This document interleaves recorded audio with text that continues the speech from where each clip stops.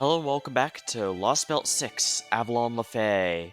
I'm Luce, your resident Fey adjacent creature, legally distinct, and last time we were finally able to put an end to Morgan's schemes. But we still have a lot more work to go as we start what is now Act 3.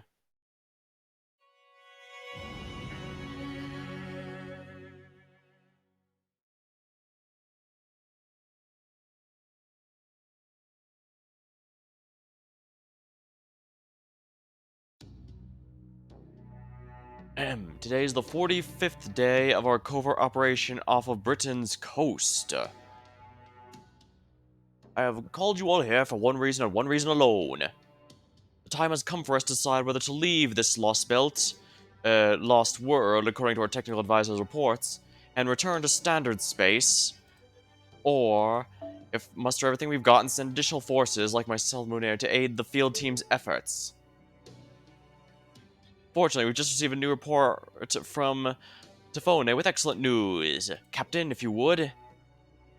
Got it, restoring power to the command room. Oh, the lights are back on? So does that mean? That's right, my boy. Mission complete. Morgan is officially out of the picture. The Master, Da Vinci, and Carolite have truly come through. It wasn't specifically us who stopped her, but what matters is that we succeeded. Is that she's gone, I suppose. What's more, the fairies were so impressed with our accomplishments, they agreed to give us one of Camelot's Rungo mini-ads. Woohoo, I can't believe we're getting the real thing instead of just the spell. Now the border's finally got a main cannon, we can't wait to be the gunners. Alright, but only 4 of you. You can draw lots later to decide who will be. A Ringo Miniad main cannon, eh? As the director, it'll be my duty to pull the final trigger. Okay, Gordolf, let's not get ahead of ourselves. That said, I can't stop grinning either. I've always dreamed of having a huge cannon on the deck. Yes, good point. At first, I thought I'd like to build it into a bow, but on further consideration, that seems extremely unsafe. Much better to add to the deck so we can just jettison it at a moment's notice. But never mind that for now. According to the report, it will take them 7 days to reach the shore from Camelot. We'll wait until then. After they arrive, we can leave. That's why I had the captain turn the lights in the command room.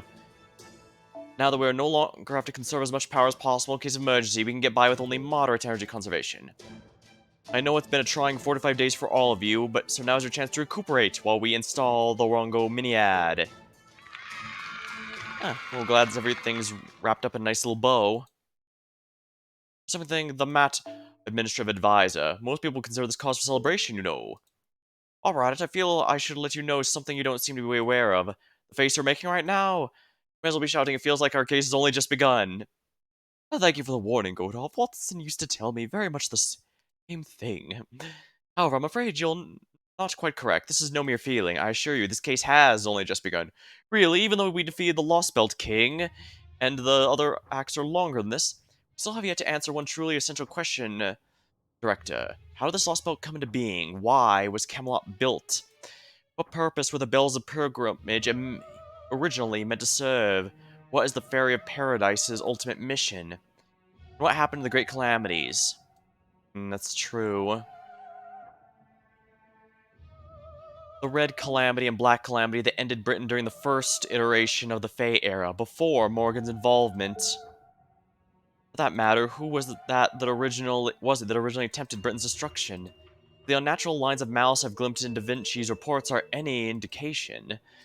The true culprit, no, the truth itself, still lies elsewhere.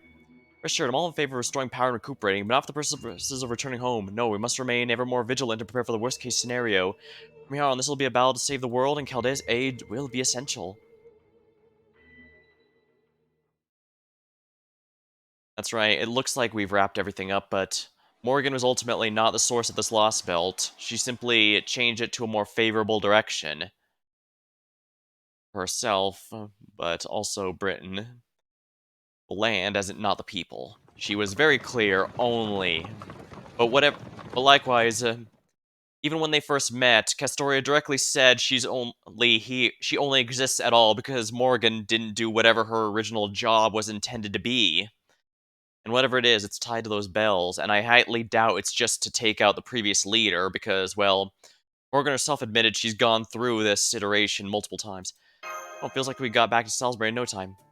I know, but between the talks we had in Camelot and our next steps and the wagon ride here, it's already been 3 days. So far, everything's been going smoothly. Wherever we've gone, fairies have come out to cheer for us.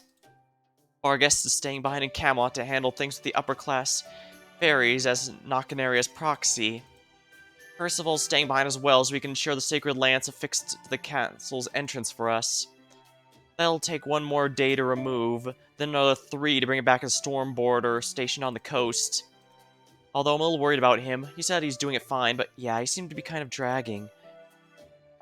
Even when he insisted we get some rest, he said it was more important that he pay us back for what we'd done. I mean, it's true we don't have a lot of time left to spare, so I can't deny that'll help us, but... Oh, I know, after he brings us Sacred Lance, we should give him a turn on one of the Border's recovery pods. If a full course of cutting-edge medical technology won't perk him up, nothing will. Besides, he could probably use it anyway, since it sounds like he's been working non-stop since he started in the Round Table Army. Alright, that's not a bad idea. You could give Habitrot a spin in one of those Could you think you give Habitrot one of those too? She says she's just sleepy, but I can tell she's been getting more depressed the day since Morgan was defeated. All she does is sleep and write in her diary, day in and day out. Hell, even now she won't bud from her bed upstairs. I can only guess she's beyond exhausted. Story I gotta ask, are you sure about this? I get following Morgan's example by having the coronation at Salisbury's Cathedral. Then again, you said you were gonna let Nakanari take the throne and go back to Tintagel. And now it's all but a done deal, she's gonna be the next queen. How could you just give up your claim to the throne after everything I did to help you get there? I mean, sure, it's great the clans came to an agreement so quickly since the Child of Prophecy suggested it, but still... Interesting, I thought the coronation was supposed to be Castoria. The ad for Part 3 even said the coronation will begin on, well, the date that it dropped, which was July 10th. Yeah, I know I'm behind. I know, but this is what's best for Britain's future. The only reason I'm still here is because Oberon gave his life to save mine. If it wasn't for him, my journey would have ended there. In the end, I never did come close to reaching Morgan's level. Maybe I'd feel differently if I'd been the one to defeat her, but it was the rebel army that did that. Percival led the Round Table Army, and it was Nakan Area who assembled the army of the Northern Fairies. Me, I just went straight for the glory, and you saw how all that went. But honestly, I don't know the first thing about politics anyway, so letting Nakan Area be the next queen and retiring to an easy life in my hometown seems like a no-brainer. I can almost hear everyone's cries of great job, Child of Prophecy, as we speak. Oh, but Castoria, we saw your, backstory in that, Garden of Loss. It was horrible there. Oh gosh, you're in a good mood, aren't you, Child of Prophecy? Why wouldn't you be? You really did it. All thanks to WNG. Here we go, 6 deluxe apple waters. Thanks, Mike. You know, I just realized there aren't any other customers here. There reason for that. Oh, that's right. I reserved the whole place for you guys after Redrabit told me you were coming. The other fairies found out the Child of Prophecy was coming here. The place will be packed to the rafters, especially after there are fairies here coming all across Britain to see the next queen's coronation. And I got a feeling you don't much care for crowds, right, Castoria? So I thought I'd feel more comfortable about if you was just you guys here. Ah, Mike here has been a huge help. I mean, he's mostly just an NPC, but hey, he's got a unique portrait, and he's been nothing but helpful to us. I like him. I'd summon for him. Well, you're not wrong. Thanks, Mike. Alright, everyone, let's toast to our victory. All together now. Cheers. Ah, victory toast might be the best thing ever. Congratulations on a job well done, everyone. Thanks, Victoria. However, went down. Now that Morgan's gone, we don't have to worry about proper human history being invaded. And this Britain should remain safe and stable, at least until the breach of Earth phenomenon situation is resolved. I don't know what'll happen after that. Maybe it'll stack on top, or maybe it'll be expelled the planet. But if nothing else, we can be sure the fairies won't disappear. We're also thinking of using the storm border to help some migrate. This, of course, does mean we'll be going our separate ways, but I know things will be fine once you and Nakanari are here. With you and Nakanari here. Once Caldea has properly handled its own problems, our leaders will come back to pay their respects. Oh, you mean you're leaving, Da Vinci? Yeah, after the coronation. Besides, I've got a ton of work waiting for me at the storm border. But I have nothing planned for today. If there's anything you want to ask me about, now's your chance. Oh, I know, I'll make a roadmap for the next few years of your pub's growth. All you have to do is follow, and this place will be the best hotel this side of Camelot. You got the genius guarantee on that. Really? That sounds amazing. I'm gonna have lots of new goals then. I can't wait. I can't wait. So, Mash, what'd you and Barguest talk about later? Or earlier? Oh, right. We just had a short chat just before we left Camelot. Ah. I've been entrusted with handling the aftermath here in Camelot. First of all, Nakaneri's subordinates will be the ones making the decisions. But I should be more persuasive with the ambassadors and officials who have yet to get on board with the new administration. As for Sprig and Aurora, they both agreed to support the Child of Prophecy's choice for the new queen. I'm concerned we still haven't heard from Murray, but I doubt that's going to be a major issue. Understood. This may sound strange coming from me, but I am glad you're here helping us. Oh, there's no need to thank me. This is all I can do to be useful. Though I must ask, why do you look at me like that? I'm a criminal and traitor to the crown. I don't deserve to call myself a knight. That's not true, Barghest. You're an exemplary knight. Your loyalty to Morgan never wavered, not even for a moment. We also stood up to fight her in the name of protecting Britain. That must have been a very difficult choice. You're not the first knight I've known to make a choice like that. Which is why I'm glad to see the rebel army welcome you with open arms. You wield your sword for others' sake, not your own. You truly believe it's a duty for the strong to protect the weak. So please, Lady Barghest, please don't be so hard on yourself. You're just as noble a knight as Bogart said you were. I see you were with Bogart when he died. Tell me, what did you think of him? Was he a good lord? He was a wonderful lord. He did everything he could do to help Sheffield and Norwich up to his dying breath. Maybe a member of Chaldea. Here in the land of the Fae, I like to think of myself as a knight of Sheffield as well. That's how much the people I met there meant for me. I see, I expect no less from the old hardhead. He's always been surprisingly considerate. He was also a huge womanizer. That's one thing Woodrow's never had over him. I think that might be something Woodrow's is better for. Really? I had no idea he was so popular. Oh yes, his plain-spoken nature had a way of cutting straight to fairies' hearts even if he didn't mean to. Also, we've been married 61 times. Good point. In retrospect, that does explain a certain number of things. Same is true for you, Galahad. Alright, so just in MASH. I'll be undergoing a court-martial once Camelot's affairs are in order. After hearing your words, even a century in prison will pass easily. Thank you, young knight of proper human history. Honorable knight of the Round Table. Were it possible, I would love to meet the other knights. Really? Like who? Good question, actually. Maybe the true Gawain? No, never mind. I know my emotions get the better of me in that situation. But I also like to meet Sir Palmades, Sir Tristan, Sir Kay, who said to be one of the tallest knights. As a matter of fact, you already met one of them. Senpai told me about it. The knight who helped you back at the held you back at the ranch, that was actually Tristan. Really? The Child of Sadness, that was Tristan. That's right, though he may not have made a strong impression. Oh no, he did. I would never forget the sheer majesty of the bow he's demonstrated. Just that, what have I done? How could I ever hope to make amends? Well, I'm sure she has a lot of mixed feelings. On one hand, that's one of their namesakes, so of course she feels weird about having to fight one like that. But on the other hand, she probably is thinking, well, that explains why I had to stop holding back. Because remember, she was forced to reveal her true form when she was never intending to do that. Beat him in a fair and honorable duel. I'm sure there won't be any hard feelings. Although I'm curious, why are you so attached to the Knights Round Table? Seems like there's more to it than just the name you were gifted with. Alright, you are a fellow woman and nice, so I suppose I don't mind sharing with you. What goes without saying, they are all very attractive. I especially look up to them because of their stories. Despite all the personal problems they faced, in the end, they always chose to stick together and protect their kingdom. They were the very model for a strong and honorable knight fighting in the defense of the weak. I don't know what I would have done without their example to guide me. They made me want the same thing for Fairy Britain, even though ultimately it was you and your companions who accomplished what I could not. I'd like to give you the I'd like you to give the foreign mage a message for me. Please tell him to thank you for supporting our world. No, supporting the Child of Prophecy. As a knights go, I may be a disgrace, but I'll never forget the debt I owe him. If ever you shall have need of my horn, all I have to do is say the word. I'm really disappointed I didn't get her during my Oberon summons. She's on raid up along with all the other fair knights that aren't Melsune and the regular roundtable counterparts. We'll have to make sure not to let her down then. Yes, it's unfortunate. We first met her as an enemy. Hope that from now on we can help each other instead. Ah, don't worry. Barghest may be readying herself for jail, but there's no way Nakaneri is going to let her see the inside of a cell. They know it's someone who knows the affairs of Camelot as well as she does. If Nakaneri is going to rule effectively, she's going to need a right hand she can trust. Heading out, Camille? Oh, just a little errand I need to take care of. I gotta see how Nakaneri is doing. The Northern Fairies have never been to Salisbury or the Great Cathedral before, right? So I figure they could use all the help they can get, seeing as how the coronation's tomorrow. Alright, I forgot you have all of First Grimir's knowledge. Well, thank you for helping that jerk out. This'll be her greatest opportunity to shine yet.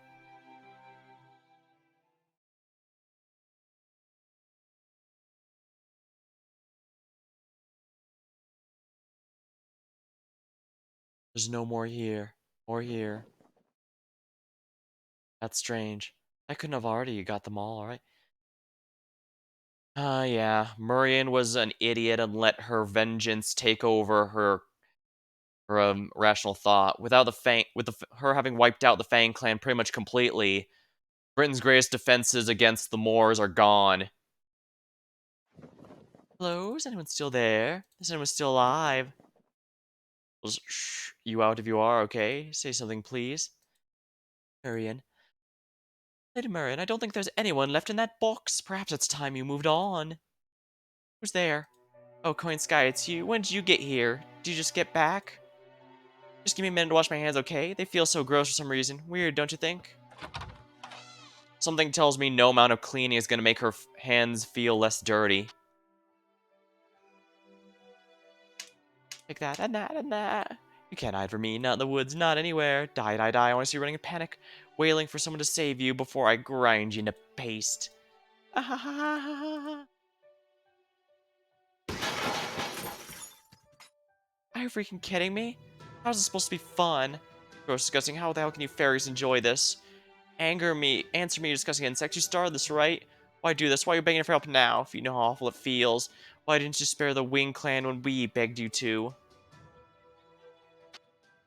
Yeah, I get where her anger's coming from, but by doing that, she just made a huge mistake that is going to cost probably her entire city, really.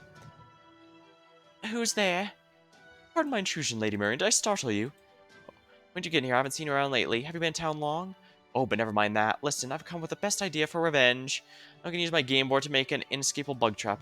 It'll take me hundreds of years to create an open world big enough to finish off the whole Fang clan. That's okay. I can wait. I'm the Butterbur Princess, the most patient of all the Wing Clan fairies. I still complete it, no matter how difficult it'll be. After all, just imagine how good it'll feel to take revenge when it finally happens. It's gonna be the greatest moment of my life, and I'm gonna devote everything to make it happen. It's gonna be great. What could go wrong? Oh, Lady Murian. Her poor mind, it can't accept the dull reality. So how are things at Camelot? Is Queen Morgan really gone? Yes, she is. Queen Morgan was put to death, and the rebel army now controls the city. There's to be a coronation to mark the reign of a new queen tomorrow. Once it happens, it's only a matter of time until the new law of the land reaches Gloucester as well. If the truth about what happened to the Fang clan ever comes to light, I'm afraid it could put you in a precarious position, Lady Murian. Something happened to the Fang clan? Oh, well, never mind that. Right now, we need to focus on Camelot. Oh, yeah. The other clans are not going to be too happy, because if they realize she wiped out the Fang clan, they're going to say, well, she has no hesitation there, she'll have no hesitation to wipe out ours, too. Whether or not that's actually true is irrelevant, they're going to think that. That's going to be very poor. Never thought Story would relinquish her claim to the throne so easily. I was hoping she and Nakanari would end up taking each other down, but oh well. Still, it's a good thing there's going to be a new queen soon. There's no time to waste before the Great Calamity shows up after all. Nakanari is a direct descendant of Mab, so she should understand how important the throne is. So I'll contact her soon and arrange an alliance between Camelot and Gloucester. Once the threat of the Great Calamity is past, I'll find a way to overthrow her. Right now, priority is ensuring Britain's survival. I can't wait to invite our mutual enemy, Proper Human History, Chaldea, to my garden until then. Oh my, you're going to go to war with Chaldea? And here I thought you didn't have any interest in them. I didn't at first. It's obvious now Proper Human History is in fact a threat to this land. And they're your enemies as well, right? That makes them mine too. But first, Nakanari. I'm going to start by writing her a letter asking her to kick the Round Table Army out of Camelot as soon as she's officially the new queen. There's no way I'm letting Chaldea have a sacred lance. They all belong to Fairy Britain. Hey, once I'm done writing it, would you deliver for me? I used to have Oberon handle this sort of thing, but I haven't been able to reach him lately. Very well then, I'll be glad to attend the coronation on your behalf. But if I may, Lady Morian, what are you going to do afterwards? You really need to get out of this room before it starts affecting your health. I have a lot of reading to do. There's just so much Morgan suppressed during her reign. Oh yeah, we learned she suppressed quite a bit of information. How did she stop the Great Calamity before? For that matter, what is the Great Calamity? I just know the answer to those and other questions must be in the documents I took from Camelot. And if that information's written down somewhere, I'm positive I can decipher it. I'm gonna find out the truth as I'm sure as the Butterbur Princess. I suppose it was inevitable we'd be forced to fight Murian eventually, but she's not on any banner, which means we probably won't be doing so directly. Unfortunate, but there's always some enemies or whatever that we don't fight directly, simply because, well, they weren't able to fit them in. Although I'm surprised Woodwoes has entire sprites and everything, yet we don't get to fight him personally. And we don't get to summon him despite fighting him, I mean. More interludes.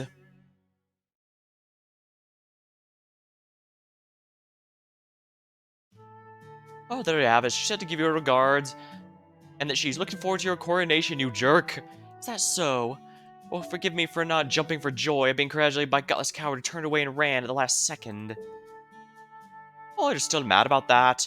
It's not like Astoria ran her from her competition with you. If anything, it's the opposite. She stepped back on her own accord so you wouldn't get caught up in her mission to be the fairy of paradise. I know that. Why do you think I'm so pissed off? After all, she's just going to disappear and let me have all the glory. She thinks she can save the bloody world when no one's looking and quit while she's ahead? Not on my watch, she won't. This is no different from the kind of crap Morgan pulled. Just you wait. As soon as I'm on the throne, I'm gonna begin a child prophecy hunt that'll put Morgan to shame. I'm gonna find her wherever she goes, even if I invade this paradise she's from. Now who's acting like Morgan? Alright, be warned, it ain't an easy path you'll be taking. Interfacing with Paradise's duty means fighting proper human history. It'll be a pity to bring a whole new kind of war to Britain right after bringing peace to it. Fine with me, more than fine even. I never had any intention of playing nice with proper human history. I'm not as extreme as Morgan, but still basically a foreign land, right? Knowing there's more land out there to be conquered is the best news I've heard in my entire life. My purpose is to rule. The more there is to rule, the happier I am. I can feel my magical energy surging just think about it. Oh, looks like the idea of fighting proper human history really does entice you. You're so certain I won't try to stop you. Either way, it'll take time to get Fairy Britain back on its feet, and Chaldea will probably finish their mission by then. You really okay with the Master leaving? Oh sure, it'll be a sad to part ways for a while, but if anything, I think this is destiny.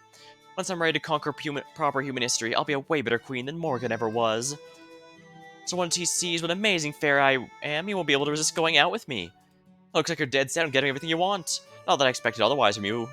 Plus you're already obsessed with Camelot's throne. Don't damage it no matter what, eh? Something is up with that throne, and I think it's more than just the symbolic nature of, you know, seat of power.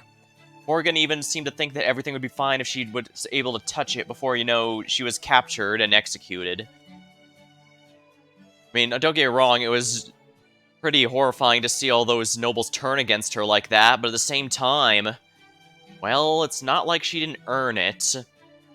All that was happening was, I guess perhaps it might be best to write as Morgan's actions finally catching up with her.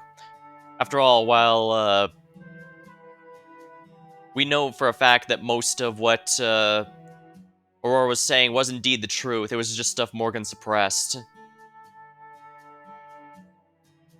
That said, I'm starting to wonder a bit more about Aurora. Well, I suppose it's plenty fairy-like to use partial truths and misleading truths.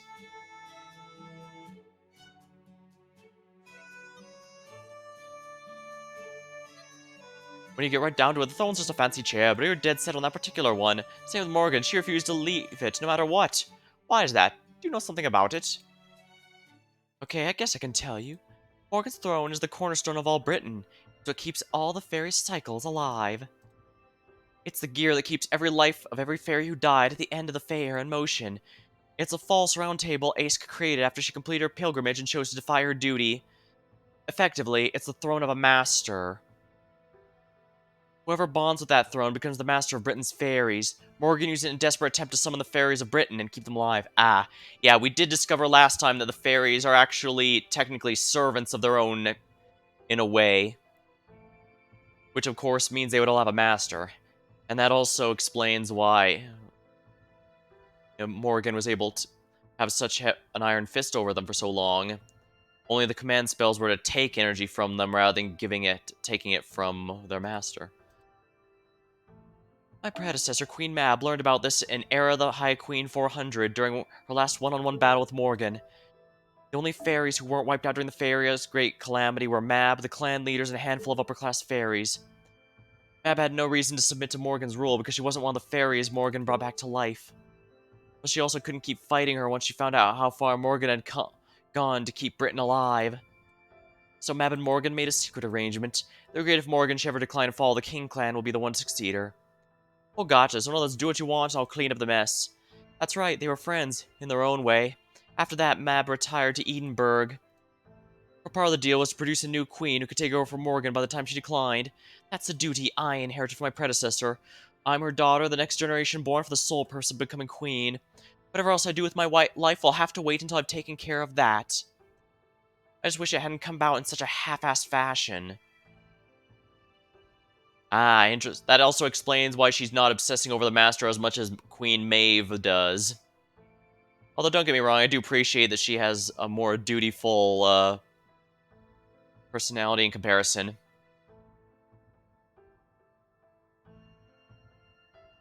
Fine, whatever. As soon as the coronation's over, I'm gonna rush right to that throne and take over for Morgan. Well, not there's any other option. Now that Morgan's gone, I'm the only one with a spirit origin capable of reforming the contracts in every fairy in Britain. Historia simply doesn't quite have what it takes, that's what it is. Oh, for sure, it's all like Ansel prophesied. Child of Prophecy will pave the way and the true king will appear.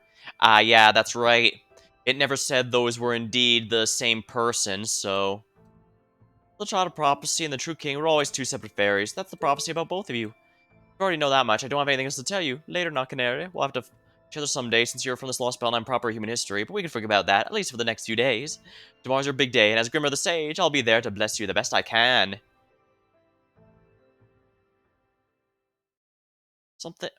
Something is really bugging at me, but I'm not sure what. The apocalypse turned everything to ocean. In the beginning, there was only ocean. Shooting stars streaked by, civilizations faded, the earth was returned to resources, and everything became ocean. Some mishap on this planet caused everything to vanish. This is the Isle's dying voice, the sound of suffering from one yet to be put out of its misery.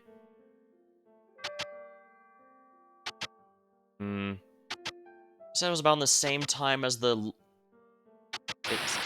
Fey era goes as far back as the Olympus Lostbelt. That would be around the... Let's see here. The thing that caused the Olympus Lostbelt to separate was that rather than have the Greek gods give up their robotic bodies to defeat Safar, they all worked together, or rather Zeus forcibly took all their powers and nuked Safar that way.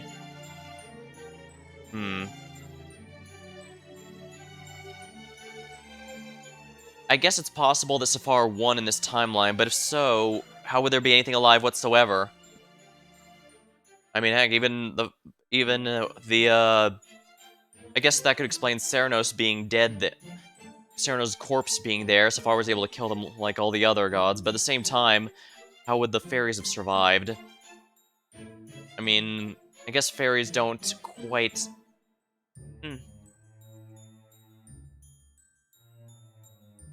I don't know, honestly.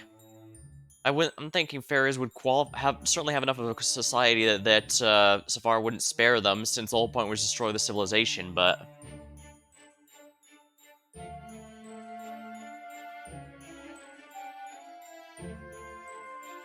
I guess it's possible all the others sacrificed themselves to get rid of Safar in some way. Salisbury, Salisbury, we're off to Grand Old Salisbury. It's the start of an era. The new queen shall begin. Will it be the Child of Prophecy, the Child of the Queen? We don't know, but as long as she does a good job of the Queen, it's all the same to us. Come on, let's hurry the coronation. Goodbye, merciless Morgan. Hold up, everyone. Over there, there's a Moors on that hill looking at us. Yeah, we still have the natural predator of the fairies. Just one, that's no big deal. All we have to do is keep our distance. Britain's about to be reborn. I wonder what the new queen will do with it. She's probably going to try and command the Fang clan, only to find out there's none left. At that point, she'll probably start declaring only one, but it's multiplying.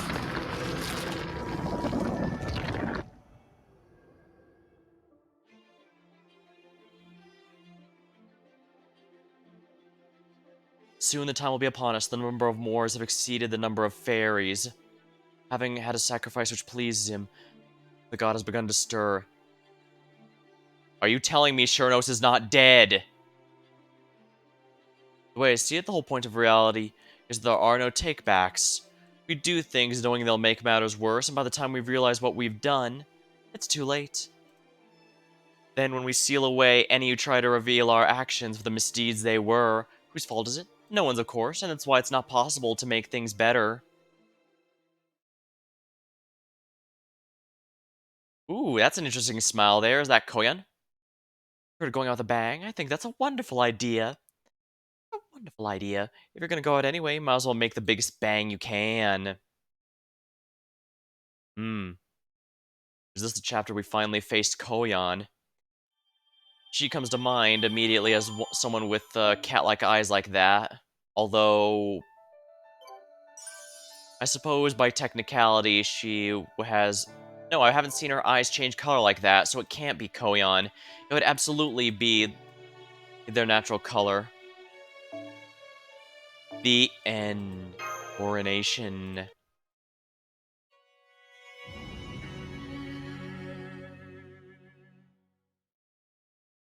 Interesting. How are the Moors multiplying if there are no fairies for them to eat? Or do they just multiply naturally? I also don't think they're... Or are the Moors based off of anything from... Try something here.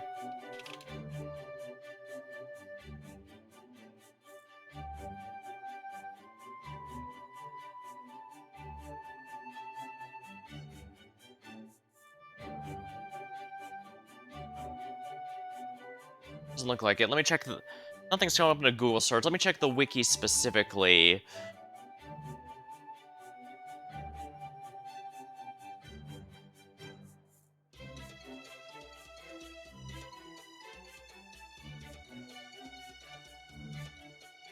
I'm trying to avoid this spoilers, so I'm just looking directly at the what's it called?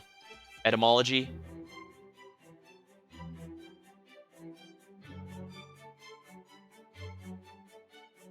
Hmm. Doesn't look that way.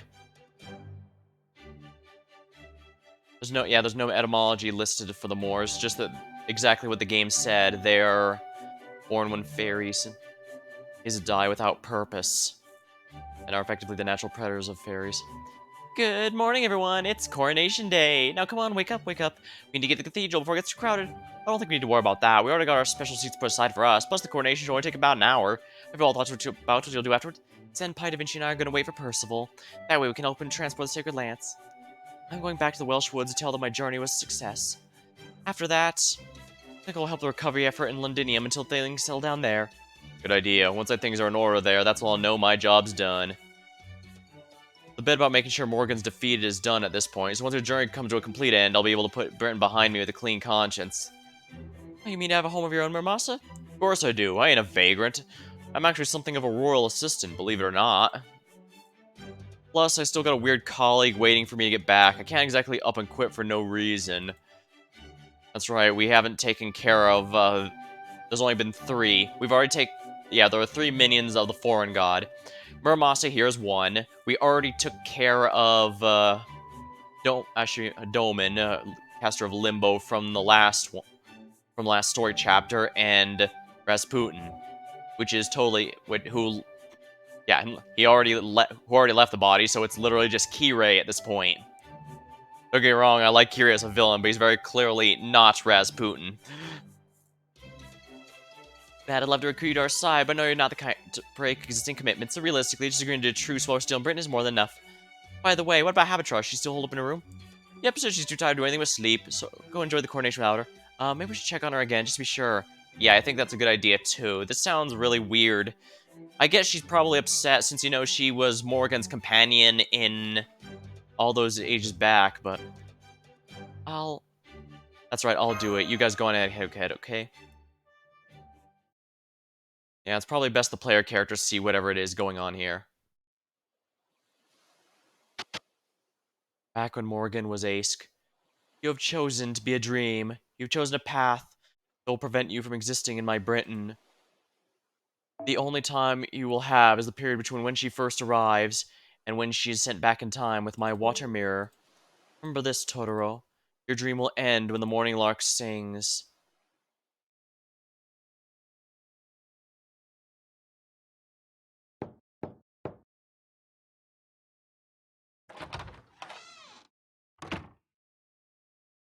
Apatrat, are you up? You went to the trouble checking on me? Oh wow, you're a good person, aren't you, Master? Don't worry about me. Go on, get going. Everyone's gotta be waiting for our side. I'm just tired, okay? I'll be fine once I'm probably woken up. But, are you really okay with this? Okay, with what? You got some reason to be worried about me? Why, you think I've got a secret? Think I'm actually the most important fair he's in the Fey world or something? You know, I wasn't thinking that before, but now that you mention it, I think that may actually be the case, given you know they usually don't live as long as you do. Actually, I don't know anything about your past. Right? Good. If even a single person knew who I was, that'd put me in a real pickle. It's fine to not remember me, I'll just have one or two things left to do after all. Thanks for asking, it's still too soon to say goodbye, but I appreciate your checking in. Make sure you and Mash look out for each other, you should have a pretty great groom in your own right. I don't think she's gonna be here when we come back. I can't believe Da Vinci's going home. Although, what is her home anyway? Look outside world, where's Britain? Is her condition gonna improve if she gets there? If she does, that'll be a good thing, right? Sniff. This is the worst. What am I gonna do? Why does she have to leave just when every day was finally getting fun? You can't do this to me. You can't take Da Vinci away from me now. Without getting her here, I'll just go back to my boring old self. What can I do? What can I make Da Vinci say? You're not going to use that knife for sharpening on anything other than food, right? And by food, I mean not Da Vinci, right? Maybe I'm being paranoid. We still have some fights to go.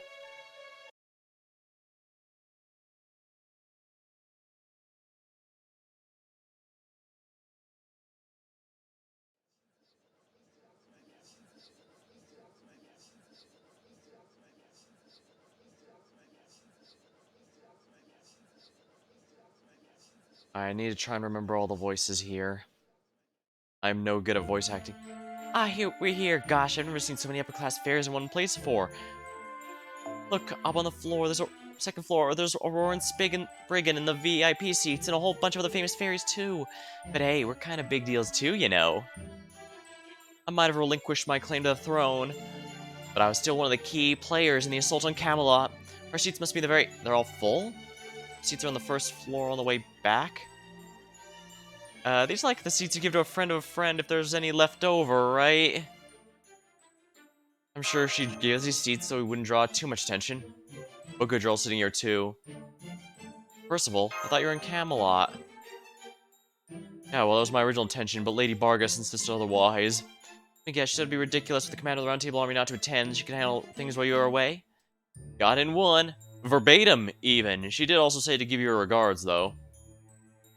She really is a thoughtful guardian knight, isn't she? I'm fully in favor of you being here, too. Oh, how's removing the Sacred Lance coming along? If you need help with it, I can come back with you when Camelot is over. No need to worry, it's coming along great. It should be done by noon today, and the lance should arrive in Salisbury by tomorrow night. Awesome, I don't have a secret lance made by Morgan, something we can actually use ourselves. But even if we can't, it'll be an invaluable divine construct just for reference. Thanks again, Percival. Alright, everyone, Knock Canary is here.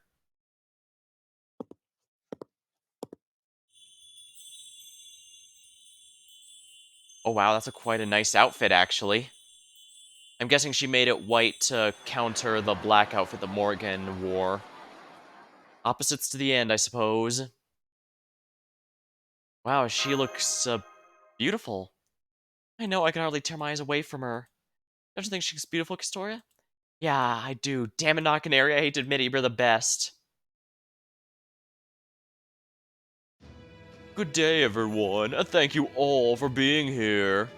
Temporary though my position may be, it is my honor to lead this coronation ceremony on behalf of the 6 clans. Lady Knocken area of the King clan, our new ruler, will surely lead Britain to a more prosperous future. Please make your way to the cathedral altar as the coronation pedestal. It's begun, a very solemn affair, isn't it?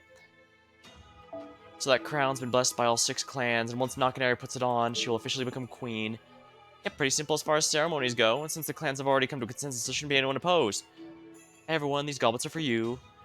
And once blessings come here to drink the wine, celebrate. This is poisoned, isn't it? Are you seriously gonna drink that, senpai? I can't drink what? Understood then, I'll follow your lead. Well, too, I'm not much for wine anyway.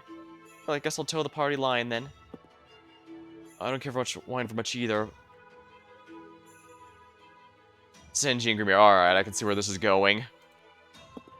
This is bad. That wine is absolutely poisoned in some fashion. And our character's only gonna survive because we're all making excuses not to drink it. Now, let us offer our blessings, celebrate the beginning of our new queen's reign. Nakanaria, please attest to your impartiality, your diligence and commitment to coexistence, and your integrity. Very well. As a Fairy of Britain, I swear to be impartial in all matters. As the head of the Northern Fairies, I'll continue to be diligent. As the fairy entrusted to rule by the Child Prophecy, I believe firmly in coexistence. As the daughter of the great Queen Mab, I promise my entire life will be one of objection. Can't trust a single word she says. Nakanaria is evil. The Northern Fairies have no place in Britain. Who said that? Show yourselves. Huh? But you're my subjects. We attest that Nakanaria has no right to rule, and we're prepared to tell you about the atrocities she's committed. Her reign in the regime in the north was a nightmare. Every fairy she shares blood with becomes her slave and loses the ability to refuse her. She controls every aspect of our lives, makes army service mandatory, and even takes away our original fairy professions. That's not all. My brother and I were both infected with Moore's disease. We only went to Edinburgh and became Nakanara's subjects because we heard it could be treated there. But the truth is horrifying. Her treatment was transferring her Moore's curses to fairies she deemed worthless, condemning them to death. I was lucky enough to survive, but my poor was even more curses from several other fairies, turning not just into a monster, but one of Nakanara's giant service slaves. Wait, those giant servants are... What's wrong with that? Every one of those fairies knew exactly what they were signing up for. Their own free will to sacrifice their bodies when they were on the verge of death so they could save their fellow fairies and help defeat Morgan. I also gave each and every one of them rewards to suit their sacrifice. They weren't being exploited in any way, shape, or form. Then what about Queen City? How you explain that horrible system? You hear me, everyone. Let me tell you about Queen Mab and Nakanaria's secret betrayal of Britain. You probably all think Queen Mab is dead, but the truth is, she's alive. Do you know why Edinburgh is known as the Queen's City? It's because Mab transferred her own corpse to that city. Yeah, into that city. Oh, right, they did say fairies could become part of the land, so it stands to reason a particularly strong one could become a city in and of itself. I can't believe I didn't think of something like that. And for what purpose, you may ask? It disgusts me to say, but I'll power on through. Mab planned to consume the bodies of other dead fairies, expand her city, and create a stronger version of herself. And the result is Nakanaria. Nakanaria the corpse golem. I trust you now understand why the landmass of the north never actually grew. It's been 1,500 years since Edinburgh was first made. In all that time, instead of the fairy bodies growing Britain's landmass, they wanted the creation of the woman stands before you now. What else could you call that but a betrayal of our land? How dare they call themselves King Clan? The truth is, Mab and Nakanaria see us British fairies no more than food for their own consumption. Betrayal, you have no idea what Mab herself put her through for your sakes. This land can't exist without fairies strong enough to sustain all other fairies. That's the only reason Mab became a city of all things. Fine, if you want to know the truth so badly, I'll tell you. I'll tell you the reason British fairies are still alive today after being wiped out once before. I'll tell you the truth behind the Britain we inherited from Queen Moore. Lady Nakanaria, that's impossible. Why is she coughing up blood? Damn it, somebody stop those insolent bastards. What will the guards do?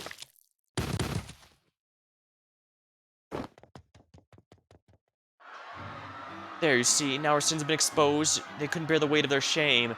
Now's your chance, guards. Bring Nakanaria to justice. Don't let the false queen get away with this. You can't let the Northern Fairy of all people take the throne, especially when there's someone else much better suited for it. This is getting bad. Castoria. What the hell do you think you're doing?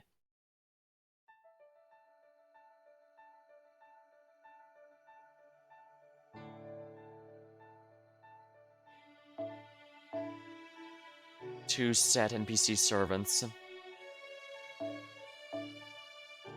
Hmm.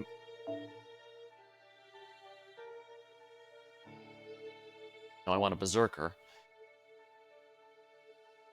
Summer Musashi is not half bad, actually.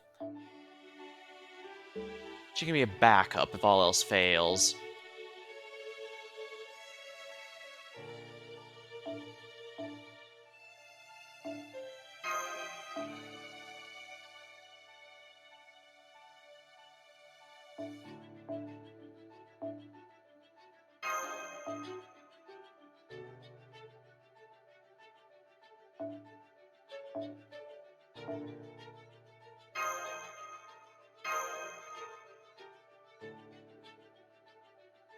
This should be fine, keyword being should. I imagine the fact that Nakaneri was silenced about as she was about to give the truth behind is a huge deal. That's why they made sure we wouldn't have that information as players.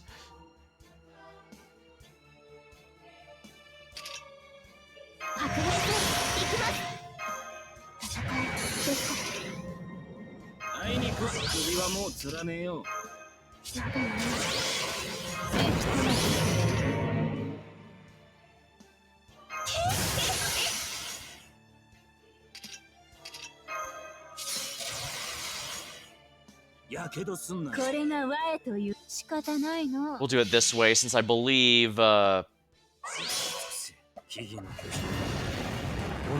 I believe,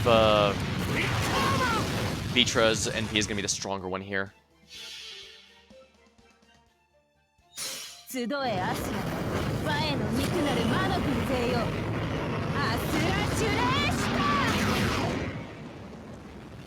That's 2 down.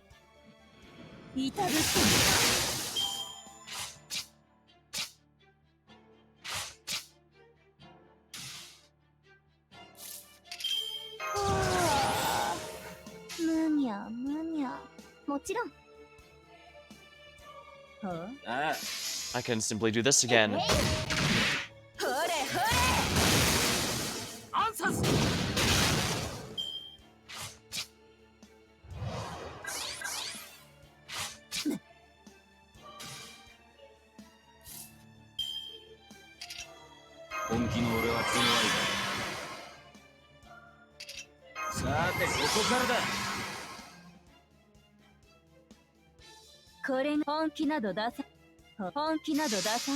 The NP should finish it, but you know, let's just make the Brave Chain for style points.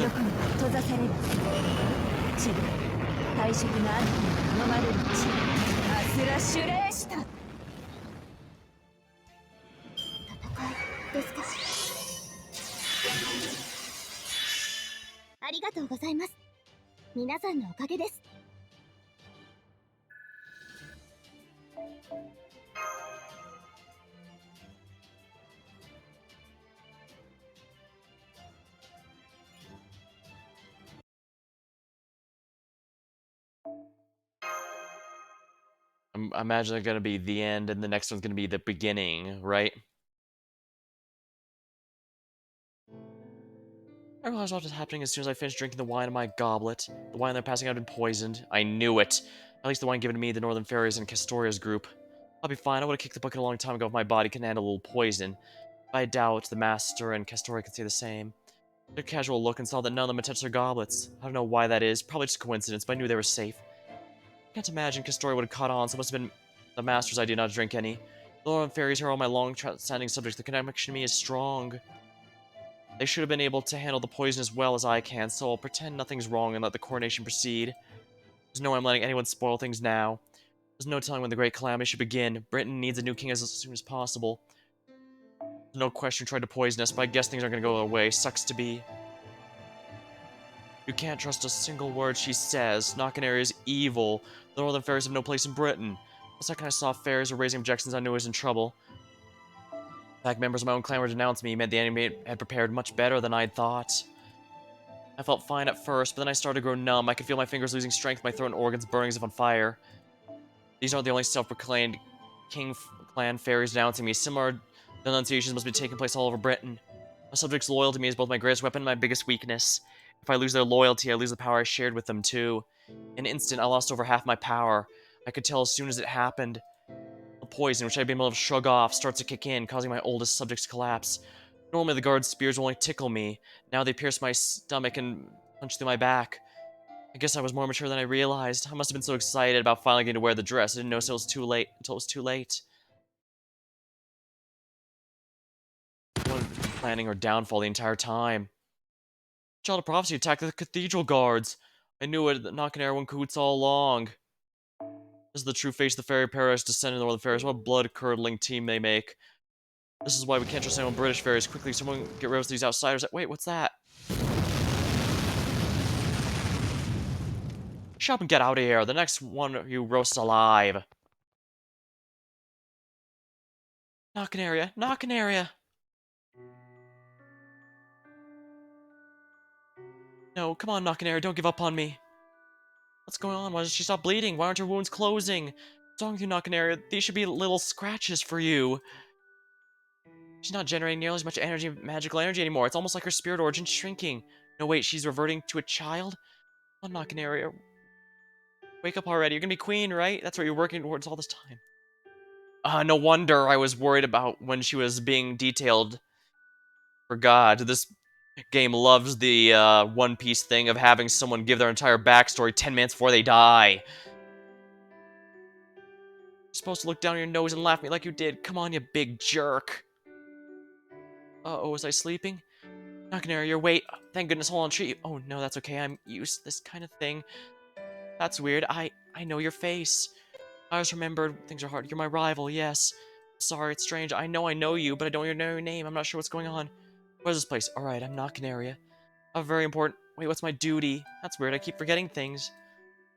It's because I gave it to so many other fairies. I guess I didn't have any intelligence of my own left over. What are you saying? Not Canaria, you gave it away? Everything?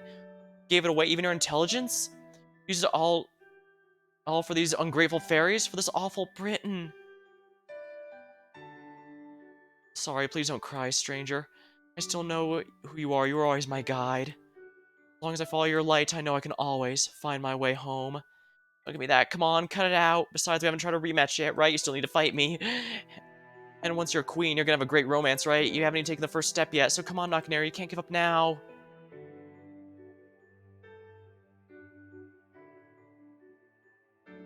It's not true. I beat you there too, stranger. I already had a taste of love. It was really lovely. And once the ceremony's done, I will make it mine. It'll be way harder than becoming queen. Hold on, Nakanari. Don't disappear on me. I told you you can't give up now. I never would have made it this far if I hadn't met you. If I lose you too, I don't... Liar, you'd never give up that easily. You're too stubborn. Even if we're all alone, I know you'll find your star.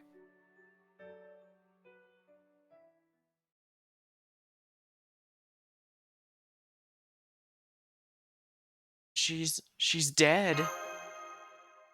That plot line wrapped up surprisingly quickly. I took care of the guards who pulled their swords on us. The spectators all fled. Did Spriggan do this? No, he ran off in a panic as the moment things started going south. Yeah, he's an opportunist, but he also stays out of such things. I don't like it. It ain't just arguing out I hear out there. Those fairies are killing each other. Here I thought they didn't fight if they weren't part of an army. I think the fairies of Salisbury are trying to get rid of the northern fairies. I don't know how much of an effect those King Clan fairies' testimony had, but now I'm afraid Knockanary isn't here to stop them anymore. Now the southern fairies feel justified in attacking Edinburgh, and the northern fairies still consider them King Clan will fight to avenge Lady Knockanary's death. The way things are going now, Britain will be consumed in civil war again. What a waste. Yes, this is supposed to be the start of the new era, with a benevolent king to lead the way. Instead, it's just like what happened with the coronation at... Dinium? Sorry, we'll have to pick up this discussion later. With clearer heads, these guards got the cathedral completely surrounded. Wait, is my theory about a time loop actually gonna happen? Does this mean Castoria really will become the next Morgan? We can't have that. Gotta figure out a way out of here before they come for us too. No way, don't tell me after Castoria too. Whoever did this just assassinated the Northern Queen who managed to conquer Camelot. I don't know what charges they'll level at me, but I'm definitely next on their list. My guess is some nonsense of conspiring with the Knockanary to take Britain for myself or something. Now, on second thought, I doubt there's a fairy in Britain who isn't already dying to kill me. That ain't it. Whoever poisoned the wine had no idea what the Fairy of Paradise's mission is. If they had, they'd never have killed Knockanarea. She was the only one who could have saved Britain, or rather its fairies, and now her assassin just killed the last hope they had of survival, which I doubt they realize. Or maybe they did realize that, and that's precisely what they want. It's a bit of a stretch, but... Well, Morgan basically almost gave up on everyone. She only really tried to save Britain because she only cared about Britain. And, she pretty much... Whoa! Thanks for the raid! We're just doing the story in Fate Grand Order right now.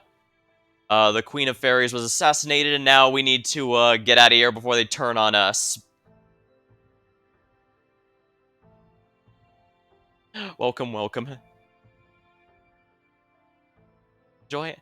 Hold on, let me do a shout out here for you.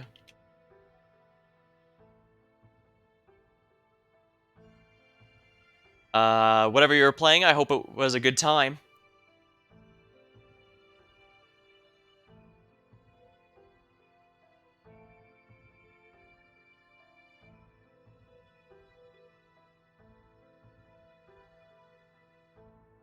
Had fun, go to sleep. Alright, rest easy. Alright. Are you going to follow Nakaneri to the grave, or are you going to pick up where you left off? I'm a reasonable guy. It's just once, I'll respect whatever you decide. Where she left off, but isn't her pilgrimage technically already over? She overthrew the evil queen to put a good one on the throne, right? That's far enough, child of prophecy, foreign mage. Lay down your weapons, surrender.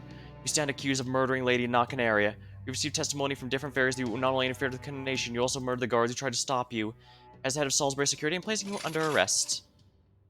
Arrest? What are you saying, Lady Coral? We obviously caught them red-handed. The child of prophecy had deceived us. The foreign mage cannot be trusted. The Percival Roundtable Army investigate the whole thing. We can't let them leave alive. Let's just cut them down now and stick their heads on pikes. That'll calm things down. Absolutely not. Testimony alone cannot be taken as facts. They have the right to share their side of the story. As the Wing Clan, we must strive for impartiality. What do you think you're doing?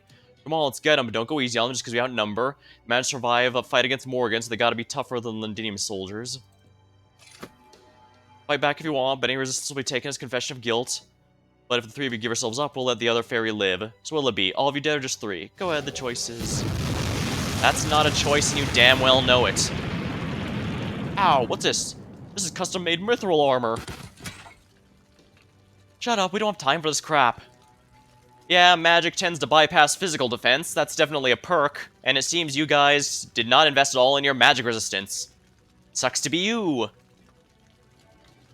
You just killed more guard. If you want to run for it, go ahead. You seem like the reasonable sort. I don't see any reason to burn you too. Kukulin! You blocked my attack. Of course I did. Such a cowardly sneak attack doesn't hold a candle. The real Lancelot. Melusine, you're here too? Then the one responsible for this must be... Shut up, Coral. It's not my job to keep you safe. My job is to neutralize the Child of Prophecy and the Chaldeans. You can handle the aftermath however you like, as far as I'm concerned. Turn them into rabbits, strangle them, imprison them. It does not matter to me. Oh, but I will say this. I wouldn't go outside for the next few hours if I were you. The city's erupted. You will not last 2 seconds out there. No, Lancelot, huh? Just what we needed. We might be able to take her if we all face her together, but Castoria's in shock. Without our protection, we'll probably lose at least one or two. There's no need for that. I'll handle Lancelot myself. Go on, everyone. Now's your chance to escape. I'll meet you all in the usual spot outside the city. Huh? What are you saying, Percival? I only need to take care of the Child Prophecy and Chaldeans. You have nothing to do with it. Oh, yes, I do. They're my comrades. I trusted my life with them in battle. More than that, they are my friends I admire and respect. I don't care if they're the Fairy of Paradise or residents from outside world, or if they're from a different world altogether. None of that changes the fact we live and fought together. These people have done everything they can to follow the path they believe is right and help their comrades do the same. They devote themselves to that purpose, and I'm going to do everything I can to help. That's what it means to be a knight. That's what the Round Table signifies. That's what I was taught at this very cathedral. I was raised to become a knight worthy of the Spear of Selection, to be a replacement of the Child of Prophecy if necessary. So that's what the Spear of Selection was for. That's finally... Okay, so things are starting to fall into place. That is right. Just because the reasons that brought you children here was tainted doesn't mean your spirits need to be tainted as well. I'm so proud of the man you've grown into. That's why I do not wish to lose you now. You've already used the Spear of Selection twice. Once 6 years ago, once against Woodwoes. If you use it again, I don't care. I still need to repay you back for the blow you dealt Lady Gareth. Even now our bravery and spirit lives on in this spear. Tamlin Lancelot. If you insist on going by that name even now that Morgan's gone, I shall show you no mercy. If you're going to repeat that terrible mistake, I'll do everything in my power to correct it.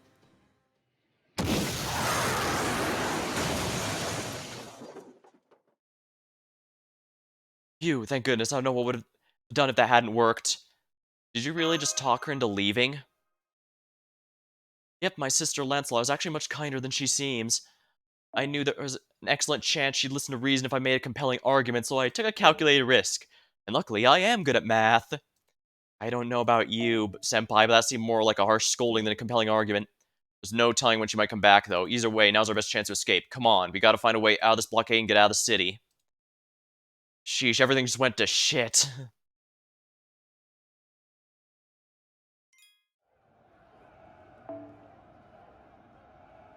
Now let me just handle the login bonuses real quick so that these don't bug me the whole stream. That's a mobile game for you. Login bonuses to get you into routine. Works the same way as those buy 10 get 1 free for coffee shops too. To get you into a routine to be sure you keep coming back regularly. What a wonderful knight Percival has become. He's honest, gentle, dependable, but I've never seen him so angry. He's actually the one who taught me what it means to be human now that I think about it.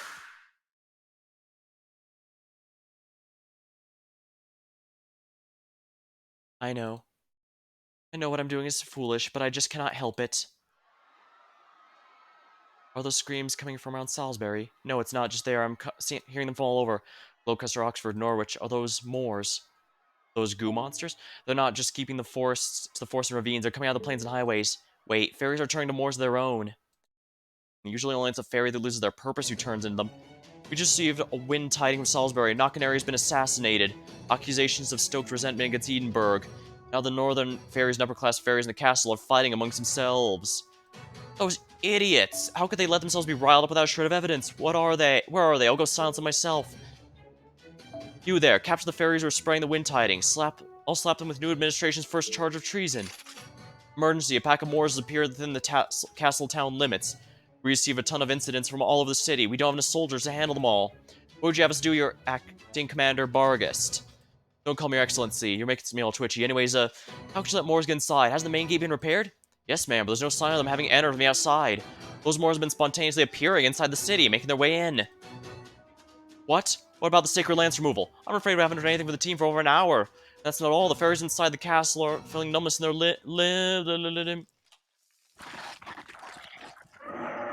Well, we now have an answer as to where the Moors are coming from.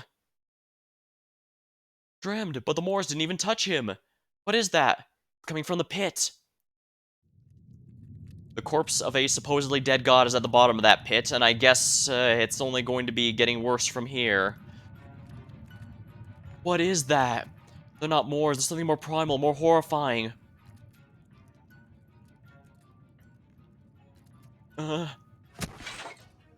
Acting Commander Bargast.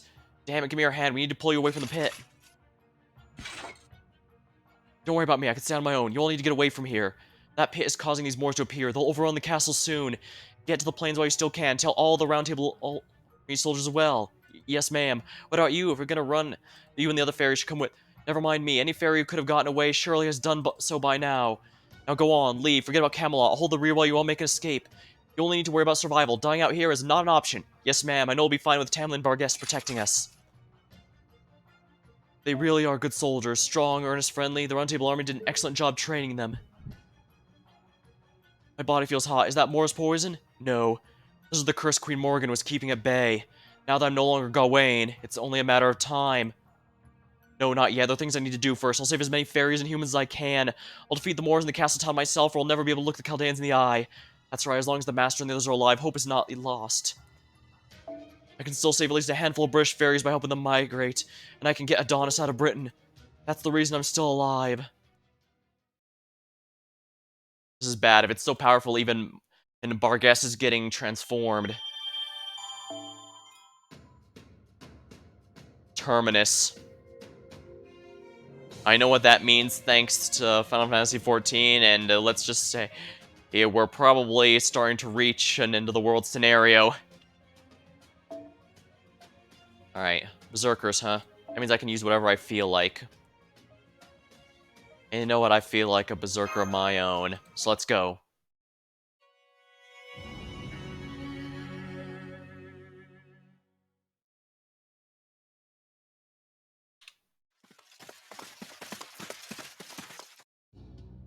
Final point in... Yeah, terminus means a final point in space-time or an end or extremity. So yeah. Looks like this is where we're starting to reach the end game. We made it. I don't know how, but we made it.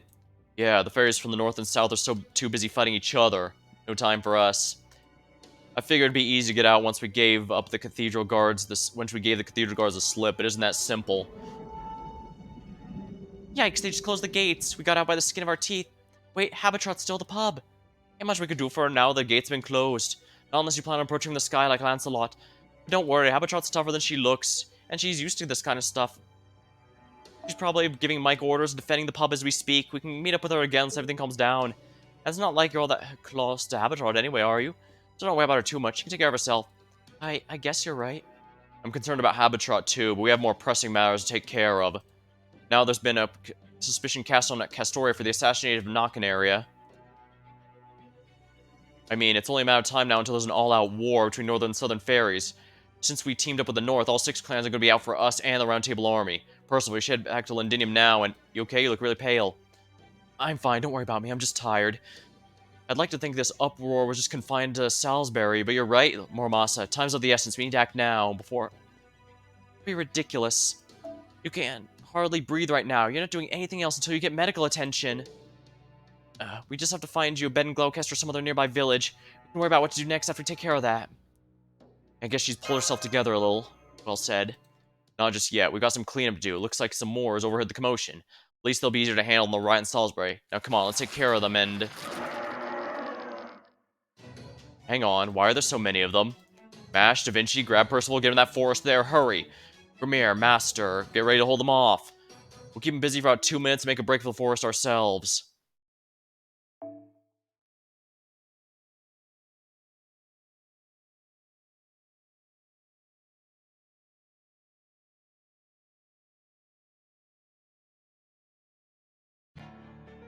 I guess endless waves here.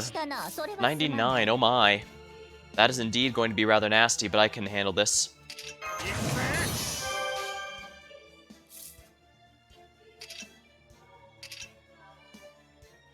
And what the heck.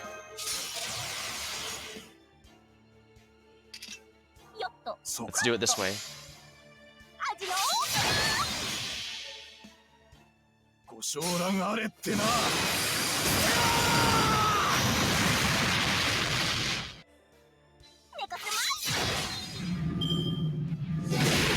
Ow. Alright, that's not too bad.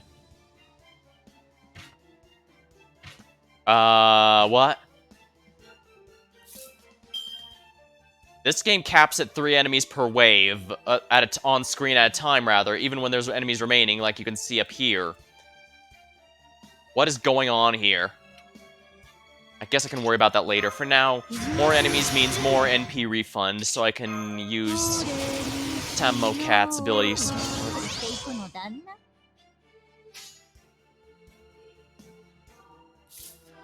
Alright, I'll aim at this one. Alright, let's do it this way.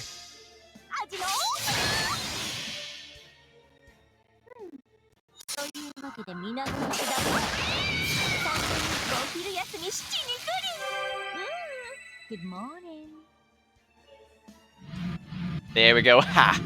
More enemies is more refund. 5. Are you telling me waves are getting bigger and bigger? Luckily, AoE ones still... AoE NP's ultimates still hit everything, so I'm not worried. However, this is going to be a little mildly concerning.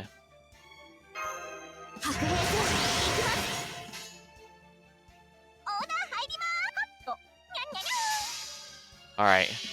Nuke 'em all!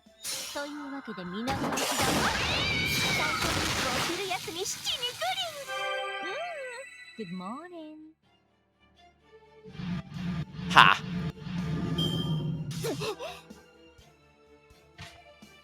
Looks like it caps at 5 then.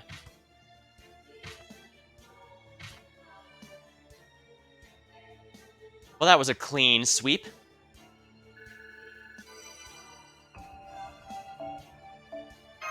Excellent, Astray is in good shape now.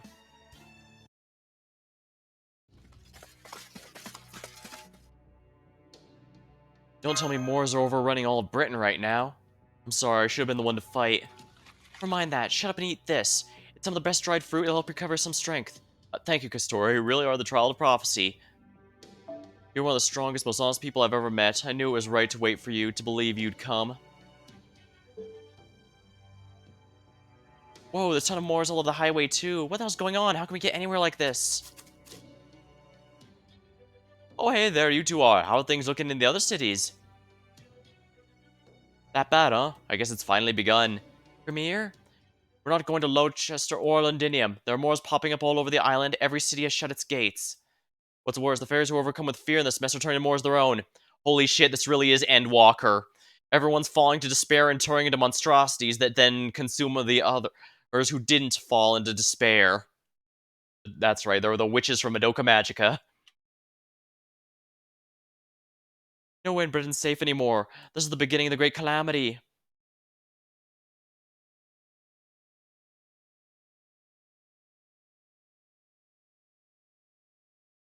Crap, that means we need to find a giant creature at the end of the universe that's causing this. That's not gonna be easy, especially since we don't have any spacefaring servants. No, I didn't pull for Melisune, so I can forget about that. Or Space Ishtar. The Great Calamity, already? Right, so, don't forget, Morgan's been waiting on it all this time. Don't think she knew what form it would take, however. A Great Calamity is kind of like a pus that builds up in Britain over the course of a millennium. Massive death throes become magical energy that spills throughout the Isle, and the calamity that catches magical energy grows huge as a result. That's how the Great Calamities happen, and they're gonna keep happening as long as Britain's around. It almost sounds like bloodletting. A way of, well, letting out the bad blood that's built up within the land's veins. So what kind of calamity absorbed the blood all this time, Grimir, can you tell? Yeah, well, more than... Can you tell? Yeah, I can. Well, more than I already know. I couldn't tell when Morgan was still alive, but now that she's gone, I've got a good handle on what this calamity is exactly. The thing that's been smoldering away the pit for centuries is about to come out and say hello. The thing that's basically why I was sent here in the first place, although I get the feeling there's a bit more to it than that. This has something to do with the red and black calamities the prophecy mentions. From what Gary and Frecky has been smelling, the signs of more than one calamity are on the way. But those two calamities aren't my area, so I wouldn't know what they are. Wait a minute, did you say signs? Then did you mean the calamities still haven't begun in earnest? If that's true, then that thing at the bottom of the pit, the one Ace would destroy all Britain if it woke up still asleep, that means we can hit it now while we still got the chance? Exactly, you're a quick one, Missy. But to do that, we're gonna need the Fairy of Paradise's help. The old God of Wisdom's telling me we're gonna need to put this thing at the bottom of the pit, the one that awaits the pilgrimage's end, to sleep. Fortunately, he didn't offer a lot of specifics. I still don't know exactly what that thing is, for example. Story, I think it's time you told us about your pilgrimage's final destination, about the Fairy Paradise's true purpose. Castoria? It's... God, talk about responsible timing. Can't they tell we're busy? Never mind the call. What were you going to say? No, wait, hang on. That was a call. Chaldea just called us when we weren't supposed to have that. That's right, don't you see, Da Vinci? We're getting a transmission. Our electronic devices were inoperable, but now they're working again. Well, damn, do I look like a fool now? Hello? Hello? This is Codename Watson. Do you hear me, Chaldea? Loud and clear, Miss Watson. This is 221B Baker Street. The last carrier pigeon we received is 4 days old at this point, so I'm afraid we're not entirely clear on your current situation, but permit me to summarize ours. About 1 hour ago, the border's various systems began coming back online, including the systems we previously shut down, as much as approach the Isle. At this moment, our electricity is being provided by a steam generator while we perform maintenance on all parts of the ship. You can also tell from our radar the dense magical energy contamination has settled all over all of Britain. It's too soon for this to be more of the conjecture, but we can say Britain has begun its collapse. It was the Isle of Britain itself that rejected proper human history, and therefore the storm border. With Britain losing its power, we too can now intervene in matters more directly. So that means the border's back up and running. Our ship is back. Naturally, Master. Which is why I'd like all of you to return post-haste. The Professor still has yet to recover, I'm afraid. So we'll need your help to put together a navigational program that lets us maneuver through Britain's dense magical energy, Da Vinci. Once you've all returned to the storm border, it's ready to begin operations in approximately 6 hours. Come on, Da Vinci, what are we waiting for? Alright, with the storm border inside, we can definitely handle the pit. No, we can face any calamity that comes at us. And we can heal Percival in no time, too. Thank you, I truly appreciate your kindness, but I have to refuse. Please leave me here. Time's of the essence, right? I couldn't live myself without I slowed you down. Don't be ridiculous. I can carry you no problem. You won't slow us at all. Right, Da Vinci? Only if we don't run into any more packs of Moors. Unfortunately, the odds of that are low. First of all, it's only a matter of time until Moors show up here, too. If we leave you alone, we're basically leaving you to your death. But you knew that, didn't you? Even though you said you consider us your friends? Yes, I know this is very selfish of me. Gotcha. If you're that committed, I guess there's nothing more to say. Da Vinci! So instead of saying nothing, we're gonna bring you with us whether you like it or not. Isn't that right, Raedra Bit? I know you're hiding over there. Ah, Raedra's here. So you already knew, huh? So much for waiting in the perfect time to surprise you, Snort. Raedra, what are you doing here? Good question. I have my reasons, but I can't tell you what they are. All I can tell you is to please trust me and not pursue this line of questioning further. That just raises further questions. At any rate, over the whole thing from behind the tree, sounds to me like you need a carriage and one that verges on unsafely fast at that. One pulled by the fastest fairy horse in Fairy Britain that can keep galloping non-stop until you reach your destination.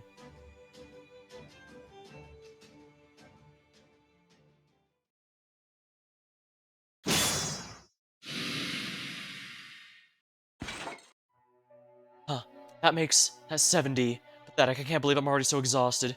My body's burning up, my horns feel like they're about to burst. Ah.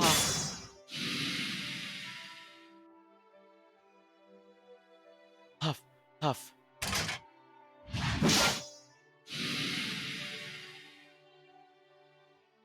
Gah. What's going on? The more I defeat, the more of them there are. It's as though my exhaustion keeps growing. I can't think straight. There's no end to them. They're just gonna keep coming. But I have to keep them away from the Round Table Army survivors outside the castle. Have at you, Moors! This is a pure story fight. Which means it's going to be a Barghest solo. Luckily, Barghest is built for being able to solo fights, so I'm pretty confident she can handle it.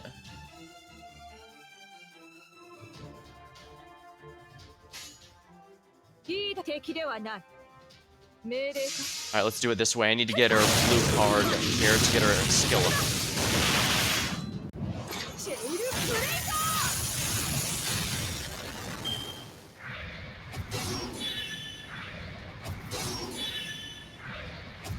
This is bad.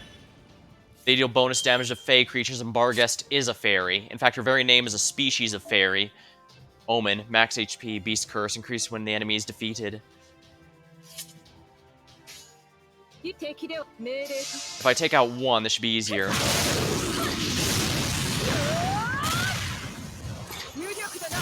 How much MP do I get?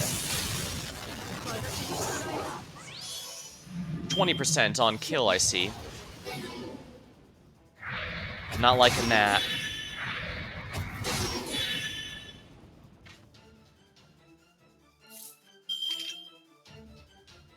This is a sunlight field, I think. Yeah, it counts as sunlight.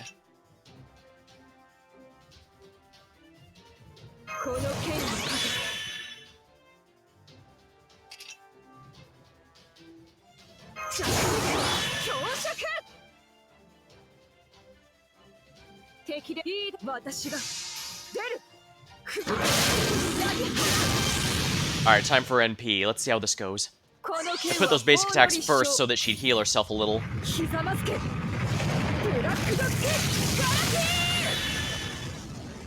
Alright, there we go. That's 3 down. And I should get 60 NP.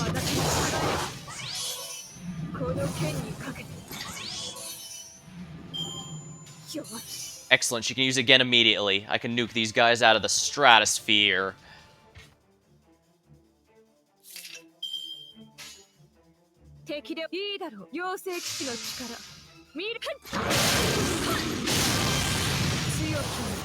Crap. Whatever. I should use Galatine first, but whatever.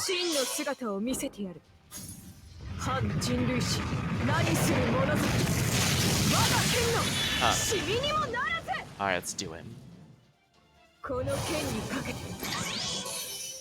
There's only one enemy left anyways. I can just deal with them with the basic attacks. Her max HP is really boosted.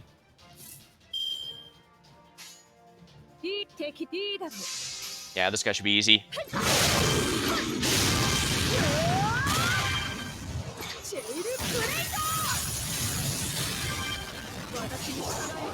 Alright, there we go.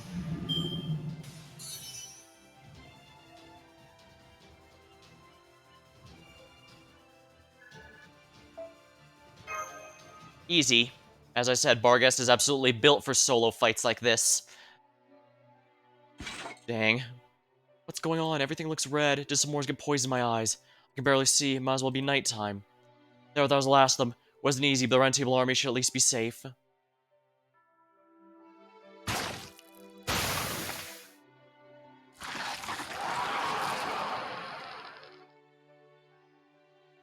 Uh, ah. Oh no.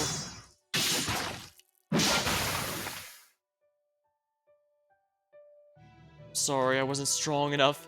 I'm sorry I told you to escape this way, but what other way was there? If you'd stay inside, none of you would have survived either. Maybe I should have just eaten. Oh, weak can be food for the strong can protect the weak, that's right. Even if Bren's reaching the end, there's still someone I want to protect. I have to go. I'm sorry I can't rest in peace here with all of you. I have to go to Manchester. I'm its lord. I have to protect the people there.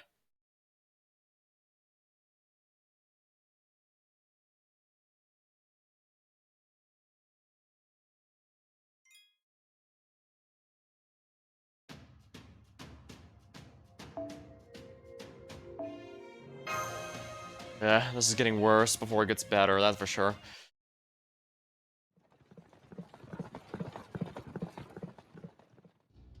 Damn it, there are Moors everywhere. They must be the same predatory type we saw at Norwich. Hurry, I don't care if you grind the wheels to dust. Make sure we reach Norwich by nightfall. But Lord Spriggan, while the soldiers left outside Salisbury.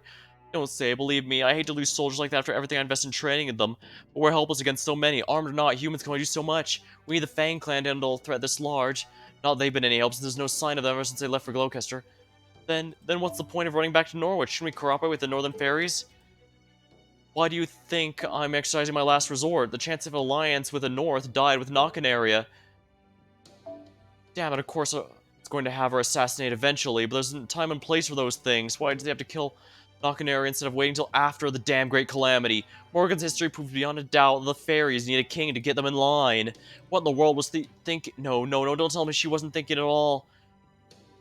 She didn't give a single thought of the future. She didn't have designs on raising power, nor a desire to run this country her own way. She didn't think about any of that. She killed Knockanaria solely because she didn't like her.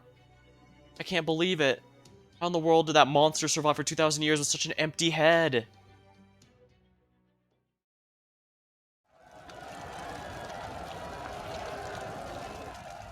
Don't trust the Northern Fairies. Knockanaria was a calamity. Salisbury is Aurora City. We'll protect ourselves. Have any fairies been infected with Moore's poison? Let us know if it gets worse, we'll treat you right away. Dangerous side, don't let the humans out of the city. They're our property. Anyone tries to open the gate's a traitor. If you see someone trying it, say something. Protect yourselves in a matter of befitting the clans. Lady Aurora will save us. Long live Lady Aurora.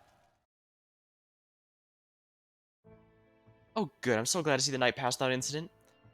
And I'm especially glad things have calmed down outside. Here, Coral, come join me for a cup of tea in the morning.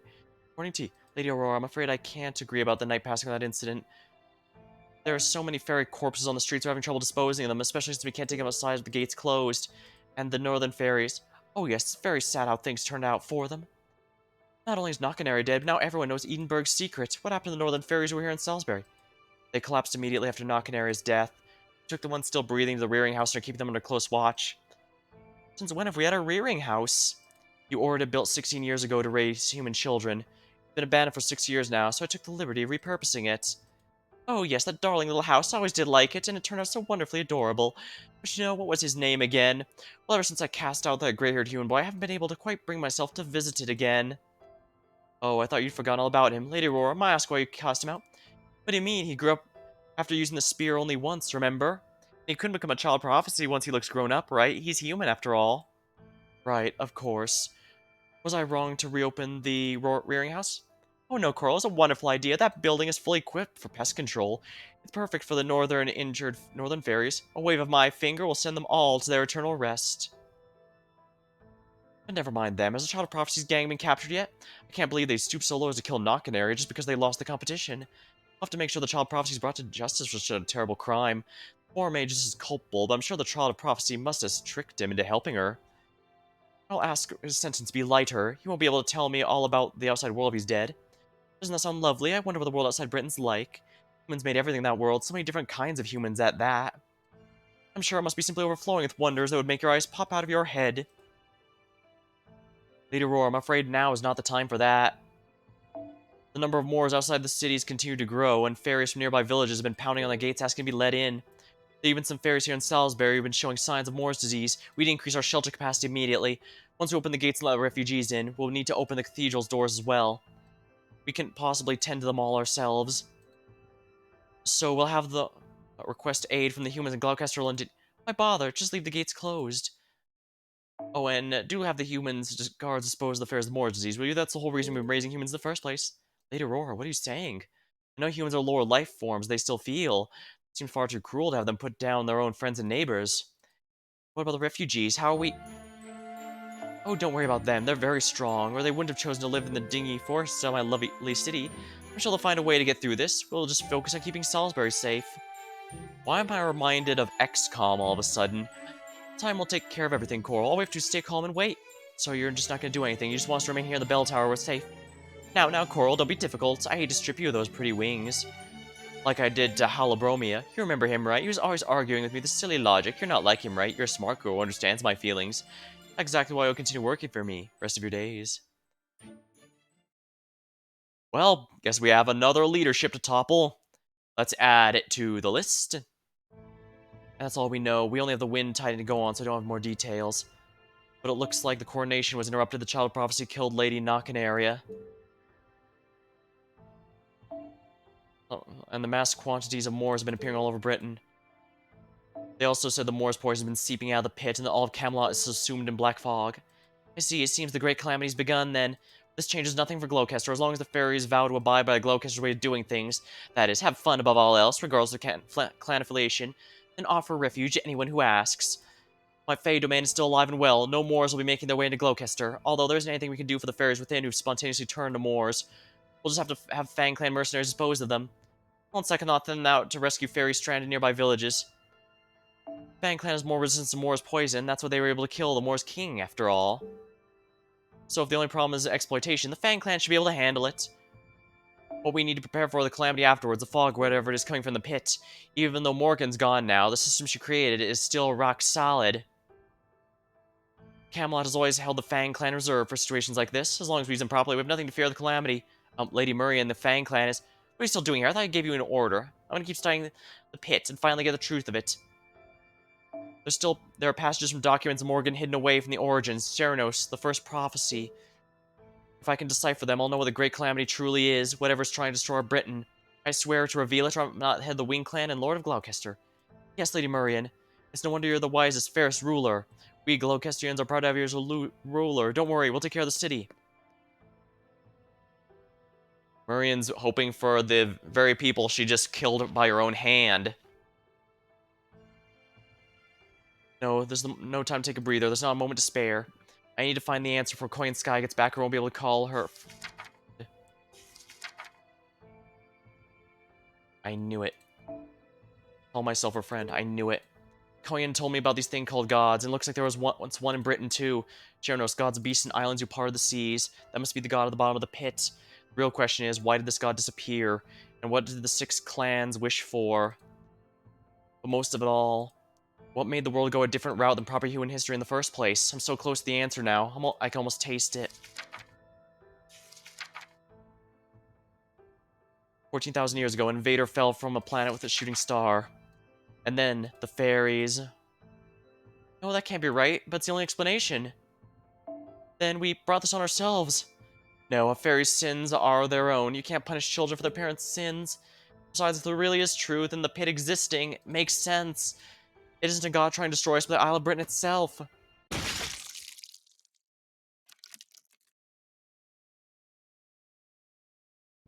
Congratulations, Murray. You got it.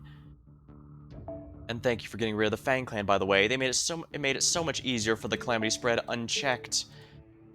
Had the Fang Clan still been around, they'd have kept killing Moors. Enough Moors, the Great Calamity would never have shown up. This is time I'm going all out. The more calamities, the better. Thanks again for doing your part to end things. Besides, you got your revenge. You learned the truth about Britain. You did everything you wanted, yes? No regrets? Then it's time to pack it all in. It's you. That's right. Oh, and before we go, maybe one kind of final confession. I'm sorry for sticking the Fang clan on the Wing clan all those years ago. I honestly didn't have any real reason. I was just in a bad mood. Terribly sorry. Well, I guess that's one. Well, that explains everything. The Wing clan has wiped out entire. Yeah, if that's who I think it is. Yeah, it's the way they're speaking that gives it away. There's only one person in this entire story that speaks that way.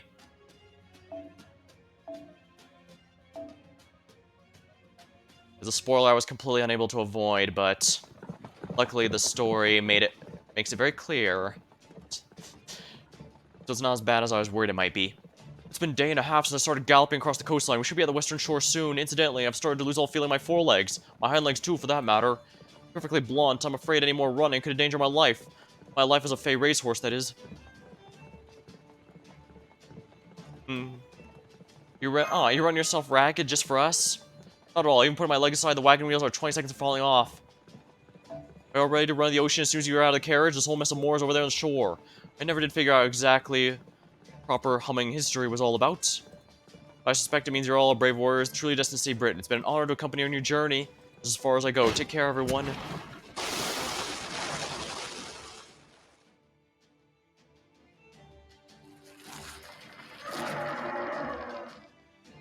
Thanks, Rejo. You've been the best damn horse I've ever seen. Come, Grimir, it's our path. Turn now. Let's cut open a path. Now destroy him.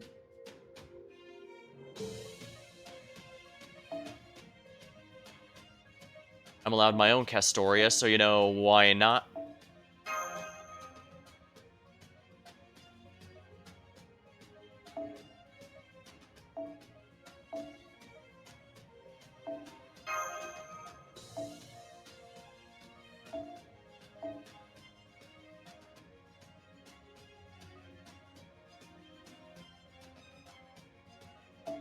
This is fine.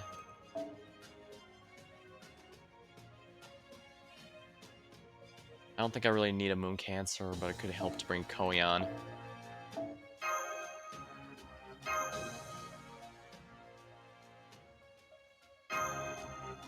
Alright, here we go.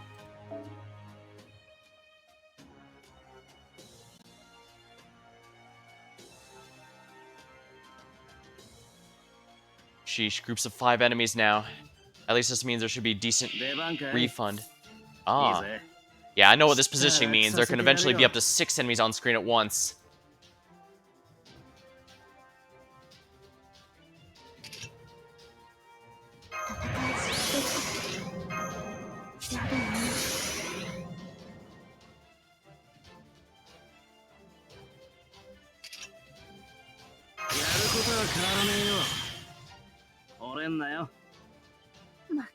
Alright, let's go.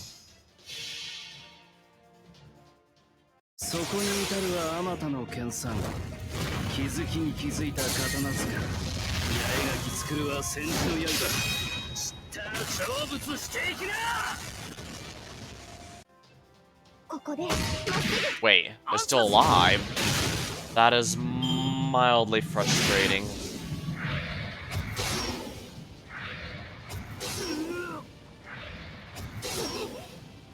Oh, okay, so you all get attacks. Okay, then. I'm totally not pissed off at this, and whatever. Drop it again. We'll just nuke them until they don't survive.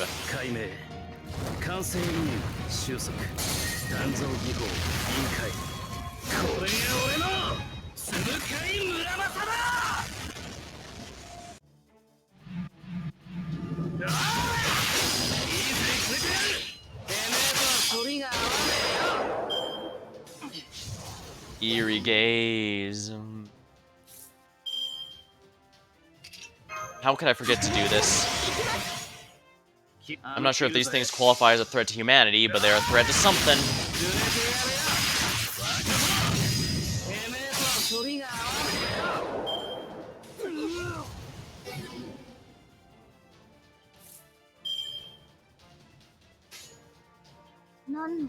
やけどすんなよ。ああ。 Whatever, we'll use Wicker Man to clear it, and then I'll just use Muramasa's NP for the next waves. I'll make sure he snowballs.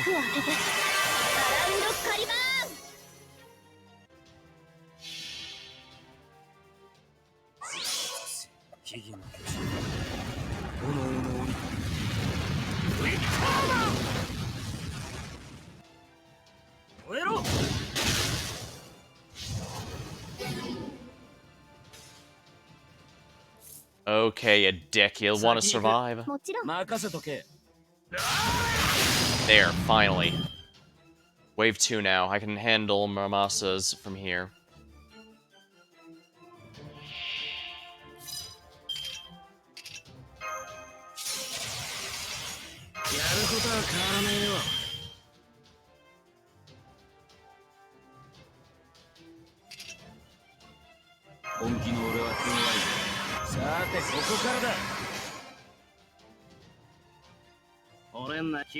Alright, here we go. Full arts chain. This should ensure he gets another NP immediately.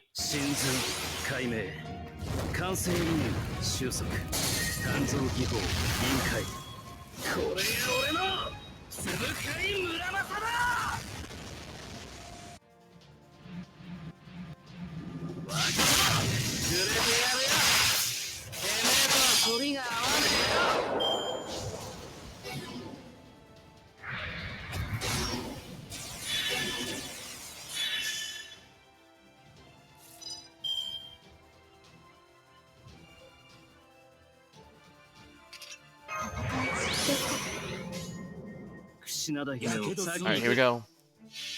We need to drop both of these NPs for best damage. Actually, I probably should put his second, but oh well.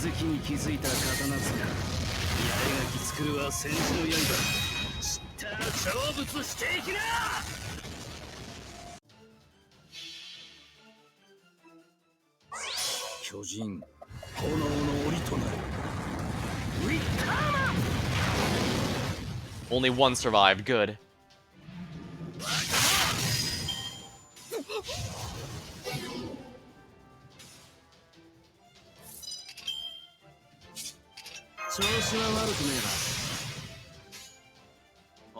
Full chain, this should finish off that other Moors.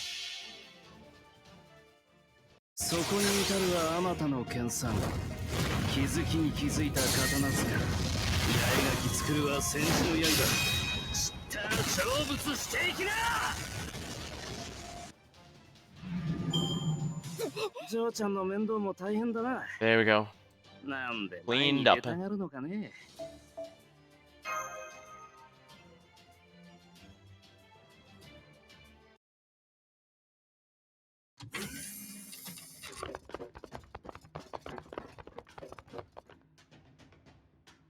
Wow, I've never seen the command room so frantic. Congratulations on a job well done, Master. Good to see you safe and sound. This place seems to be seriously bad news. Our sensors are detecting a positively absurd magical energy signal. According to Shiba, we only have a few hours till the collapse begins. I wish I could give you a time to take a breather in your quarters. I really do. But can you tell me more about what's going on here before I have an aneurysm? Well, first, roll call. That must be Castoria, King Arthur of Fairy Britain. That must be Percival Roundtail Almy. That's obviously Cuchulain. That must be Sindri Marmasa, the alter ego disciple of the foreign god. Excellent, I can see they're all dependable as I thought. Having the board should be just the edge we needed. Guten Tag, descends of the land of the Fae. A pleasure to make your acquaintance. I'm Gorolf Musik, Director of Cadet and Commander of the Border. Given the circumstance, I see no point in discriminating those of you between proper human history and those of you from the Lostbelt. Since we're all in the same very rapidly sinking boat, I hope I can count on your help in resolving this unprecedented crisis. By the way, how come there's so few of you? Didn't Da Vinci's report mention at least a few others? Gareth and Oberon didn't make it. Back at Salisbury. What? How about the Northern Fairies, then? Did you have Mab with a Mabe match with a Mabe look-alike with Mab, I mean Mad Friends? Nakanaria passed away during her coronation. Oh, I see. Then her death can't have been a peaceful one, a terrible shame. Well, we can't count on help from those who've already passed on, so there's no point dwelling on it. Alright, let me tell you what the situation is here. We've begun a water takeoff sequence, but it's going to be several hours yet before we can leave. Technical advisor, I need you in the computer room yesterday. Nemo, Professor needs your help. Mash, see that our two guests are well tended to. Wait, take Percival to the infirmary first. He does not look very good. Master Grimir, now that you're on board my ship, you'll be treated like any other Calvian servant. Captain Nemo will brief you on our plan of attack. As for you, Master... I see you're just as sorry state as ever, but that's nothing new for you, now is it? First, I want you to get yourself checking over the infirmary to use our precious few spare command spells to replenish yours. After that, you're to head over and debrief myself and the administrative advisor in every place you visit in Britain. As you know, we'll be going in there ourselves in the Stormborn in just a few hours, so we're going to need all the information you can give us on the land and the fairies who live in it. Yes, sir. Good, it's been a day and a half since our last transmission, so if we leave in 6 hours, that'll be about 2 days. I don't see the entire world ending in 2 days, so we should have plenty of time, I think. Nonetheless, I think it's going to be a fearsome battle, so make sure you're all well rested for anything.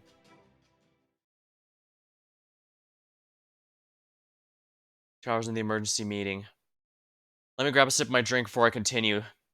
We're gonna get a lot of info dump.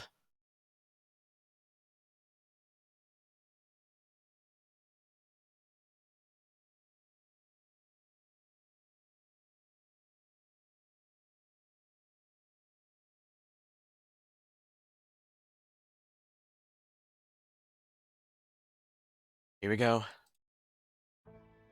I see, very well. I believe now we have a firm grasp on what's transpired since our last communication. I appreciate your attention to detail, Master. With information, I know what we need to do, though whether we can do it is another matter entirely. Oh, so what are we doing? Broadly speaking, we have 2 goals. The first is to prevent Britain from collapsing. That will require us to investigate the pit, stop the calamity, and wipe out the Moors that have sprung up over Britain. The second is acquiring the divine construct. We came close in the latter, but it seems we were thwarted at the last moment. Ah yes, the sacred lance that was supposed to be sent to us from Camelot.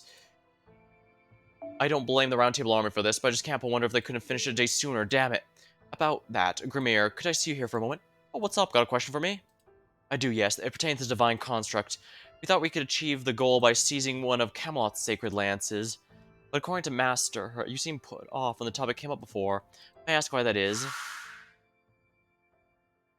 Awesome, I don't know if the sacred lance made by Morgan is something we can use ourselves, and if we can't, it's an invalid dying construct we can use ourselves.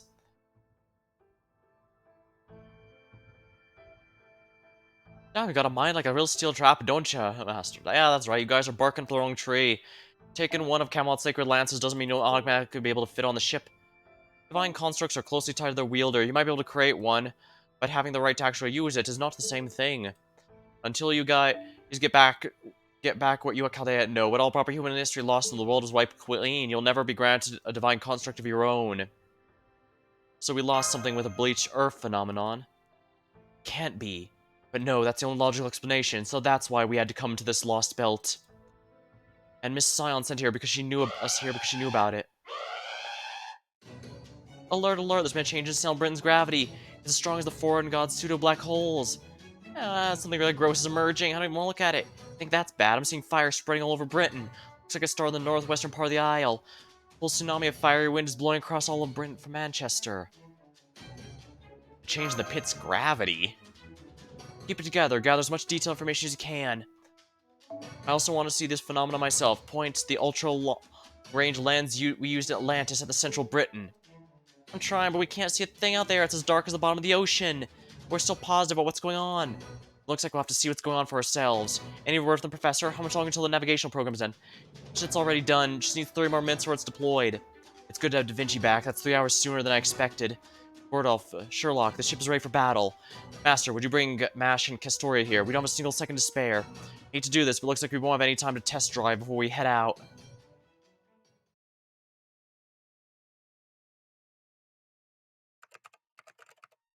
Okay, that shall handle your minor injuries, and I also gave you a stimulant. But are you sure you don't want to try the recovery pod? It might not help you recover completely, but it should at least give you more energy. Thank you for your help, Da Vinci, but yes, I'm sure. I'll wait until after the calamity's been dealt with. If I get into that bed, I'll be unconscious for several days, right? I'm the commander of the Round Table Army, and that's time I can't afford to lose. Even if I can't be much help, I want to see what becomes of Fairy Britain. Besides, how could I ever face my soldiers if I told them that while Britain faced this crisis, I was asleep? Besides, there's something I need to tell you too, Castoria. I was hoping to keep this myself, but I can't do that now that I blabbed out it back at the cathedral. This is about you being a substitute child of prophecy, isn't it? And also why you're in poor health right now. From what I gathered, it was Aurora who took you and those other children in just after you were born. Woodwose was the one who saw you had talent at the rearing house, and Lancelot taught you how to use a sword. I'm guessing the purpose behind all this was to create their own child of prophecy. That's right, after Ansel's prophecy became known, a number of different measures were taken in response to the child of prophecy.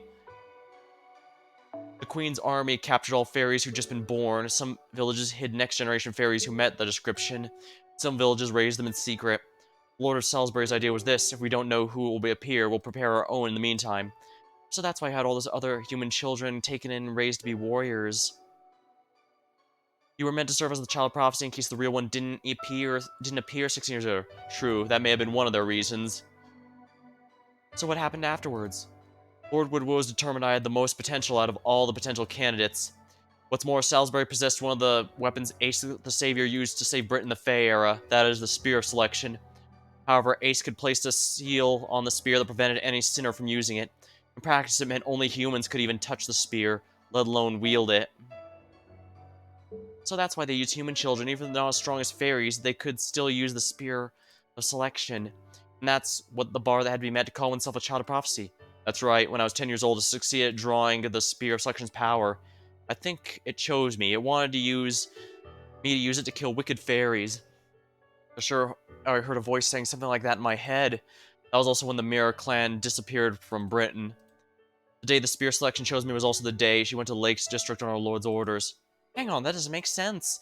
The Mirror Clan disappeared 6 years ago, but your Spear Selection uses its wielder's life force to generate its true power. I'm sorry, Castoria. The truth is, I'm 16 years old, too. I was 10 when the Spear of Selection chose me, and I aged 10 years as a result. That's why I have the body of a 26-year-old.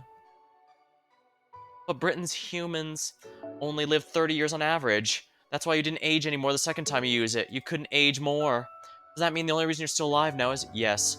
I must have been born stronger than the other humans. I guess Lord Woodwose did choose well, huh? That's why I owe you an apology, Castoria. I was raised to be a substitute for you. No, to be a threat. But instead of coming clean, I began an organization to try and support you. I used your name without your permission just so I could put the Round Table Army together for my own selfish reasons. I have no right to speak about peace in Britain, but I went about preaching about it all the same.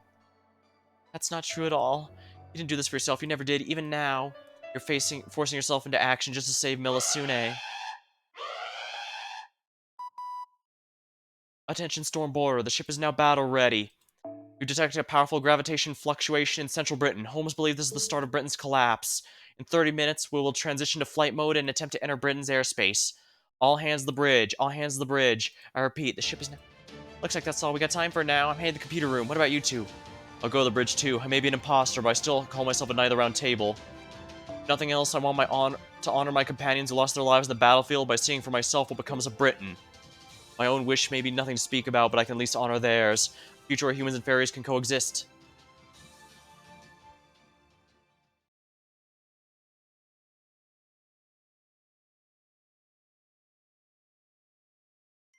I'm willing to bet that the secret was that the Child of Prophecy was actually supposed to assist this proper history and not this fairy Britain.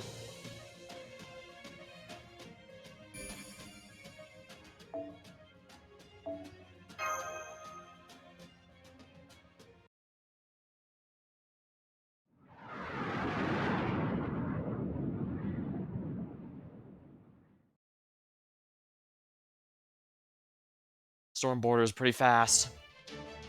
What the devil's going on here? It's only been a day and a half. How's all Britain burning in 1 day and a half? I mean, new wars are bad news, but this is unbelievable. No, Moors don't use fire. Something else did this. This has got to be the Red Calamity. Looks like the fire's coming from Manchester. Is that where we made the promise to Barguest? That we'd help some fairies migrate to proper human history if things would belly up? That's right, Barguest told me about that. Said she already talked to Manchester's residents about the prospect of migrating outside of Britain, and they all loved it. Can we stop by Manchester first, then? That's where we're headed. I need to find out what's causing the fire anyway. There'll be something of a detour, but it shouldn't affect our entry to the pit. How are things around Da Vinci? All systems green. We're making good time at 60 knots or 111 kilometers per hour. You want to head to Manchester, right? It's just... I was just thinking we should make that our first stop, too. We have to keep our promise to Barguest, after all. We should be there in 10 minutes, but surrounded by a massive fire. At least the ferries inside should be safe. The town's ramparts ought to keep the fire out. We'll move on the ferries onto the storm border at once, so there won't be time to guide them one at a time. So, Master, I'll need you and Mash to get there ahead of us to let them know we're coming. I'll send the shadow border down to the surface as soon as we arrive in Manchester's airspace. It'll land automatically. We still need a driver. Can you do that, Manure? Sure thing, guess I'm the only one who can, since Chubby's got to stay here as the commander. I'm impressed you accepted so ready, Manero, but I suppose you are the longest-serving pilot. Oh, well, yeah, pretty much. I love that expression. Besides, I have pretty easy up till now. Great, I'm counting on you guys to round them up and fill them in. Will do. Just be ready to welcome everyone aboard.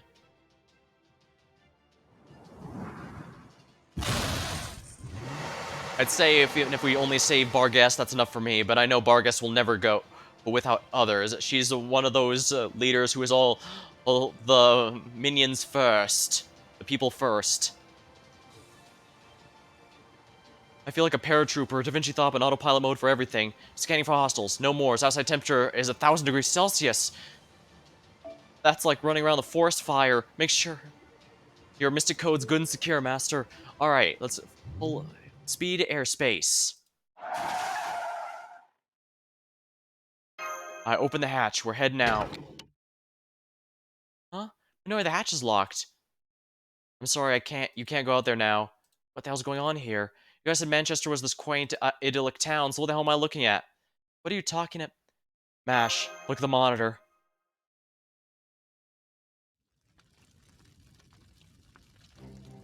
Are those? They're corpses. A damn mountain of them. And not just fairies either, humans too. And they didn't die in the fire. Human corpses are torn apart by fangs. The fairies are hacked for bits with swords. Which means... the fairies were cut down and the humans were eaten alive. Help, she's gonna kill me, she's gonna kill. Something's wrong with Lady Barghest. I don't want to die. She said we'd all survive. All day would keep us safe even if a great calamity struck. I don't want to die anymore. I hate fire, I hate nights. Please save me, oh... Hey, Oberon, I don't want to be born just to be killed all over again.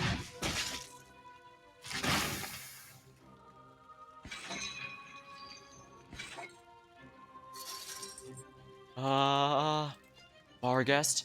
That's Barghest. She doesn't look anything I can describe in your reports. Did she do this to Manchester? I can't go outside. It's too dangerous. Her magical energy is skyrocketing. How can she have more than the storm border? Is she eating the smoke? No, she's sucking magical energy from the fairy bodies.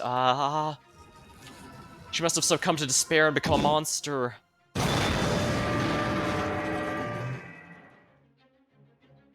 She just kicked the board like it was a damn football. Get the board out of here, Minoi. That's the magical energy eater Da Vinci wrote about in her reports. She's sucking up the Senpai's life force. I'm trying, but the steering wheel's... hang on. She's going away on her own. Guess she was not interested in us. Heading the city towards Gloucester, and she's not alone. There's a bunch of dog-like creatures following her. She got them lined up in procession. It's like watching a twisted real-life version of the Pied Piper of Hamelin. Is that... the Black Calamity?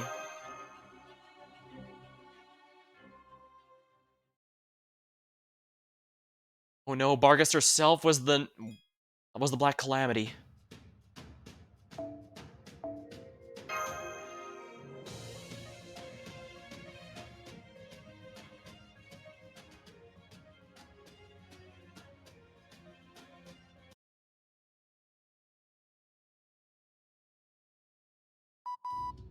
Got the shadow boar safely stowed away. Are you guys ready to hit the pit now? Yes, Manchester has been completely destroyed. Given what's become of Barghest, and the fact that she's now leading a procession of black dogs, I believe it would be best to refer her as a Calamity the Beast from here on out. Regardless, though we could take her on now, I agree we should make our way towards the pit first. I trust there are no objections? Come on, just because it's true doesn't mean you gotta be so blunt about it. She might have been our enemy, but Barghest is one of the few fairies of Britain who... It's okay. I'm not sure why Barghest slaughtered Manchester, but for whatever the reason, it's no surprise she became a Moors after doing something so horrific. I have no problem with calling her Calamity now. Well, if you're sure, just don't push yourself too hard, okay, Castoria? Yeah, as much as I hate to say it, I'm pretty sure Barghest is already long gone. The Black Calamity is using her body at this point. In any case, we will have to fight Barghest eventually, since she's the source of the fire spreading over Britain. The walled cities are holding out, but the fire has completely devastated forests and plains. It also looks like the smoke from the fire is gathering the city and forming thunderclouds. She's consuming the lightning they generate as her primary food source. Her magical energy grows with each step. We're gonna have to stop her before she becomes an unstoppable monster in the literal sense. Even so, we need to check the pit first. There's both a red calamity and a black calamity, right? We can't go to war until we know the enemy strength. Luckily, the calamity of the beast is moving slowly. She seems to be headed towards Oxford, but at that pace, it'll take you a good 4 or 5 hours to get there. That gave us enough time to come up with a plan of attack. Got that? Yeah. As nice as it would be to try and find another way, like I said, I'm pretty confident Barghest herself is long gone. Oh, that's gross. I won't look at it anymore. Stop that. What are you looking at? Ah, you can see the pit, can't you? Save the whining for later and put it on monitor. Our primary objective is to acquire the sacred lance at Camelot, whether we use it or not. So we need to get a handle on what's going on with the pit as soon as possible. Yes, sir. Putting on monitor now.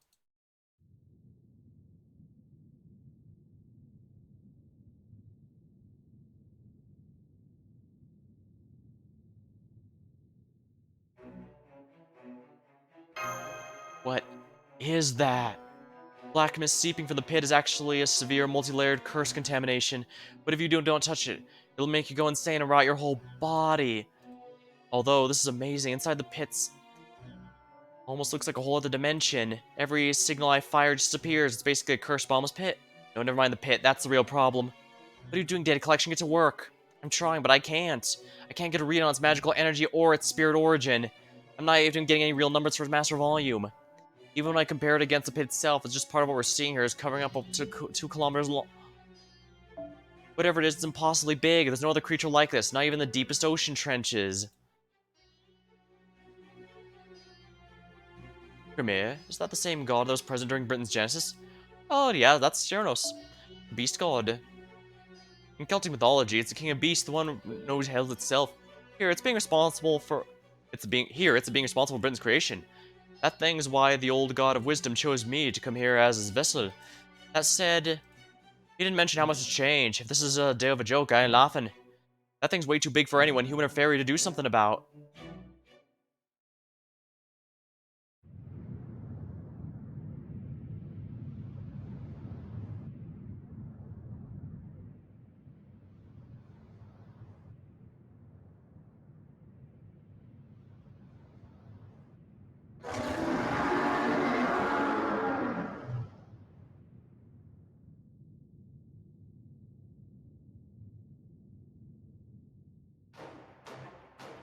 That's the creature from the mural.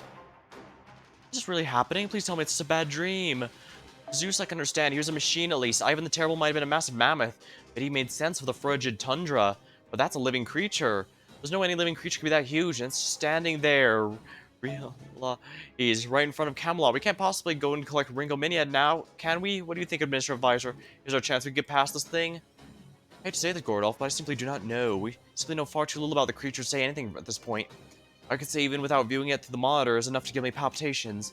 That creature's pure, concentrated curse. In fact, I dare say there's never been a melodic god that more powerful. It'd be suicide to set foot in Camelot right now, and yet, I suspect that creature is previously why Queen Morgan prepared the sacred lances. Take a look at where she's kept them. And Queen Morgan was preparing a means to defeat that thing. She had a plan to protect Britain all along. Then we should get to Camelot, the sooner the better. I agree. Besides, the big guy hasn't much as budged. Maybe he's just there existing, and that's what he does. Plus, servants ought to be able to withstand some degree of curse.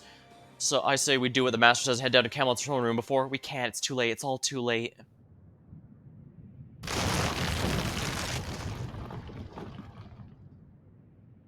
That haze looks like... the calamity at Norwich. It's the same as the calamity we saw at Norwich, which means it was... Yeah, that calamity was just Cernus's hand. One of many. Never mind that now, that hand is creeping up towards the wall of Camelot. No way. It's destroying the castle. Our magical energy gauge is going haywire. The cursed contamination emanating from the pit just skyrocketed. It's currently at 604 million tons and rising. It's a humongous tsunami of curse, big enough to cover all of Britain.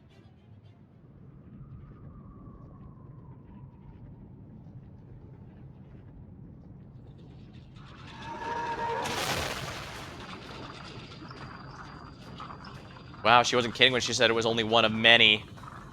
And Castoria knew all about this entire time. No, of course she would. Morgan knew about it after all, so of course she would too. Hard to port, 180 degrees. We need to get this out of this airspace now. If that stuff swallows up the border, we're done for. Don't even let one of its fingers so much as graze us.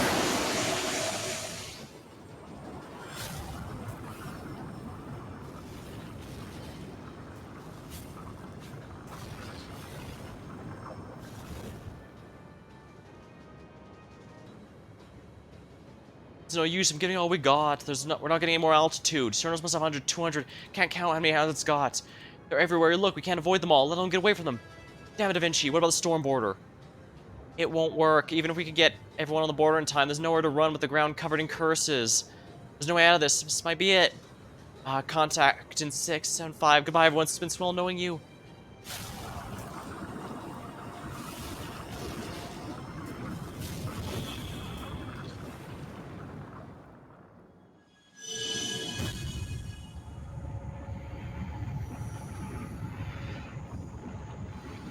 That's Koyanskaya, the Beast of Cherishment. What's she doing? Now, we fought her in Olympus, and yet... is she here? We have visibility. Those icky things are gone. Our engine output's back where it should be. We can get out here no problem. Oh, good. That makes all the trouble I went to worth it. Now, do you see why NSF Services guaranteed safety protection is the best in the business? That voice. I need a ice cold, dangerously alluring, Vichy voice. It's Tomovich Koyanskaya.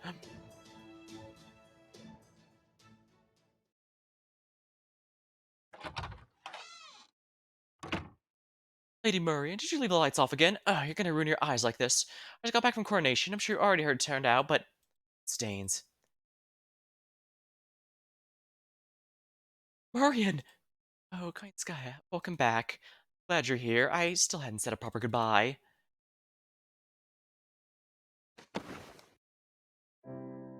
Oh, perfect. I actually came here to say goodbye myself. Thank you so much for all your help with fundraising and proper product distribution in Gloucester. Moors may be the only new creatures I've managed to acquire here, but I still enjoyed some lovely days off thanks to your generosity. I promise to repay this favor one day. As soon as I finish making my primate zoo, you'll be the first to receive an invitation. That sounds great. Sorry, I'm not sure what's going on anymore. It feels like I'm still dreaming. As I wake up, worried you'll forget everything. Not to worry, I'm the beast of taming. Unlike humans, I never forget my debts. Thank you for calling me your friend, my eccentric little princess. It would be an honor to purchase your joy and grief from my catalog. I'd never sell them, of course. I'm quite fond of you. See, then do you think you could pay me for them now? I was an idiot. I couldn't keep my anger and hatred in check. I'm responsible for this. I should have realized who the true enemy was. But instead, I was used, manipulated right to the end. So at the very least, you'd like to get your revenge. Just leave that to me. I'll follow this bloodstains fight. No, at least protect Britain. We fairies may be fated to die out. We can never atone for our sins. Even so, I want you to protect Britain, to protect the land of the Fae. I don't want the Great Calamity to just wipe us all out in its terms. I want us to reach our destination, even if it's the end of the line. I ask of you, this of you, Koyanskaya, even though you're all alone in this world, just like me.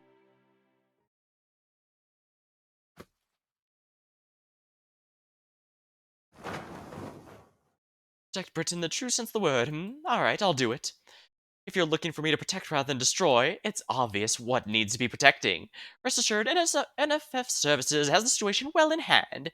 I'll make sure the ones who can make the real villain's life the hardest stay safe and sound. Yeah, she knows we're the only ones who can stop them. That's Koyanskaya's beast form. Marines can put up on the monitor. It's no use, your cameras are being jammed. Sonar's not working either. Gah! Do keep those annoying pulses off me, won't you? They're messing with my concentration. Sonar jamming. As with Limbo, it's only a matter of time until we need to sell things to Koyanskaya. I was hoping to collect some data that would help us eventually subdue her, along with some inspiration for my abductions.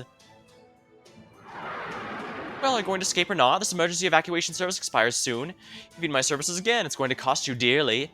Right, get us out of here double quick. I certainly don't want to be stuck with that preposterous bill. We'll pay you in full service for this eventually. You can count on that as surely as you can count the bruises we left with after our battle in Olympus. Oh, in case no one's clear, that's a reference to the fact we trounced you.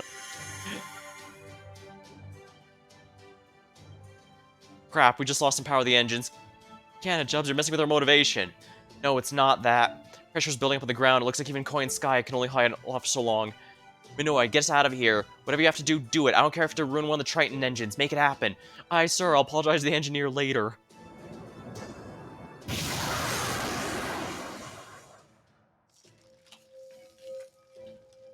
That's as far as the friend discount goes. The rest is up to Chaldea. As for me, I think it's time I return to my headquarters. So this is Jonas' curse. Easy to mistake it for a weapon capable of destroying the world. But this curse isn't meant for enemies from the outside. It's for cursing your own kind and yourself. A curse of self-destruction. The only way I could defend our ship from it was to absorb it myself. What a sorry state of affairs this turned out to be. Interesting. And so the Chaldean ship barely managed to escape from central Britain. Vargas, now transformed to Norse Calamity of the Beast, continued wreaking havoc in the other cities. Having crawled out of the pit, Sheranos continued exuding seemingly endless curses. The fairy villages that dotted Britain's forest burnt into the ground, which itself began to crack and fall apart from the strain. 2 hours passed since the foreign border first set out with the goal of saving Britain. They couldn't save anything. The residents of Norwich came to blows over who would escape the 2 ocean lines, eventually devolving to murderous mobs of ferrying humans. In a barber shop, a kind young human comforted a fairy woman who succumbed to panic. The residents of Oxford who moved there with the hopes of becoming the next privileged caste were destroyed when they were unable to fend off the Moors' attack. Without the Fang there to protect them, they were utterly powerless. Although Salisbury managed to defend itself by keeping its gate closed, it was coming to an even more gruesome death than any of the other cities. Londinium continued to burn in silence. The few remaining Round Table soldiers welcomed the fairies who fled there and did their best to fight at the Moors, though in truth the Round Table soldiers were already badly injured and no longer able to fight. So the fairies who sought refuge summoned up last their courage and defended the soldiers for as long as they were able. The residents of Gloucester disappeared relatively painlessly, one at a time. A young girl who had been freed from the western ranch some time before the journey made back to Gloucester after a series of trials and tribulations. She braved the way of the flames to rescue former master, a failure of a fairy, who would have been helpless without her. After a tearful reunion, the girl and the fairy joined hands before being swallowed up by the fissure in the ground. This is horrible, all Britain's beauty gone. Indeed, Miss Carlight. Once the other Lostbelt trees of emptiness were gone, they disappeared as well, but their inhabitants were absolutely none the wiser to it. This is nothing like that. Britain is experiencing a true apocalypse. Even if there was some reason the land of the Fae had to meet such a dreadful end, I shall never be able to forgive the architects of this cataclysm. Yes, well, I understand why you are heartbroken by this, and you have every right to be angry, Holmes. We still need to do something about it, yes? If left unchecked, that haze seeping out of the pit's gonna cover the planet, correct? Isn't there something we can do to seal the pit? No, there isn't. We can't even get close to the storm border anymore. The 12 Ringo Minions were our last hope, and they've been destroyed along with Camelot. There's nothing we can do to stop the collapse. Tremegas to persisted anymore. I'm afraid she's right. Britain's destruction is inevitable now. And from here, the destruction will spread across the globe until proper human history. The Lost Belt and everything else is swallowed up by the darkness.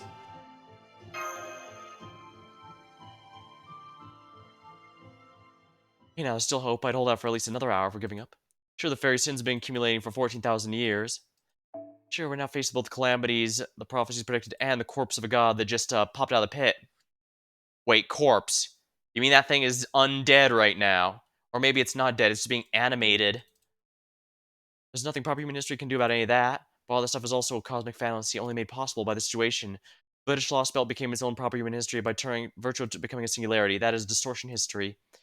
In other words, repairing the singularity will restore history, resulting in the land of the Fae never existing. And isn't that Chaldea's specialty? That's the same voice I heard in my dream before coming here. I recognize it too, I'd know it anywhere. Merlin. Hey everyone, Merlin, the Mage of Flowers, is here at last. Sorry to keep you waiting for so long. Now come on, cheer up. It's not like you all to give up so easily. In fact, the real battle here in Britain's about to begin.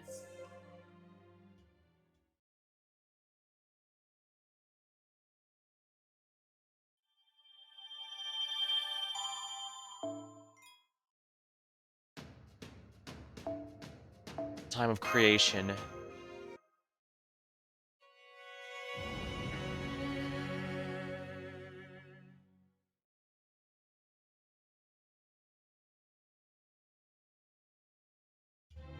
Now then, I believe greetings are in order. Good day, Chaldeans. I'm the amazing Merlin the Great. I've actually been free for some time now, ever since Morgan was killed and her guard and disappeared. That's right, she trapped him in there. Sorry for getting so late, I need some extra time to get everything ready. Fo. Is that you, Cathpaloob? No fair staying behind in Chaldea without me. I'm sorry, Merlin, that was just Senpai's faux impression. Is that a thing, Chaldea, now? Who said it could be that thing? Oops, sorry about that, I'm still a little shaky. I'm not exaggerating when I say it feels like a waking dream for me. You see, I'm not actually here with you. What you're seeing right now is an illusion. That also means I can only hear your voices. I can't see what either you or Mash look like right now, Master. So I'm afraid our joyful reunion will have to wait a little longer. But don't worry, I'll get to see your grown-up faces in just a few hours. I'll be waiting for you at the entrance to Avalon, making sure I look nice and respectable. Merlin, you're Merlin. That's me. Is that the child of prophecy speaking? Sorry to surprise you like this. I know we have a lot to catch up on, but I'm afraid our private conversation will have to wait until things are less intense. Let's see, I believe Mr. Gordolf is Chaldea's current commander, correct? Is he here now as well? Yes, I am. Gordolf Musik speaking. So you're Merlin, are you? I won't bother asking why you're just showing up now. You're right that we're more pressing matters than you barging in. What I want to know is what you meant when you said there's still hope. Oh, nice. You pack a lot of bluster in that voice. Seems like you're pretty much the exact opposite of the prior acting commander. But I digress. When I said there was still hope, I mean there is still a way to stop this collapse. Let me cut to the chase. I'd like to send you to send the Ferry of Paradise back to here right away. Castoria, you've been hearing Avalon calling you ever since you finished ringing the bells, correct? It's time for you to fulfill your duty as the child of Paradise, to Ferry of Paradise. Once you have, it'll be possible to erase the singularity and defeat Cyrnos.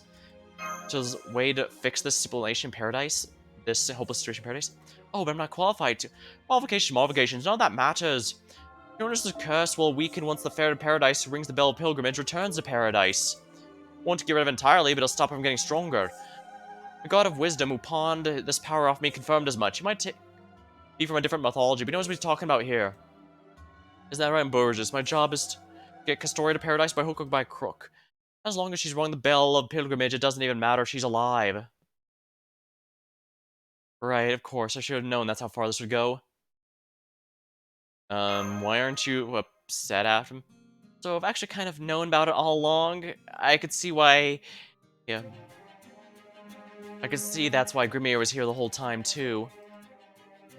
That's expressively for the worst-case scenario, Grimir. We're nowhere near that point now. She's in the best possible condition right now. I can't see it, but I can sense it.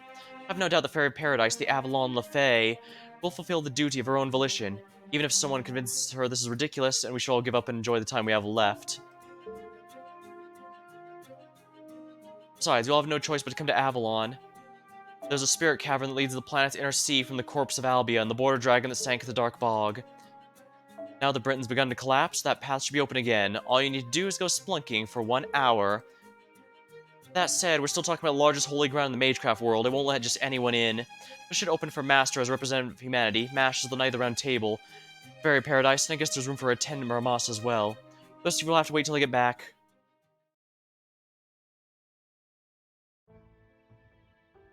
Well, Gordolf, what would you have us do? What else can I possibly do, Captain? Set a course for the Dark Bog at once. That was in the Lake District, correct? Do you know your coordinates, Technical Advisor? Sure do, that part won't be a problem. But apparently, the only ones who can enter the Spirit Cavern are the form Merlin specified. That's not a lot of fingers for a trip as potentially as fighters for a trip as dangerous as this. That's not even mentioning how much I wanted to see this for myself. But it looks like we don't have any other choice but to send them off and trust things will work out. I'm ready to go, Master. Yeah, but are you okay, Castoria? I'll be fine. Besides, I'd just end up fighting with Grimir if I said no. And now, thinking about it some more, I'm actually kind of excited. This is basically my first time visiting home. Understood. I'll update our strategy to include Merlin's instructions. Alright, you four.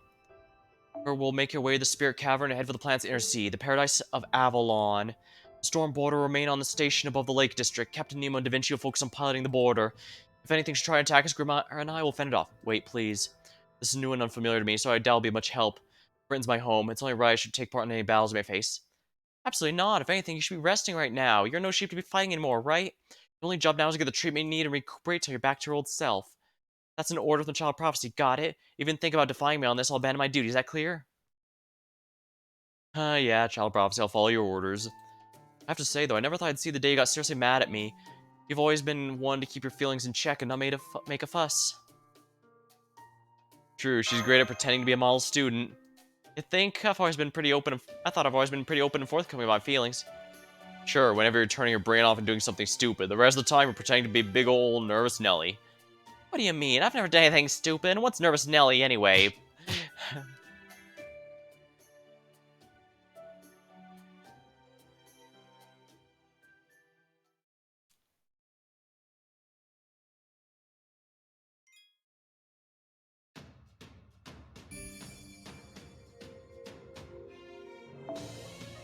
Time creation.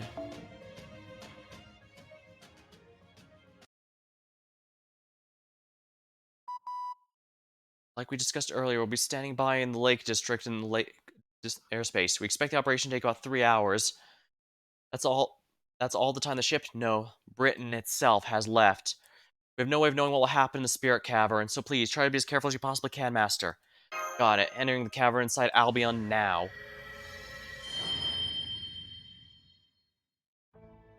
That felt different from the water mirror that sent me the patch to Norwich. Does this mean we're inside Albion's spirit cavern? Can we contact Chaldea? No, we can't. We're cut off just as Da Vinci predicted. Gathering coordinate data now. 1048. 80. Master, I can't believe this. We're 80 kilometers below ground. Damn, that's even deeper than the pit. A lot deeper. Are we even sure this is underground?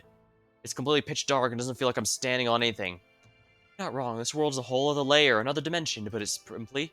We were just able to bypass the ground on the way thanks to Albion. But be warned that it does go much deeper. In proper human history, the 80-kilometer mark is where Albion gave up the ghost. This one, Albion managed to make a route all the way to Avalon. Fortunately, that path isn't wide enough for Albion to get through, so they still died on the surface. You mean there's a spirit cavern like this in proper human history too? That's right. Over there, it's known as the Spiritual Tomb. In proper human history, the spiritual tomb of Alm ends at the 80-kilometer mark. Beyond that is a world known as the Fairy Realm, which no human can enter. Since the Lostbelt is all this world's fairy realm, there's no such restrictions here. So we can keep going down as far as we'd like. In the real world distance, you're about 400 kilometers, and going further beyond D, layer 2,700 kilometer away. That's where you'll find your destination, the planet's inner sea. Wait, so we're 80 kilometers below the ground now, our destination is 2,700? How the hell can we cover that kind of distance? Simple. We take a shortcut. When I said it'd take an hour, I wasn't basing on how fast you travel. That's how long it'd take, period. I'll use this series of transit reduction spells to get you to your destination.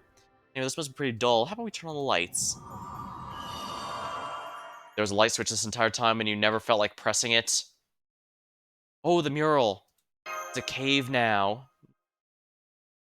So what do you think? Doesn't it feel more like a cavern? Now go on, keep moving. The transit time reduction I mentioned is kicking in with every step you take. This place is Earth's memory. Well, more like a space made of pure information, really. The idea is to skip past all the vague, hazy memories and go straight to your destination. That should be a huge help, but, is that Merlin? So finally showing us what you really look like? Something wrong? Oh, I see, struck down my true glory, I got it. Very well, heap your praise upon me, you can even worship me if you'd like, Miramasa. It's been a long time since I've shown up after all. I need to leave as strong an impression as possible given the short time I have. Well, I'm not gonna be the one to tell him, this is hilarious. Good point, we probably shouldn't pry too deeply. More importantly, Senpai, the Merle over there. I think it was called the Abyssal Worm. Oh, are you seeing the priestess's memories projected there? Perfect. It'll take you an hour, or you'll be traveling to tell you how this all began. This is the story of the Lostbelt's genesis and of precisely Paradise's mission entails. She's been keeping this all to herself. It's about time she's shared that burden. It became an ocean at the end. There was no ocean at the beginning. After the shooting stars passed, all the land ran to the rivers. Long ago, as far back as time can go, 6 fairies went outside to find the world had become an ocean. This is awful, they thought. How terrible our world has become. Then a large shadow rose in the ocean. It belonged to a giant fluffy creature. On its shoulder stood one of the animals the fairies believed to be gone. 6 fairies and the gods soon became friends. It wasn't easy living on the ocean. There was nowhere to go and nothing to do. But the god made things better for the 6 fairies by sheltering them from the waves. The ocean without waves is nice. We still miss having land. So the 6 fairies offered the god their joy, and they offered the god their wish. Then they offered the god himself. So the fairy's wish was granted. So after the rejoicing ended, they tricked the god into drinking poisoned wine, and he died. That, that took a turn. And so the fairies acquired the god's body. They made the body into land, into which they could live. So that's what it meant when I said they offered the god itself. They were grateful, too, to be able to make use of the crying, screaming animal the god left behind. She was their only human, but one simply wasn't enough. So, being very careful not to kill her, they cut her into pieces. They cast a spell to make sure she wouldn't die, no matter what they did, and use every piece of her. Thus did the Isle of Britain come into being. Thus did the great mistake began. May the first 6 fairies find salvation. May the first 6 fairies be cursed for all time. There you have it. You may have heard it before, but that's the story of Britain's creation. Any questions? That's not quite how I remember it. Indeed, the first 6 fairies, the progenitors of the 6 clans, killed Cernunnos. The pit you saw on the surface is his grave, and the curse spilling out of it even as we speak is his rage. Why would the fairies do such a thing? He was in their way. This happened 14,000 years ago. When the six fairies came out of paradise and onto the surface, Earth was already covered in a sea of nothingness. The one who ended up helping the six stranded fairies was the Celtic beast god who'd come to the surface just like they had, a god who would later come to be known as Cernunnos. Cernunnos and his priestess, the lone human who had survived just like the fairies had, both did their best to protect the fairies. At first, the fairies were grateful for their help. The sea of nothingness never changed. No matter how much time passed, no land appeared. The fairies blamed Cernunnos for that. They thought it just wasn't strong enough. What's more, they didn't even particularly like his priestess. She was constantly telling them to sort them things out, consider consequences of their actions. Eventually, the fairies couldn't take it anymore and decided to deal with Cernunnos permanently. Figured since they didn't have any land to stand on, they could make up a substitute, and since he was so big, his body would serve just fine as a small island. But of course, Cernunnos was a god, they couldn't kill him easily, so they came up with a plan and held a festival. They told Cernunnos they were holding a festival in his honor to worship him and held a banquet with lots of wine. Cernunnos was delighted that he was being celebrated for being the first official god. He probably figured they were trying to change their thoughtless ways, and so, against the priestess' wishes, he attended. It was poisoned to death when he drank their wine. Some rejoicing that turned out to be. And the priestess. Fairies used her as a foundation, no, the base ingredient, for the humans who came later. The truth is, every human in British Lostbelt is an inferior copy of the priestess who was killed during Britain's genesis. At any rate, as an A-ray, the six fairies went on to create their own stone and forest children and grow their clans. As time passed, they transformed more and more of Cernunnos' body into land, but after 100 years, things stopped going quite so well for the fairies. The children kept dying, turning into fallen trees adrift in the sea. New generations kept being born, so the number of fairies never decreased. And thanks to the humans who had been copied from the priestess's cells, Britain slowly developed into a civilization. With the civilization came new societal roles. The fairies made new types of fairies, and their forests flourished like never before. But they also kept dying for no reason whatsoever. Eventually, the six progeny of fairies realized Cernunnos' rage was at cause. Even though Cernunnos' soul was gone, his body wasn't completely dead. Wait, you mean to tell me he's bringing the curse of death? He's the Prince of Death now. He's Godwyn from Elden Ring. Are you serious now? In fact, his heart alone still burned with the fire they had used to cremate him. Even in death, Cernunnos' body continued to smolder with anger and curses. He could very well come back to life at any time. Fairies were so shocked by this, they fled Cernunnos' body. Fortunately, this was right around the time their children's corpses started to form new ground. Fairy corpses are essentially made from the same stuff as the planet itself. The fallen trees became earth and stone and quickly filled the sea, almost as if they were trying to cover up the fairies' sins. That's how this Lost Belt began, and that's why the Isle of Britain uses fairy corpses to grow and expand. For several thousand of years, the fairies had acquired their very own Britain. All the while, Cernunnos' body was still there.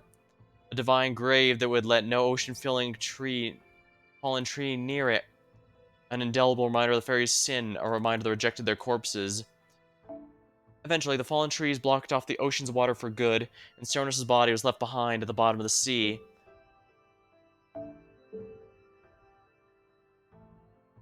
That is the true nature of the pit. It's not actually a pit, it's the remains of a patch of dried-up ocean. An island made by killing a god, the fairies' original sin.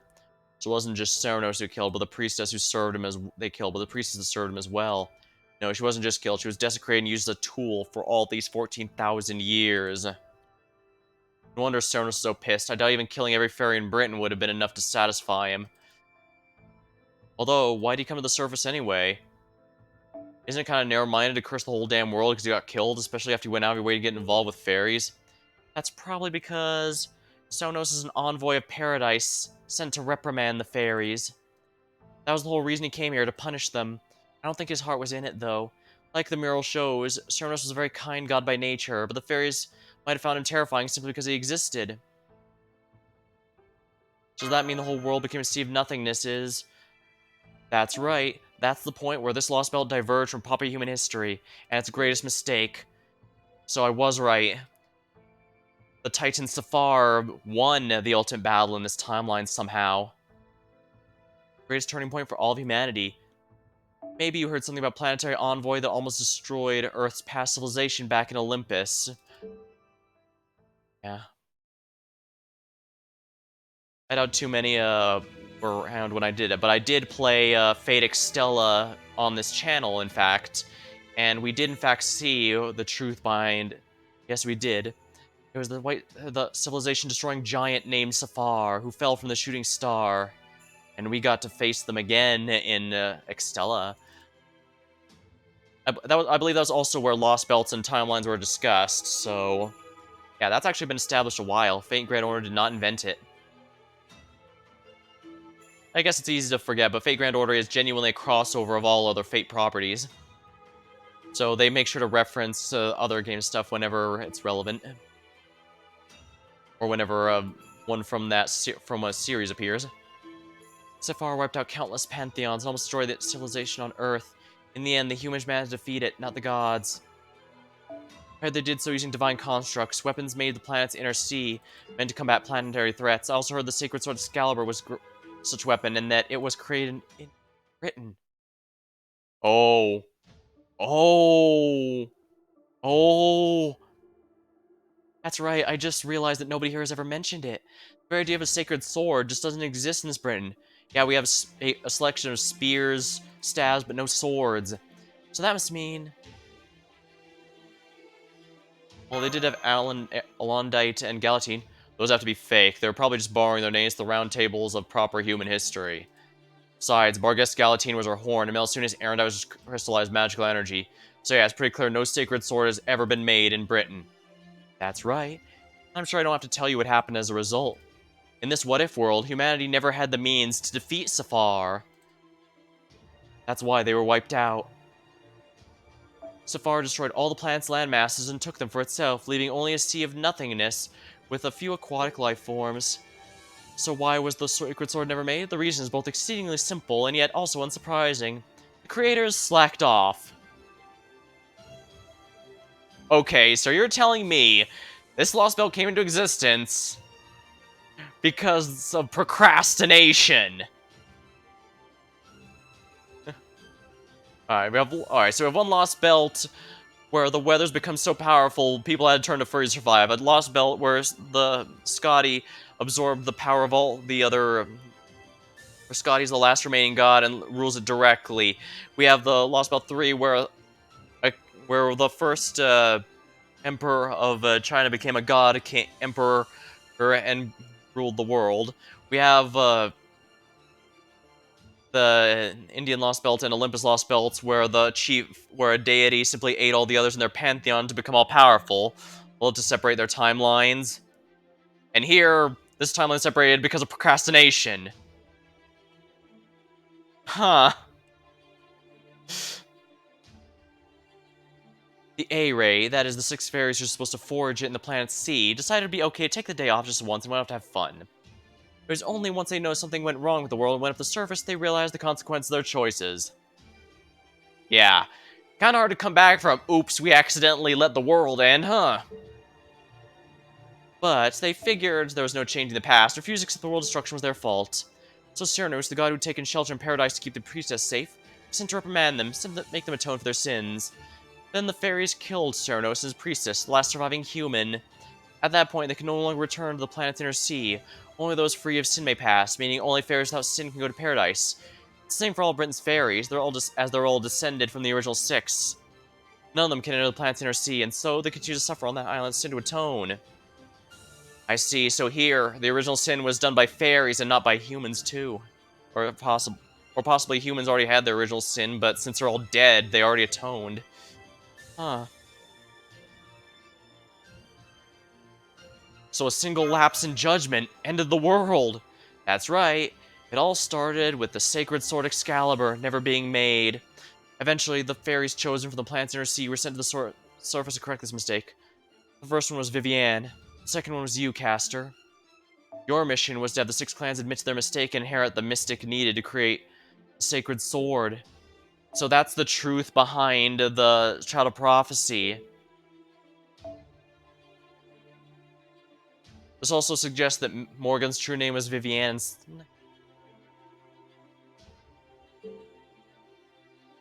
The bells of pilgrimage indicate the clan's heads have accepted their sins, and the fairy who rings all of them becomes the sacred sword itself. But as Morgan, Vivienne refused to do that. Ah, Vivienne. So I see. When Morgan went back in time, Vivienne was her closest comparison, since sometimes the two are considered connected in some fashion. So she became Morgan in truth, and took on the name. After all, once the sacred sword was made, the very promise which this Lostbelt is built would cease to be. I'm sure you learned about this yourself when you rang the bell in Orkney, Caster. And in spite of that, you continued your path, defeated Morgan, and now you're here with the Master. You must have had to face down so many doubts to come this far. In fact, you may never truly be free of them, but even so you're here, which is why I believe you have what it takes to see this through the end. Anyway, I know that's a lot of talking, but we're almost at our destination now. The convictions of the last dragon were waiting up ahead to see if you're all qualified to proceed. Only those free of sin may pass. That sin doesn't refer to the original sin you're born with, or the sins you've committed in your life thus far. It refers to what you're about to do, and what your heart is reserved to now.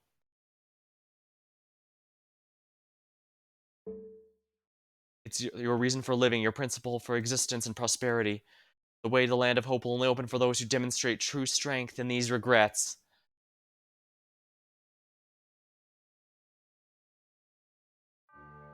It's gone, everything on the surface is gone. The sky, sea life, everything I've ever seen. My records will never again grow in number. I will never again know the joys. You who would choose the sacred sword's wielder, you who would chant the king's name. If you seek a new world, leave all traces of the old behind. My name is I am the last dragon, the one who chose to continue flying above the ground, instead of returning to the inner sea. Out beyond. If you can overcome these tears, I'll offer my heart to the forger of stars.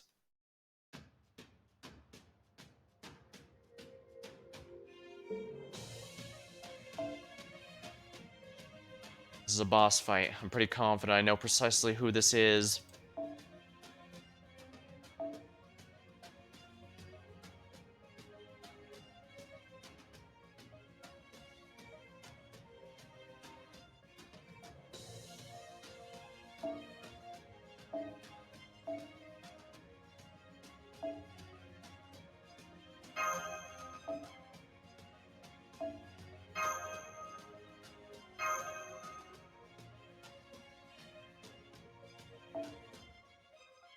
Gonna need a stronger mystic code for this. I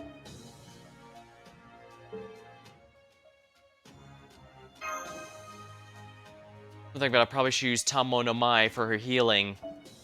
Whoops. Whatever, I have command seals, I have blue, cubes. I can do this. みんなついてきて。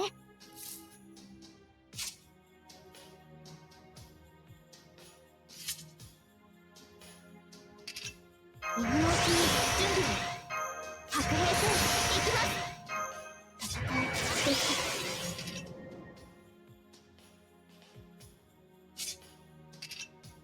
いでき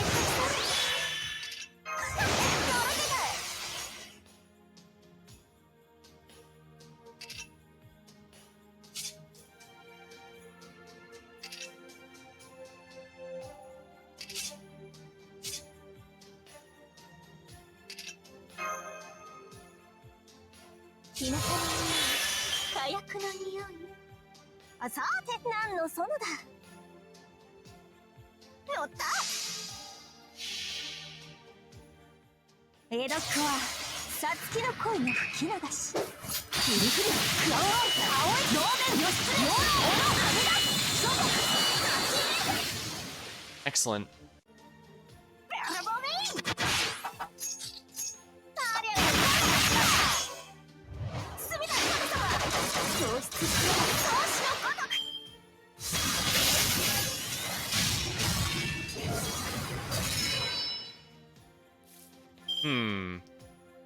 I may want to be a little careful here.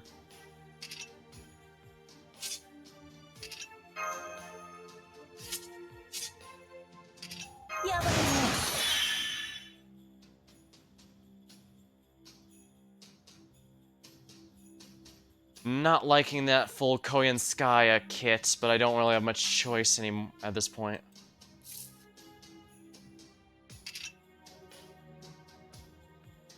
She has guts. I can hit the worst case scenario here. もちろんいいでしょう。Alright, here we go. さつきの恋の吹き流し。しもって東海道東都長州野州美濃諸海道諸地諸国ここでまっすぐ打って。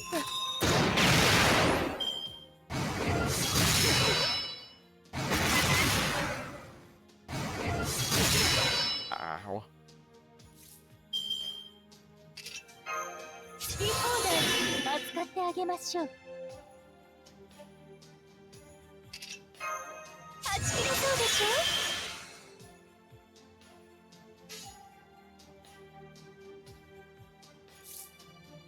Alright, she's a little low on charge. Well, not a problem. I know precisely how I can fix that. 腕っこきさ万々歳だ。望まれることを This should finish the job. I don't care about the defense buff. It's going to go away very それはい soon. つか来る兆しの星。誰に呼ばれるまでもなくあなたは星をかざすでしょう。アラインドスカイバーン。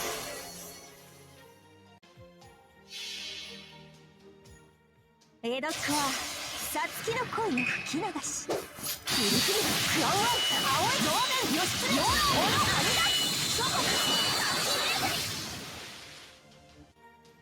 And there we are. 白兵戦行きます。 Easy. 生きている者がいれば私の社に愛玩の檻にてたっぷり分からせます。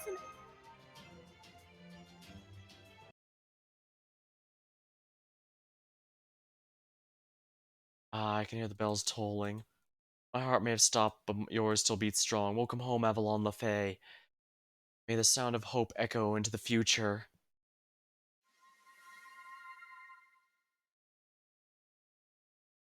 Is that light from the outside? That's right, the entrance will open to the planet's inner sea. This is the land of the young, Turn a Nog, the eternal spring. Yeah. This is the place many life forms have dreamed of fighting. It's also the place that gave all those Mystic Knights all their powers. What am I saying? No one's gonna get the reference to Mystic Knights of Turn a Nog.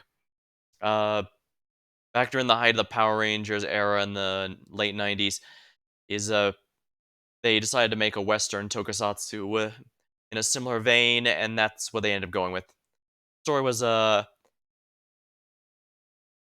I hope I muted the mic in time there. Random time to sneeze, but, long story short, the story was basically a Star Wars, but with, night-themed heroes. That was nice for what it was.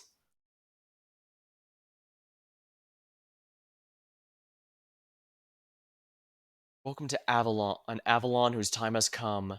This is where the journey of the planet's birth ends.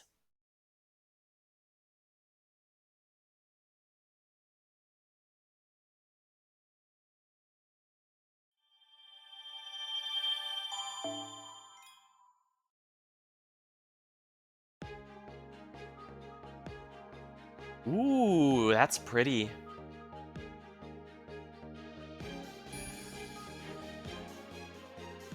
A whole map just for this, dang.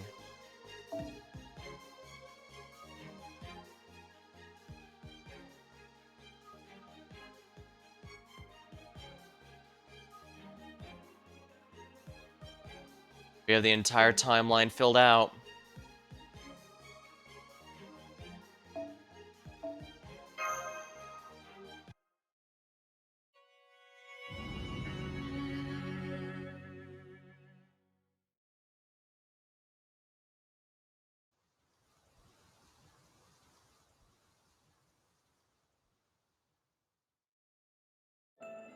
So this is Avalon, the planet's inner sea. This is where proper human history's King Arthur said to have gone after he died. The wind, the atmosphere, everything's so warm and peaceful. Right? There's no such thing as evil in paradise. It's a separate world that neither influences nor is influenced by the surface, no matter how apocalyptic things may be. All there is here is hope. This place is a workshop that weaves together all possibilities to lead the planet and you guys to a happy ending. That being said, there's still only the remnants of Avalon, a shadow being projected as a British Lostbelt. The inner tower imprisoning me isn't here. There isn't much mana in the air, and there's no lake where fairies gather. The only thing here is the site of selection. The forge where the 6 fairies were supposed to create the sacred sword, assholes. Site of selection. Is that anything like the stone containing the sword of the legend of King Arthur? The one where Arthur found when he was still a squire, raised as Sir Ector's adopted child. The one he pulled the sword of selection from to demonstrate he was destined to be king. That's right. It basically signifies the same thing, and it's my job to guide you all here. There, see the altar on the hill? That's your destination. It's only a stone's throw away, but you will need to pass through a few checkpoints of sorts to reach it. One of them is Avalon's defense mechanism, one final test to make everything sure everything's in order. Everything the Fair of Paradise has done to date will appear as obstacles to overcome. As in, from the day she was born up until now. That's right, you'll be going over a scrapbook of her life, so to speak, to make sure there are no loose ends. It'll be a little journey in its own right, one that starts with a cold, unforgiving winter, ends with a warm, fun spring. Based on how things have gone before, it's safe to say the first obstacle will be the hardest, for many reasons. Master job is to remove those obstacles and help the fairy paradise to advance. Don't worry, you're going from hardship to good times, so it'll only get easier the closest you get. And just so we're all clear, let me repeat, the fairy paradise's duty is to create the sacred sword. By doing so, the British Lostbelt will lose its divergence point, and human history will be stabilized once again. Without this tree of emptiness, the British Lostbelt will simply fade away like all the others. Most importantly, the sacred sword's creation will lead directly to the protection of humanity's history. Were this Britain to mix with proper human history, the result would be a world that never had its sacred sword. That would close off the route you have to take to defeat the foreign god. Then again, the foreign god can't stop the collapse either, so you'd both be screwed there. Anyway, I think that's everything you need to know. Any questions? So, making it as her duty, but wouldn't that mean... Come on, Master, why so glum? It's okay, there's nothing to worry about. I'm still the child of prophecy, remember? This is the moment I've been working toward all this time. I rang the bell so I could come here. Besides, I've known this was my duty since I rang the 4th bell in Orkney. I'd planned to come here alone once Knockanaria was coronated, so... Don't worry about anything else, okay? Besides, Chaldea needs one of those, divine construct things too, right? In that case, we'd better hurry. I'm gonna protect the Britain I grew up in, and you guys are going to take back the world you grew up in. We need to do this to make both those things happen. Now it's time to get to it, that's all. This will be the end of our journey. I'm lucky the pilgrimage had so much fun. Now come on, let's have the site selection. Besides, not every day you get to go back to Avalon, so let's make the most of it. Just watch my back until it's over, okay?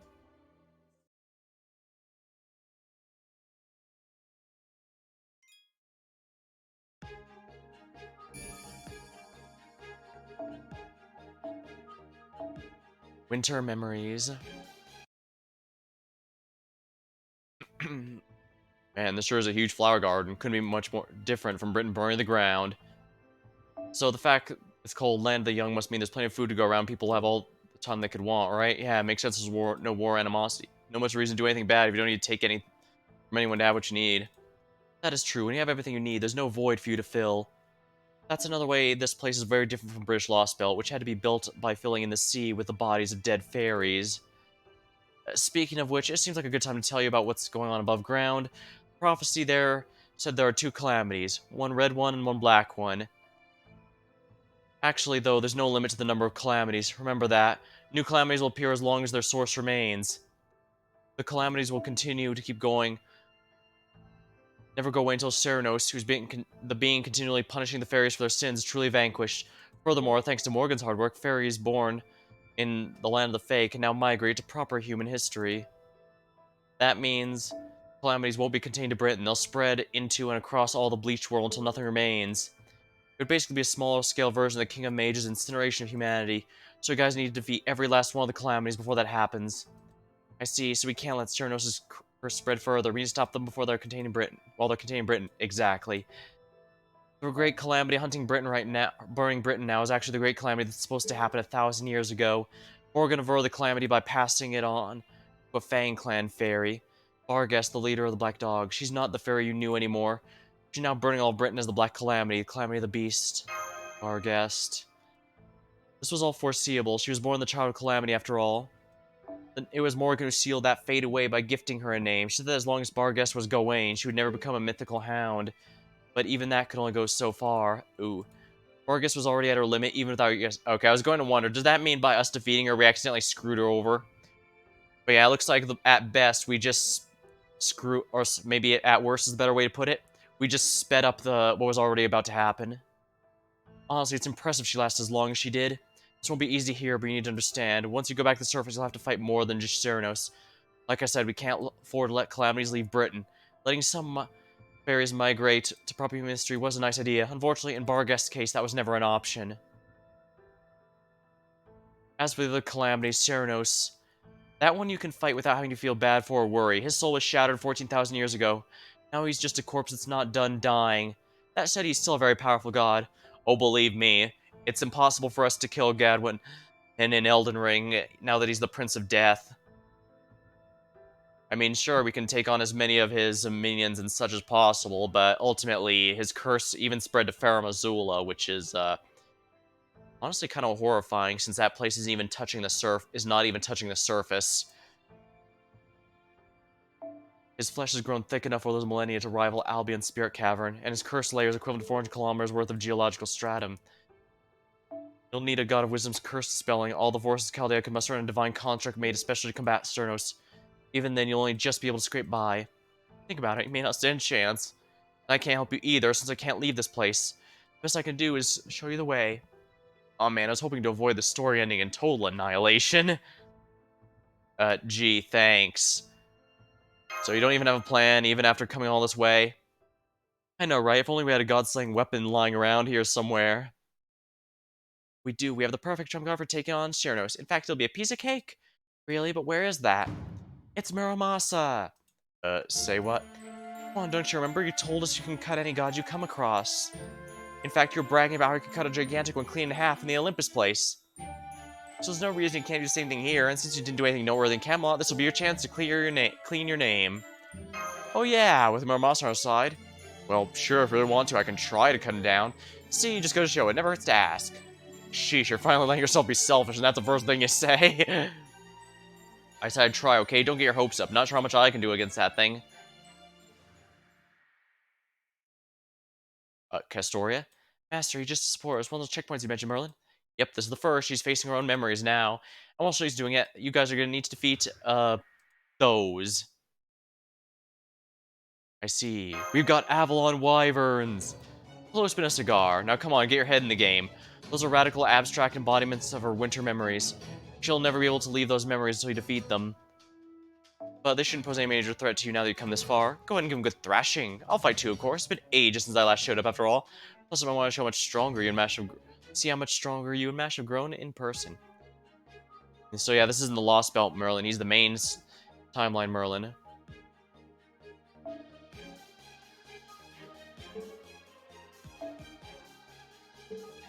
Mash guest only. Cannot use Castoria. Oh, how frustrating.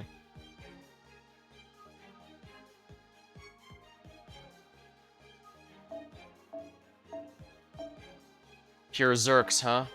Alright, I think I know who I want.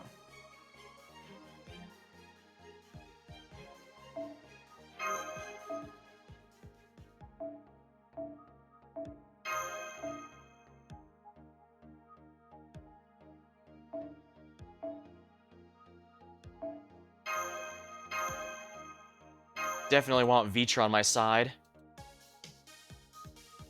NP2 and good stats across the board. Really nothing...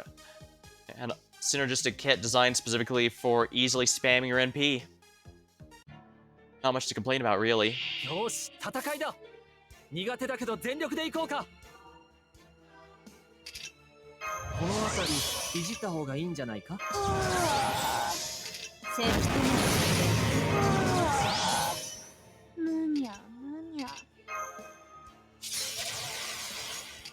まだ倒れません。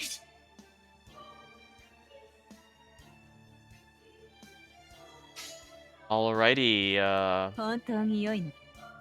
what's the highest HP one? That one. これが我という前 Alright, let's do it this way then. 6 enemies and an AoE NP. I think I'm in good shape.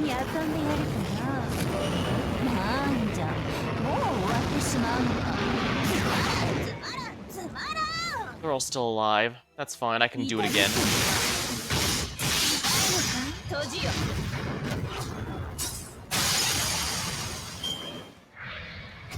Lie. Persecution.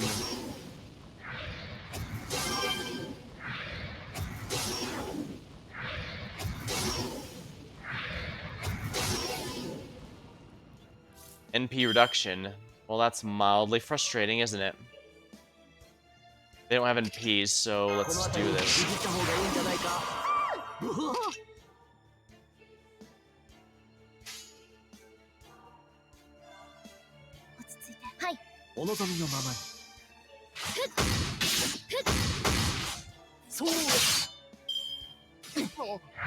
Ridicule.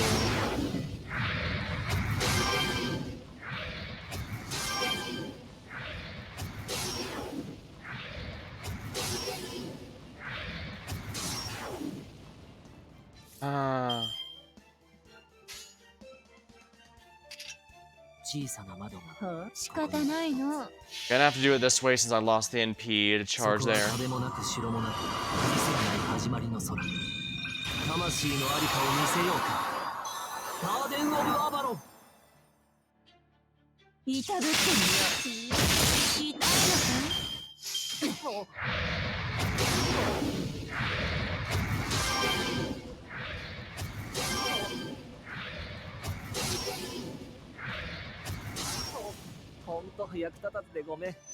Oh dear, that might be a little bit of a problem. Tamo no Mai. First of all, heal Vitra. Give her some more MP damage. Defend yourself, by all means.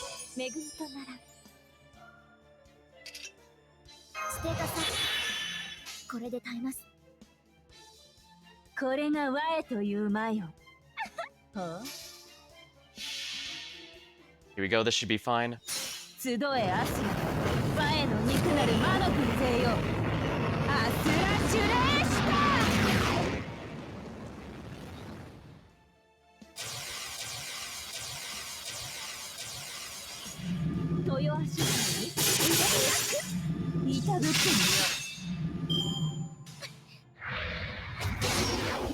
A 6 attack a turn is a nightmare. I need to be sure I can kill them easily.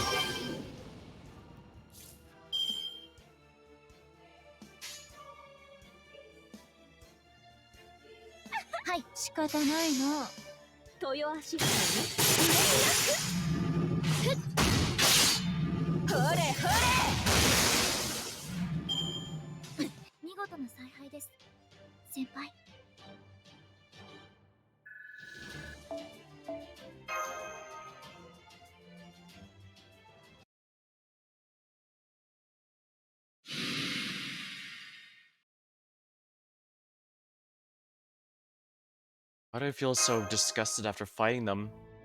It's not actually all that surprising. Those were Castor's most painful memories given physical form.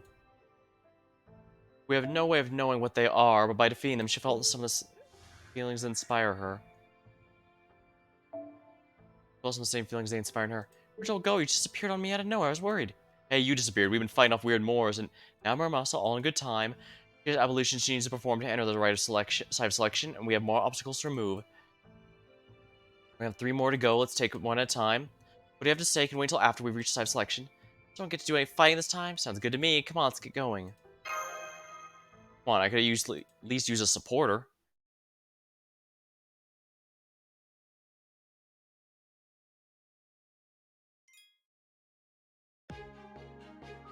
The moment a planet is born. Title drop. I don't know how I didn't notice that earlier, actually.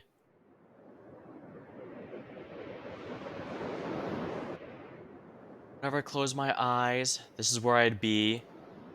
It didn't matter if I was awake or asleep, I'd still be shivering from the frigid wind, howling wind strong enough to shatter your ears. With nothing to protect me, my body feels cold as ice. Surrounded by pitch darkness with nothing for warmth and hope of escape, that's how I grew up. For me, Britain was pure hell. Yeah, there was a lot of hints that her growing up was not as friendly as she made it sound when she told us. Prophecy was true, she will be our salvation. She was the savior washed up on the shore along with the name Castoria. May you grow healthy and strong at age 16, and the Queen's soldiers never find you. Now go, hurry, hurry. Hurry and greet your 16th birthday. We have complete faith in you, which is why I must give everything you have for us. A small newborn fairy was washed ashore in a boat loaded with all kinds of treasure. What a stroke of luck, this must be the child prophecy. What a horrible omen, if the High Queen finds out, we're all done for. The village opinions were split down the middle, but they all agreed what should be done. At least the child prophecy should be useful. We should raise her ourselves till she turns 16. But she's a fairy of paradise. I don't like her. She's gonna mock us. She didn't deserve a proper house. What do humans do with creatures like that again? I know, raise them as livestock. We can make her lovely stable. The other villagers will know or find out about it if we say we're raising a horse. We can keep a child of prophecy all for ourselves. Fairies of Tintagel treated me as a precious resource. I had almost no magical energy, which made them all worry about me. It's been 4 years since she got here, and she's still barely in magical energy. Poor thing, she may as well be a human. I can't believe she can't do anything impressive. I'm worried. Will she be able to survive like this? I know, we need to train her. Be harder on her, methodical. We can't even give her time to sleep. Forgive us, this is for your own good. The way you are now, we can't even dream of being the child of prophecy, and we don't have any time for dreams. We need to have her grow at least a little. You can barely tell her apart from a human. No one believes she's a child of prophecy. Like this, not even when she's 16. Who cares if she could be the queen? All that matters is that she's valuable. It doesn't matter whether she's the real child of prophecy. It just has to look the part so we can get rich. Why else would we bother taking a fair paradise? We just have to make sure she doesn't die. We don't worry too much about her running away. She's too weak to do that. But the village fairies didn't know that my fey eyes still work. However much I wish I could, and I can always see the true feelings they kept to themselves.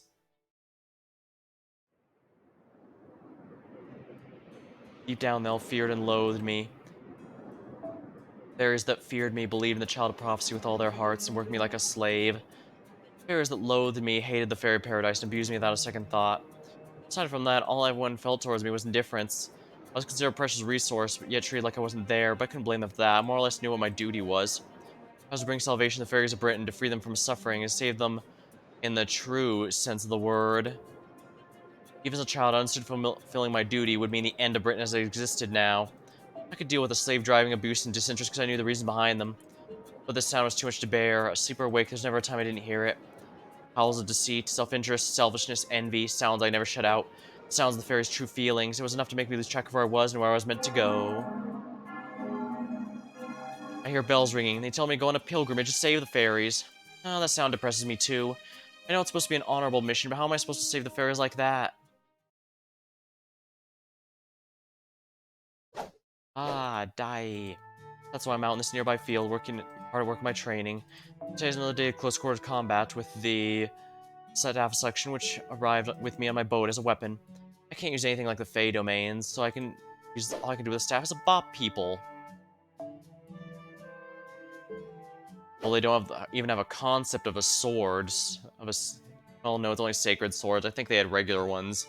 Combat. Yeah, they had regular combat swords, just no weapons. It was early afternoon, my 6th year. I just collapsed from exhaustion. My melee combat training was the only time I had to myself once the villager keeping it on me left, figuring I was so weak I wouldn't be able to escape anyway. Huh? Then just my voice trailing off. That was nasty. Fairies put you in your place are pretty horrible, you know that? Just talk staff? No, I'm not the staff of the selection. I'm just a I'm nosy old busybody. I couldn't take how awful Tintagel is anymore, or how sickening it was to see you doing everything they tell you. I just had to say something. I swear I wasn't planning on getting involved, but now I just don't think I have a choice. Listen up, I'm Merlin, the Mage of Flowers. I'm gonna be your teacher from now on, don't forget it. That was how I met with Merlin, or at the very least his voice from the staff of selection. That was how I began studying as a mage. Magecraft? I know about that, Queen Morgan uses that. What exactly is it? What are you gonna teach me? What do you mean? Magecraft, of course. Merlin Magecraft. Trust me, it's really something. Oh, well, that might make you fly like a bird, like zoom, whoosh, flying. You like to fly, huh? That's a pretty tall order for your first spell. You know how to fly? Are you some kind of quack? Oh no, I can fly easily. I'm the amazing Merlin. Let's hold off on that for now. Not even the Wind Clan can fly anymore, after all.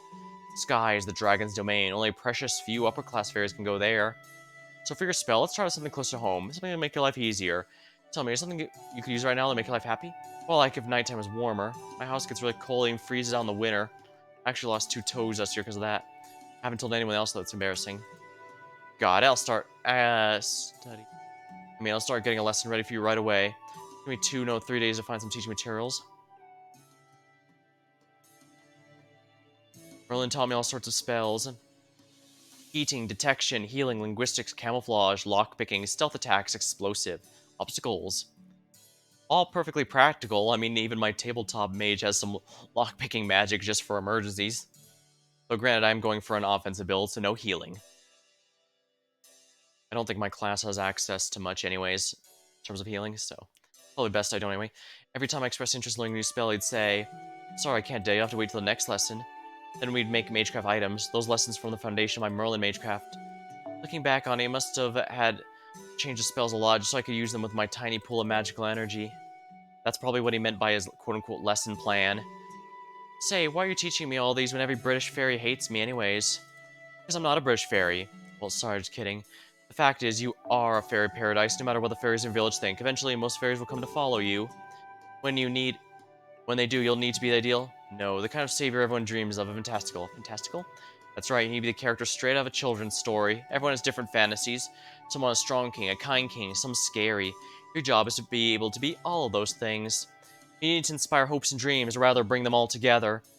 Everything wants something different, so a single name would only get in the way.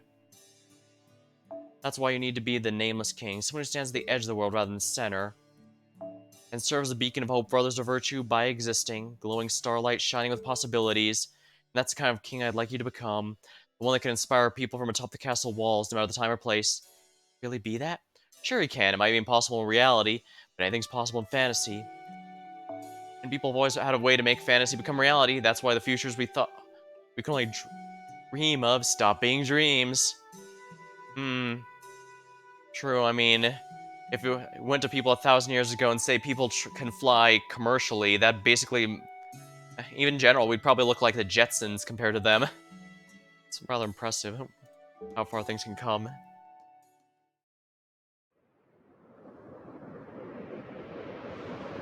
Well, even if 1,000 years is too long, even just 100 years, at the start of the 1900s, the idea of being able to communicate with people around the world instantaneously, that would have sounded like magic to them. And yet, here we are. Email, Discords, or other instant messengers, if you're not a fan of Discord, they are all at our fingertips. Merlin was very talkative, but a lot of fun to be around, but that only lasted for a year. A fairy girl saw me laughing in the field and reported me to the village elder. Responded by taking away his staff selection until I turned 16. But then every day was more painful for the last. That's the end of my winter memories. I see, we're going through the seasons. I did say the hardest ones first, so autumn memory should be a bit easier in comparison.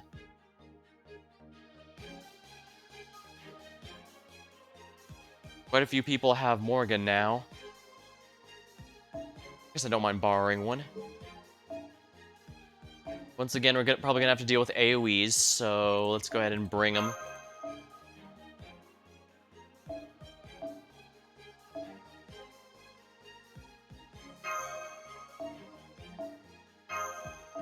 Actually, no, bring Tammo no Mae here so she can buff. I highly doubt whatever the enemies are going to be able to kill Beecher that easily. The only one who was able to tear her down so far was Morgan, and Morgan gets... She had Berserker offenses along with massive crit bonuses, so she was basically one-shotting everyone, so I'm not too worried.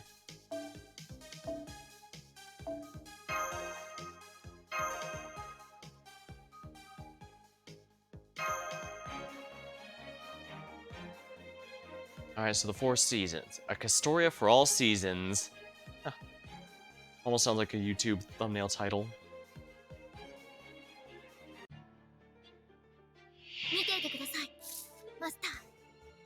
Okay, he's right. There are going to be less of them now.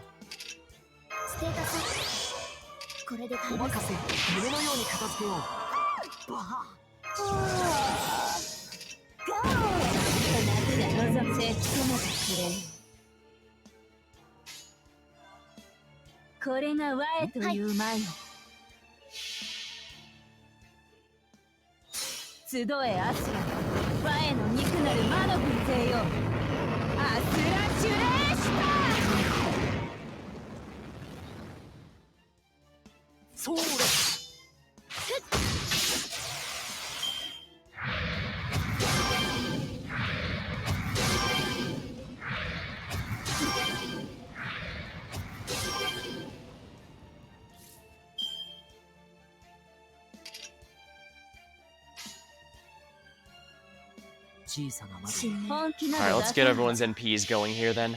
私は最悪の席にそこは壁もなく城もなく富士山の始まりの空魂のありかを見せようかガーデン・オブ・アバロン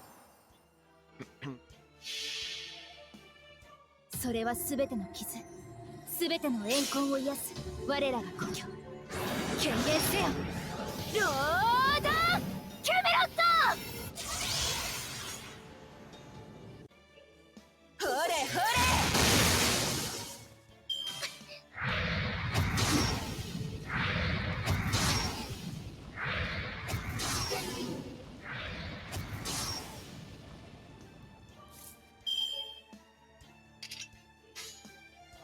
いいともお望みのまま本気など出さんがそうどうほれほれ Guts, huh? Remove buff. Oh, you dick. I probably should have brought the plug suit to swap them around. Whatever, I can do this. この辺りいじった方がいいんじゃないかこれが我という We're gonna be setting off guts, but they only come back with 1 HP, so I think this will be easy. 集えアスラ我の肉なる魔の軍勢よアスラシュレーシ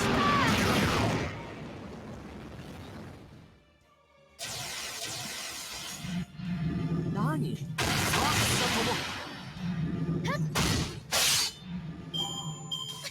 あったったった久しぶりの運動は応えるね There we are. Let me grab a sip of my drink before we continue.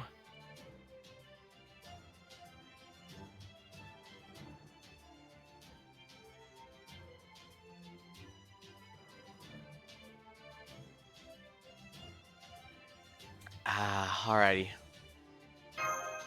There we go. Feels a lot better. I wasn't expecting another mini arc in this story, but oh well.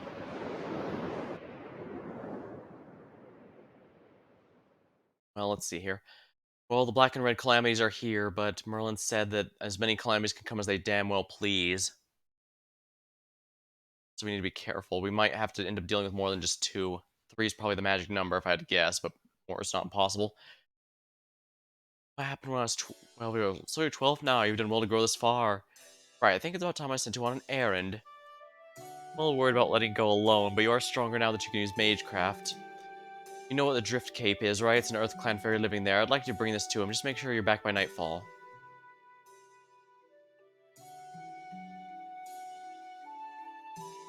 Huh, no way. Could that house be... There's no mistaking it. That was a lone house on top of the cape was an iron theme park. An artesian workshop like Merlin told me about. The kind of place at the very top of my bucket list, the kind that couldn't be found in Tintagel. It's a smithy!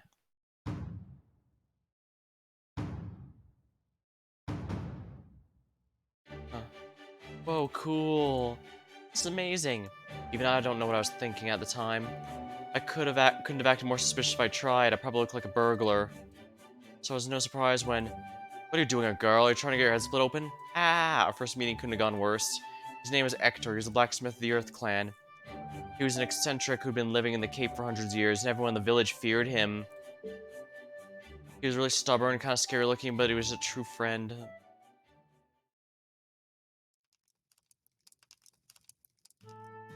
Hey, I love the pouch of Tintagel, so you weren't trying to steal my iron and bring me some. Not a burglar, so this is from the elder. What was that? Canaria, enunciate, louder. He's a true friend, never once lied to me. Hector's hearing is poor, so I had to be real loud for him to hear me. What's more, he had fairies. Both his inner voice and his heart were dripping with pitch-black hatred. He's gonna kill me if I stay here too long. He really is gonna split my head open with a hammer. My excitement was about being a real smith is gone. I decided to leave the elder's package and beat a hasty retreat, but then... Wait, let me get a look at you. You're the child of prophecy, aren't you? You see, it's only been 12 years since Ansel made the prophecy. Get back to your village. This is no place for a young girl. I live down this backwater, so I didn't have to see anyone. Don't come here again. Got it? I don't have time to deal with the child of prophecy. Yes, sir. Sorry for the intrusion. In a panic, I made my way out of his house, just avoiding the hammer through my way. I ran from the cape and back to the village. My steps were slow and plodding, less prep than usual. That package was an explosive, wasn't it?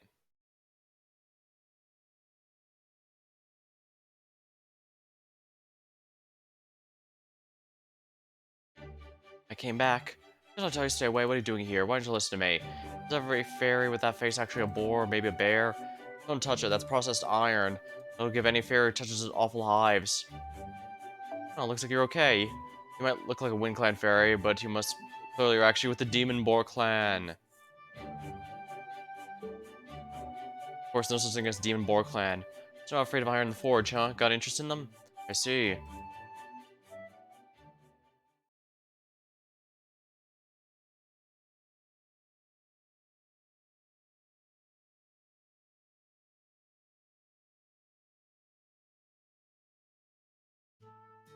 Backgun, are you? Well, I doubt anyone else in that village wanted to spend time with me.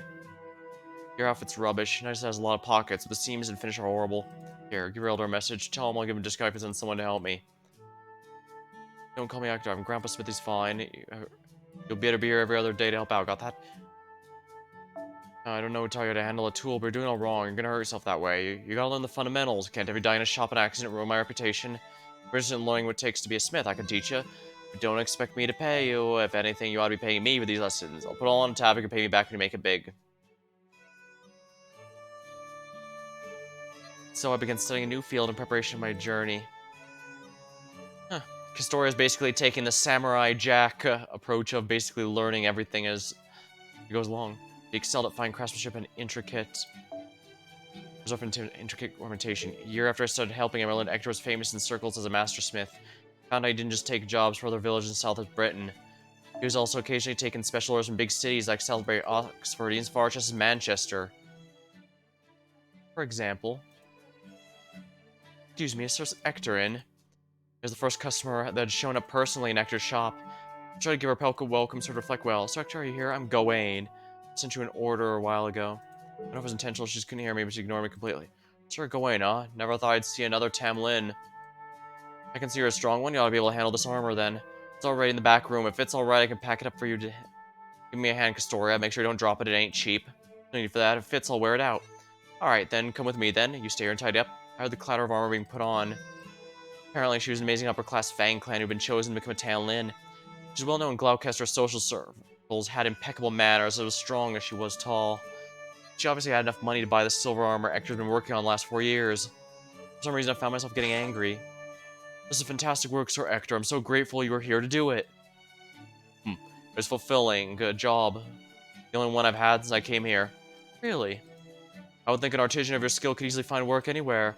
Oh, this is rude of me to suggest, but my own city still lacks a sizable smithy. If you think you might be able to be able to moving there, what you on about? I hear that all sound like a bullfrog or a night crow. Stay out of this, you idiot. What, don't you know she's a Tamlin? Oh, but Grandpa, who does she think she is trying to persuade you? What I had something of a foul mouth by this point. I blame Merlin for that. He's always pissed, march up to Tamlin and glaring it at her. Oh, you must be Hector's apprentice. I can see how you feel. I'd be sad to part with ways with a trusted mentor as well.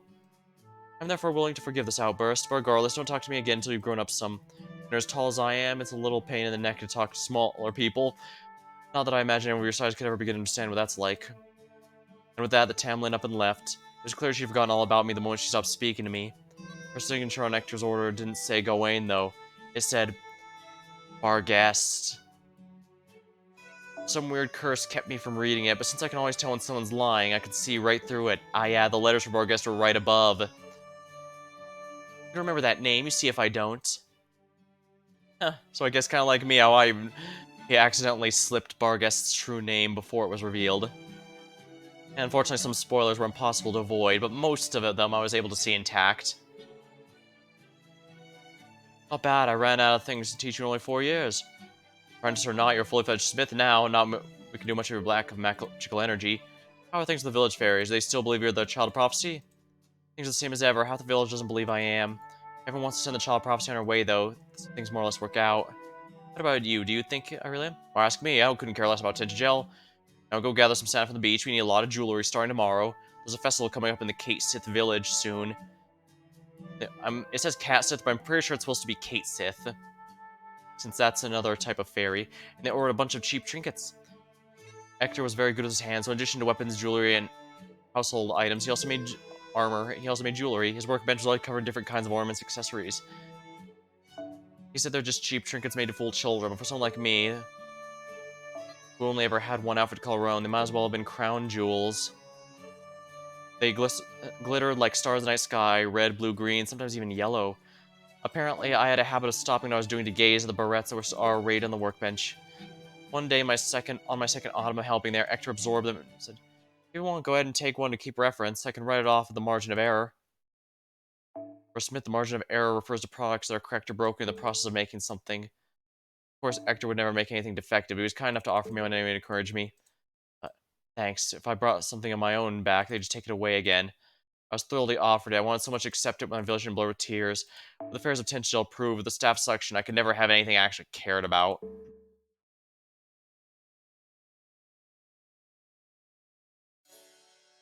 Still, it did help me remember a conversation I had when I was younger. It was with Merlin when I recklessly working day and night trying to move things as fast as I could. Man, it sucks when things should have disappeared long ago just stick around, like those narrow-minded fairies who keep trying to control you. Oh, this is the worst. Britain's so awful now. I'm just kidding, but if that's how you feel, you should say so. Okay, to want what you want, you don't have to deny yourself. Now, what is it you want most right now? Don't be embarrassed, just tell me. I want a spell that can blow the enemy to smithereens. I see, so need a tool to charge magical energy, a spell used to make the gunpowder explode. This is dangerously close to magical terrorism. And then again, there's no telling when or where the Black Dogs might come after you. Alright, put together this little recipe. Give me 3 to 6 days. Let's see. Smithing in Norwich is next for this sort of thing. So kind of helpful. I bet you've been on a lot of dates. Oh, I don't know about that. I don't really understand much about this whole, love business. It's all like food for me. Instead of thinking about my companion, all I can think of is, well, what it tastes like. I don't want neither fairies nor humans had much love for me. Right, Merlin was an incubus. Or part incubus. And so he feeds on emotions. But like many beings that feed on emotions, he doesn't exactly understand what they are, just that he consumes them. Then once, when I was suddenly thrust to a role where I had to be romantic, I ended up being better at it than anyone else. Also, I'm unsure of what that says about me than anyone. You're not a single lover, even though you made you flowers. Aren't you lonely? Maybe, though probably not too much, since I didn't realize until you said something. It's not something I ever really worried about. I always knew it'd be forever out of reach. That said, for me, studying magecraft, looking for a way to save Britain, finding a lover, it's all basically the same. What do you mean? What I mean is, it might be lonesome looking for a star you know doesn't exist, but it's also kind of fun.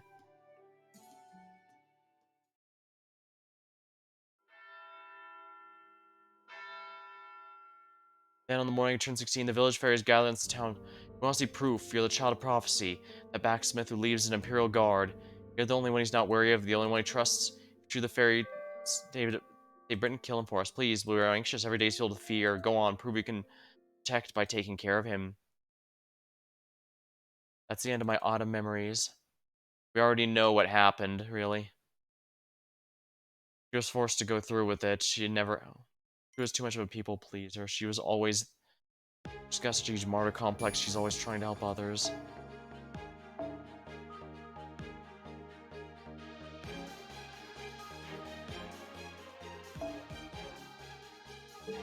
Now interesting. Is there just gonna be one enemy or multiple?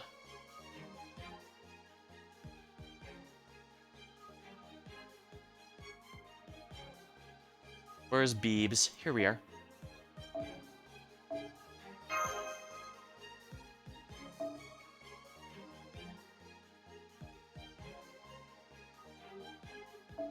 Always brute force hit.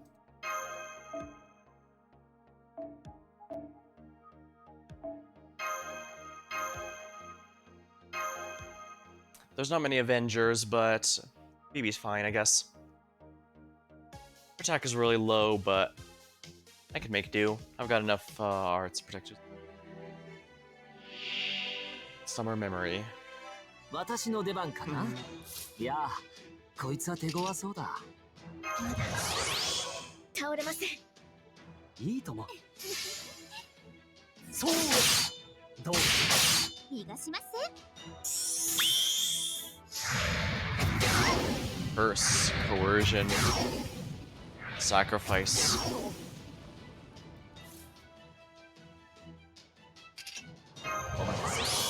夢のように片付ける。何でもできるラスボス系後輩なのです。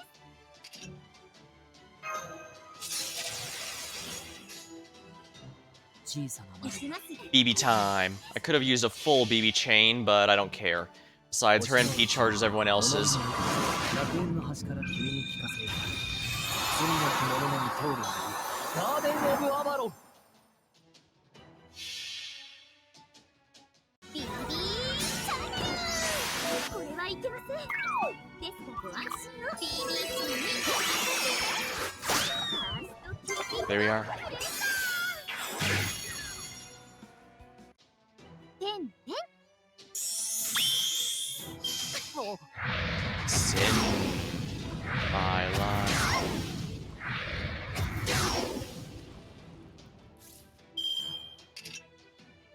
なかったことにしますね。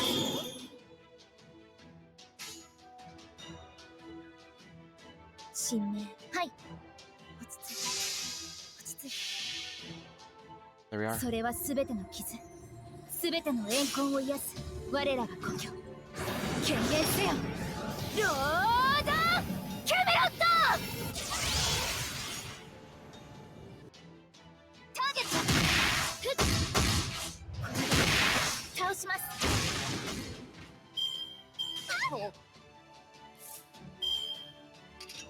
ステータスアップ、これで耐えます。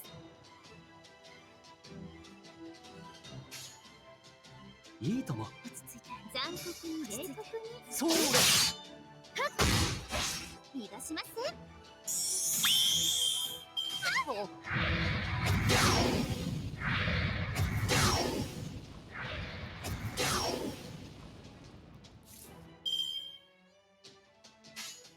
落ち着いて。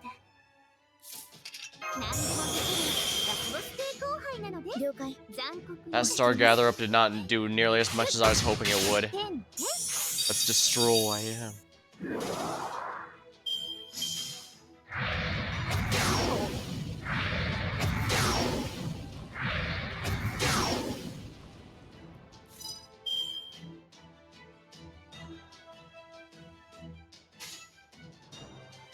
残酷に冷酷に。神明会長、残酷に冷酷に。私は最悪の席に立つ。それはすべての傷、すべての怨恨を癒す我らが故郷。権限せよ、ロードキャメロット。はい、桜ピー。 Hot hit crit damage. I'd probably do more damage if I focused a bit more heavily, but this guy gets weaker the more he attacks. Probably why they felt it was safe to make him an Avenger. 夢のように片付ける。なかったことにしますね。まだ倒れません。小さな窓がここに一つ。星のうち Alright, Garden of Avalon to get everyone healing. 端から君に聞かせよう。罪なき者のに通る。 I believe it just increase the overcharge for BB's NP just increases debuff weak the enemy's vulnerability to debuffs. これはいけません。ですがご安心を。 BB チームにファーストキューピッドプレッシャー。逃がしません。 Here we are.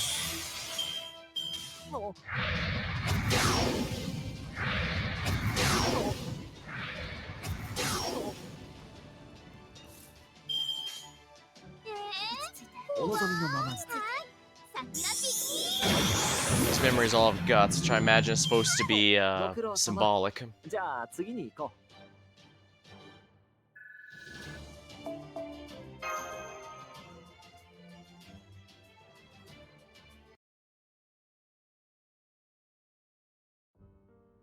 Apparently, the Earth Clan fairy living on the Cape used to be one of Queen Morgan's Imperial Guards a long time ago.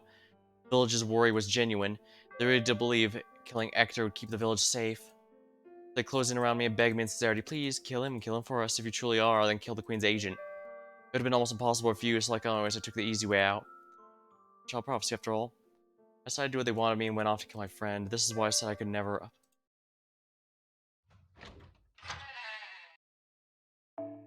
could never have anything I really cared about. I have to kill him. If I don't, they'll think an imposter will kill me instead. It was easy to sneak in, and since Hector was hard of hearing, he's sleeping on a stone bed, completely defenseless. In my hand, I had a rusty iron knife the fairies gave me. Truth is, it wasn't impossible to refuse. I was just scared. Scared of being called imposter, getting beaten for being useless. Scared my life so far might have been for nothing, and so I got so fed up and angry, I brought the knife down as hard as I could. Oh well, maybe things will work out. I sheathed the now chipped knife and began dark path village. I was practically trembling with fear, but also in the village fairs are simple folk. Strangely optimistic I could get out as long as I explained everything. Don't let her fool you. She didn't kill him. I was watching the whole time. Didn't do anything. She just cut one of his helmets. That's not all. I knew her magecraft's fake too. It's all smoke and gunpowder. Listen, the fact they're labeled as friend is quite telling. Wait, what did she say? Is that true? She didn't kill the Umgar. She couldn't kill one of Morgan's agents. And she can't be. I knew it didn't make sense. Fairies were stronger. They had more magical energy too. Grab the caster, grab the liar. Hand her over to Woodwow's executioner as an imposter. Caught me in no time and threw me in the underground jail. Fairy accused me of smiling so smugly to triumph at me, but I wasn't surprised. Whenever she talked to me claiming to be my friend, she always consumed with envy and doubt. She was a bad person. It was just fairy nature. Even when you know someone is objectively worse off than you are, you can't help but be jealous when they're treated like they're special.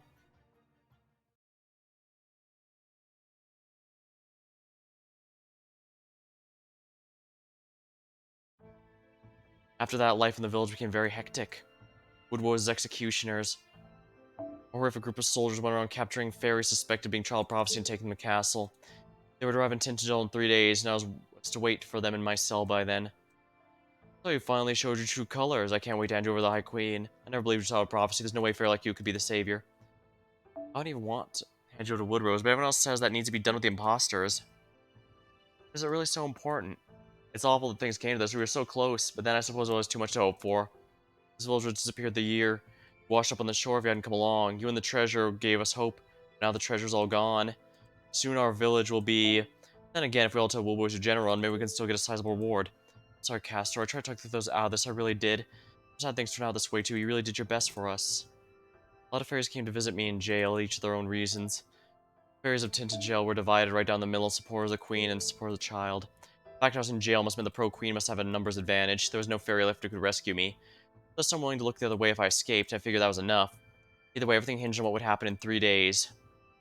I would have one last chance to escape after letting me right out of jail, right after they handed me over to the executioners. Made sure to stay in shape so I could run whenever I needed to and kept a close eye on for opportunities. I believe I'm gonna escape. I've been training my whole life to go on this pilgrimage. I can't let it end before it even begins.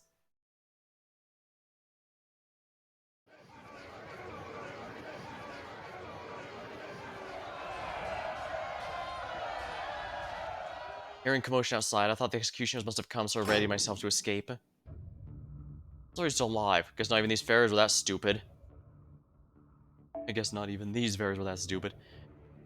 Hector, what are you doing? What happened to you? What, this? Don't worry about it. I had to beat a few fairies to get here, but never mind that. You got to go. Here, put this on. It's no helmet, but this hat should protect your head and hide your face at least a little. Oh, this is cute style. She never had good taste. Stow the compliments. Here, I got this back. It's always been yours anyway. Staff selection had been taken from me. 9 years gone by since I last saw, but I still felt an extension of my body. Though sadly, it looked long since lost Merlin's flippant voice. Go on now, Harry. It won't be long before the executioners get here. Hector! Don't call me by that name. It'll only bring you bad luck. Took out the guards, but there will be new ones here soon. We need to get you out here while it's still dark. Run as far and as fast as you can. If you can make it to Salisbury's Plains. What's that? It's coming from outside. At the time, I can only imagine the executioners would come and set the village on fire. I can't believe it. I knew they said they'd have to cut down the number of mouths defeated for winter. But killing each other over it? That's not stupid. That's right, pitiful. What's going on here? Why are the fairies who called us killing each other? Who's in charge here? Where's our Ah, we were led to believe Woodwow has wiped out the village, but no, the village wiped itself out. Please stand back. These fairies have all gone mad. We can't question them now. What would you have us do, sir? God damn bloodthirsty fools, baton wielders, exterminate the residents, spear wielders, guard the exits. We can't let any of them escape now. Don't bother putting out the fires until the fairies have all been dealt with. Make sure to capture any fairy who could be the child of prophecy alive. Her Majesty's orders. No, I didn't have a particular plan. I didn't even have time to think, but just as I was making a run for the... Griffin. Stop it, you'll never make it in time. You need to get away from here now. Besides, why would you want to help them? They were gonna sell you anyways. I know, but they were still fairies I'd grown up with. They may have lied to me non-stop for my entire life. That doesn't mean I could just abandon them. I would think that's actually a legitimate reason to abandon them. Fool.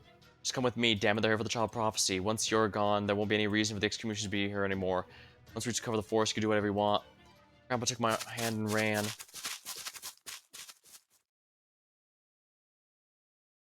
Phew, there we are. You can go the rest of the way alone. I fought some of Woodward's soldiers on the way, so it won't be long before more show up. You need to get away from here before they do. How about you? I don't suppose you can come with me? No, I can't. I still have work left to do. Once I'm sure I've escaped, I'll be heading right back to my forged cape, and that'll be that. You've been nothing but trouble, girl. Don't visit me again. Hector, I couldn't help it. I could see through his kind-hearted lies. I could see the deep wounds on his side, though he didn't notice his clothes. I could see how his strong back had practically been cut to ribbons. I could see his failing heart would stop entirely once I took eyes on him. Right, your fairies of paradise really are a pain, aren't you? The village is done for, the executioners are here. Hold your head high, grip your staff tight. Now is the time to begin your journey, Castoria. Remember, no matter what anyone says, even if you don't believe yourself, you are the child of prophecy. You could have killed me that night, but you didn't. That's who you truly are.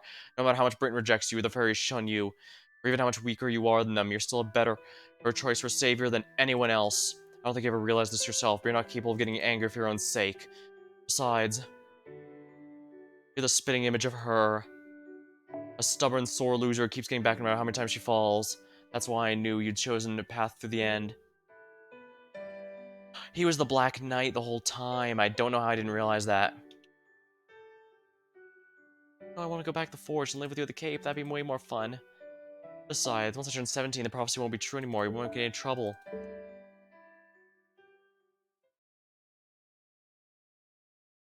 That dream would never come true. He never even heard what I wanted to say. I don't know who he was or why he did so much for me. All I know is the heartbeat I can still hear today, the sound of my own living heart. The one thing I've got going for me is my ability to quickly cheer on him, no matter how many times I'm brought down. I secured my new hat atop my head and gripped the staff of selection. Goodbye, everyone. Thank you for raising me until I turned 16. I'm the fair of paradise, the one who's meant to bring Britain the salvation it truly needs. So I'm going to begin my pilgrimage, just like you wanted me to. Indeed, everyone knew that it brings Britain salvation, but they never specified what the salvation was. I had a suspicion, given this is, a timeline never meant to exist, that would mean deleting it, and it seems that is indeed it. That was easier said than done. Forget beginning my pilgrimage, I couldn't even get anyone to take me seriously. I started to meet with the head of the Wind Clan, but the rebel army turned me away at the door. I tried a few odd jobs in response to demand to prove, but...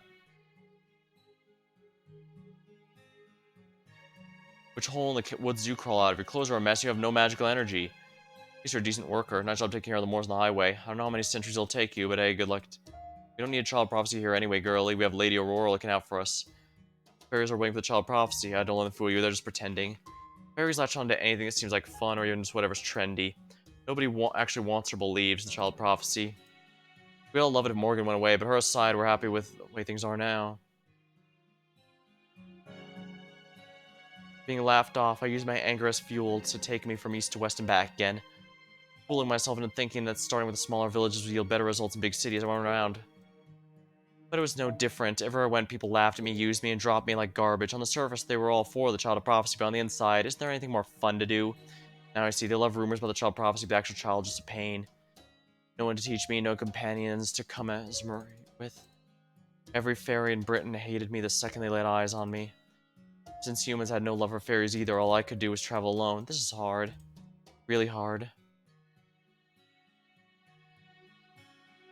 Consumed by depression, I went to decided to go to the Nameless Woods. I didn't have a particular plan in mind. I just wanted to be somewhere other than myself. I just wanted to be somewhere other than myself just for a little while, but the curse of the Nameless Woods didn't even affect fairies from paradise. So much for that. I just pretended to have lost my memory and went off the newcomer tent. But then a new fairy was... Oh, so she never lost her memory the entire time. He'd lost his memory and was in such bad shape, both physically and mentally, I felt like I had to help him. Most of all, I thought, if he's forgotten about, maybe there's a chance we could be friends.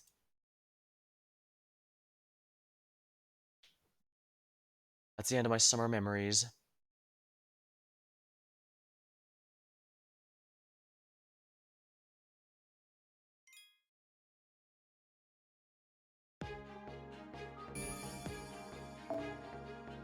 No battles. Spring memories. He said these will be the happiest, so we might not have a fight at all. Looks like that's it. We're finally to spring memories. Since they're spring, they're gonna be lots of fun. I bet any obstacles we run to will be total pushovers, so you don't have to worry much about taking them down.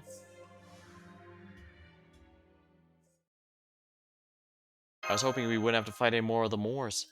Too, if those truly are her memories given physical form, I can only imagine how painful they must be for her. Even to just facing them as Moors makes me feel like my heart's being gouged from my chest. Don't worry, that's all done with now that we're past summer. Spring memories are fun times and fun times only. The only kinds of obstacles I'd expect to see here are things like probably Castoria dressed to the nines or enormous feasts of delicious foods. Well, that's all well and good. Before we start fighting, there's only one thing I want to clean up. You said that the fairy paradise rings all the bells becomes a sacred sword herself, right? Does that mean Castoria is going to disappear once it's all done?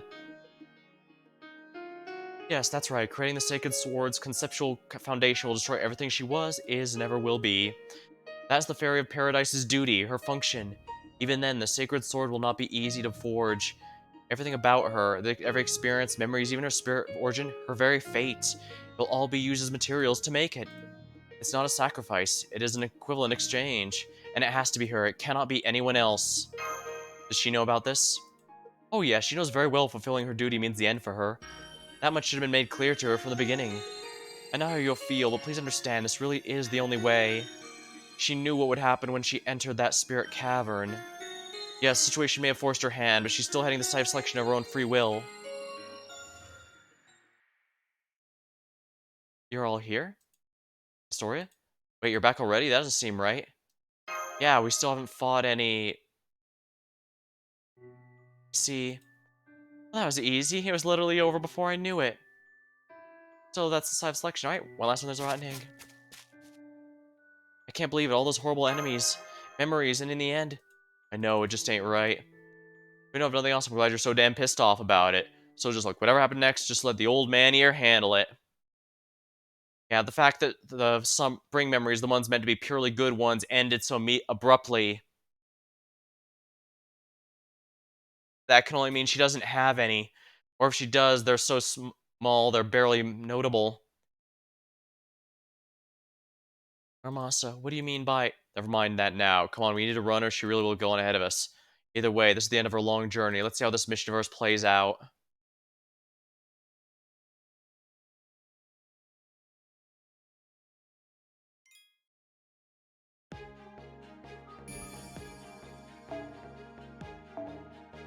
Here we are, the side of selection.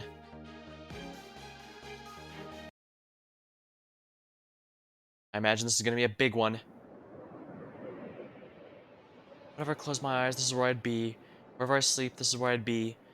No, that's wrong, it's a lie. Whether my eyes are open or closed, whether I'm asleep or awake, this is how the world always looks to me. The wind, the clouds, they're not really a storm, they're all people's voices. It's so awful to look at what I've put out my own eyes. It's horrible to hear or plug my own ears. But it didn't matter, nothing banished the darkness or made the wind stop howling. This is the tainted land where I need to fulfill my duty as a fairy paradise. I can't do this, I just can't. But no one will listen to me, no matter how loud I screamed. Besides, the wind was blowing so fiercely, I couldn't even hear myself. After everything I experienced in the village and getting to know more fairies better, the storm only intensified. I still have no idea what direction I should go or what I should even look for. I know the sounds, but Queen Morgan was honestly kind of lucky. She wanted to make Britain into her own kind of kingdom. It was thanks to that powerful, envy-inspiring goal of hers that she navigated the storm without losing her way. But I don't have anything like that, not one thing. I hate Britain, I hate fairies, I hate humans. How could I ever see my way through the storm? Oh no, that's not right, I could see a way. It was shown to me when I rang the bells of pilgrimage. Historia Pendragon, King of Britain. When I heard she was my proper human history self, I thought I was gonna throw up. The ideal knight, a king who lived her whole life for others, sacrificed all she did for Britain's future. I don't want to end up like her, I could never live a life like that, but to create the sacred sword is also to determine her fate. Without it, the sword, her life would be different. Without the sword, Britain would come to a different end. Get this, I should give up. Yeah, that's it. After all, I'm the only one who could save her. That's what I thought to myself each and every time I heard the bells ring, but I can still see that star. I don't know what that star is. Do know it's not my dream, my goal, or anything I care about, but it's always been there since I was born. I may have grown small and weak at times, but it was always there no matter how intense the storm got. I don't know where I want to go. I don't care about my duty, I just want to forget all this child of prophecy stuff, so why?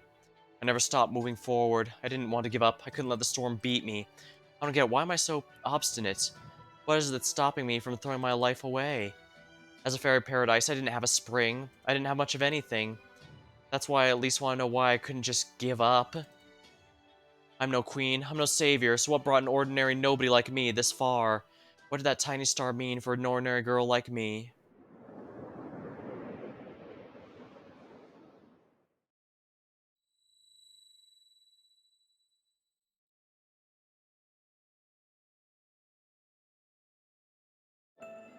It's the site of selection, the forge meant to make the sacred sword. That's right, that thing in the middle there is the furnace, the center of the universe. That's where the fairy of paradise is meant to go. All you have to do is stand there and the sacred sword will come into being. Not just for this Lostbelt either. It'll also bestow you with the sacred sword, the one whose concept was wiped clean from your world. And it won't just be a heroic spirit, something a heroic spirit temporarily reproduces. It's a weapon capable of defeating an invader from the foreign world for the humans of this time period. Does that mean this will save the Master's world? And well, it will make the impossible possible. They'll go from a no chance to a small chance. And well, that's all the more reason. Britain will go back to the way it used to be. It'll save the outside world. What more could we ask for?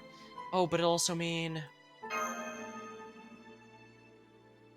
What's wrong? You both look almost sick. What is it? You need to rest out? It's okay. This probably won't take too long anyway. Oh, it's not that. Yes, that's right. Creating the Sacred Sword's conceptual foundation to destroy everything she is, was, and will be.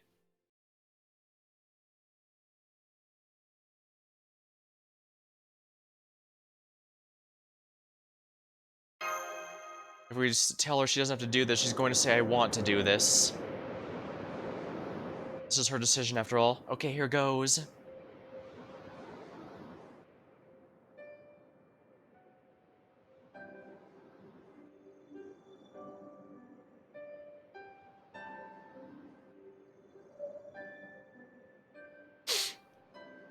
Oh, since I won't have another chance to say this, I need to get something off my chest.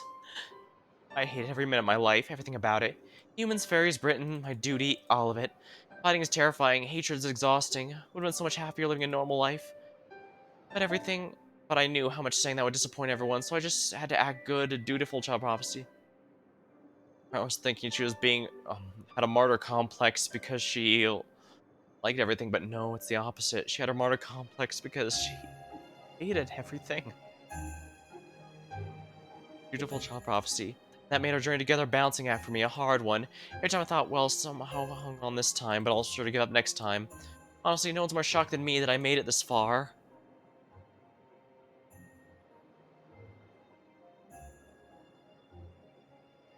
Forging the sacred sword means erasing Fairy Britain from existence. I'll never really love fairies or humans, but I can always see the wish they held in their hearts. Every one of them was suffering inside. They all wished for salvation. Even if they're sinners, even if they're just getting what they deserve, I can't believe they brought this on themselves. Because, hey, we're all the same. Lie of omission, outright deception are just parts of life. Even under all those lies, everyone truly wished to be saved. I swear, I wish they'd really cut that kind of stuff out. It's really hard walking this Avalon path. Sometimes I just want to shout, can someone cut me some freaking slack? Looking back now, I'm glad. My life wasn't all that bad, after all. Until now, standing here, I didn't think there was any way I, of all people, could save this world. Someone like me could ever be allowed to end their world. I mean, it's not fair to decide a world's fate when you don't even like the world, right? You're going to do it anyway, aren't you? Yeah, I am. I'm gonna fulfill my duty here, and the crazy thing is, I don't even know why. It's probably for some silly selfish reason, something no one else can ever understand. You know, I bet it's the sort of thing that kept you going in the Garden of Lost Well, Master. Oh, only one L there. But the exact kind of thing that made you stand firm in the face of the calamity of Norwich, Mash. I'm not doing this for anyone else, I'm doing this for me. I'm not even doing it because it's right. I think I've been making my way through the storm because that's something I can't turn my back on.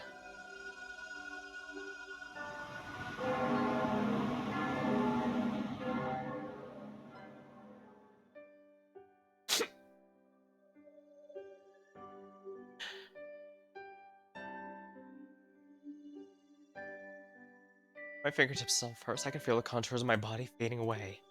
My memories will probably go, then erase my sense of self. If I answer inner season, stripping away all my memories, it's just like one's just as good as another. Make the sacred sword has to go through all of them to understand humanity in the present day. I was only ever a means to learn about them so I could shape a better, more powerful sword.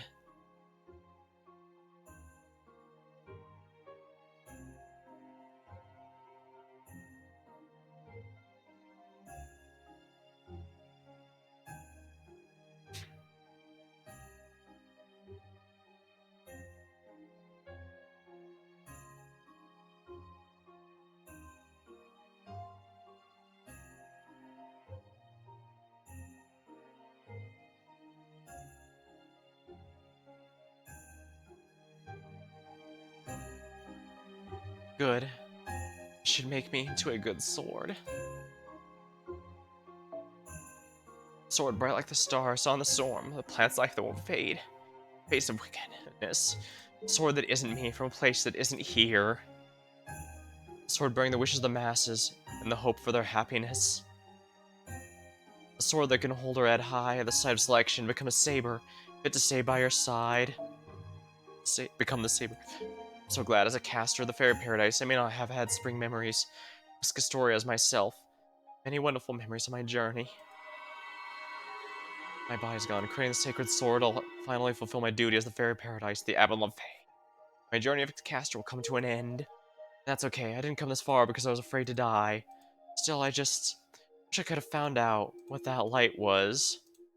The light I've seen all my life, the light that's seen me all my life, wanting to know what it was. Being determined not to give up until I found out is what kept me going all this time. Thought I'd find out somewhere on my pilgrimage, but I never did. One regret. Yeah, I can't end things just yet then, can you? What are you doing here? What do you mean what I'm doing here? Who the hell else is gonna forge a sword? My whole life's been about making blades and cutting through destiny and karma. I'm Senji Goddamn Muramasa. Go on, move aside. You brought the iron, now let the swordsmith do his job. Oh, this planet's inner sea, the universe's surface. Furnace, huh? Oh boy, just getting close enough is enough to burn you. That's what I'm talking about.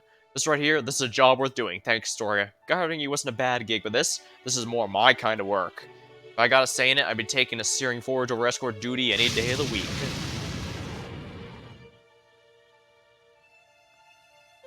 No, you can't. Thank you so much, but you can't do this. It'll turn you to ash. Fine by me. Swordsmiths were born to pound iron. If I can do that in the god's own domain, that's worth burning my life away. Besides, the smithy's supposed to be hot, so I ain't gonna stop pounding for nothing. Not even if my whole spirit origin burns up.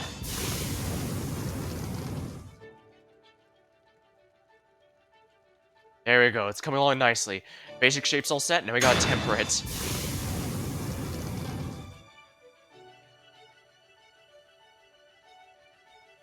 Stop, you can't! I'm floating. Oh, that's because I took over here. You're probably getting booted out so you don't get in the way. Alright, Child of Prophecy, see you around. Got more iron than I needed for this sword, so I don't need to use it all, especially if we got something left to do. I could use this power for the final finishing touch, but I want you to take it for yourself. In exchange, I'm gonna use this to finish the job. Since you bought my life, it only seems right I'd pay you back with it, right? Ridiculous, you more than paid me back for that. Besides, from the outside, you're the master's enemy. You don't have any connection to Britain. Don't you have another job you need to do? True. I don't know how I'm ever gonna face the foreign god now, but hey, I'll probably never see her again anyway. Don't worry about it. I'm doing this because it's what I want. Just like you.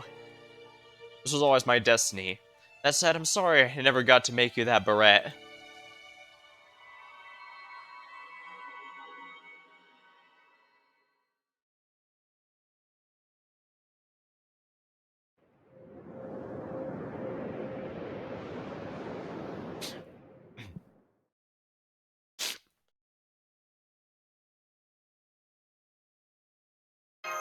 The light went out. Astoria.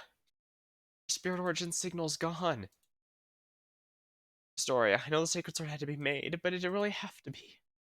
I know, right? They had to be able to come up with a better way. Just inefficient, not to mention inhumane. I guess that's probably too much to ask for a planet's soul. That's basically what the inner sea is, to think humanely.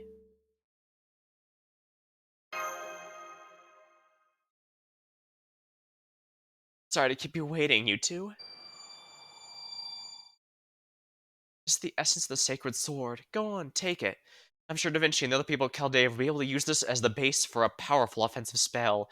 I wish I could have given you Excalibur itself, but I'm afraid things didn't work out that way.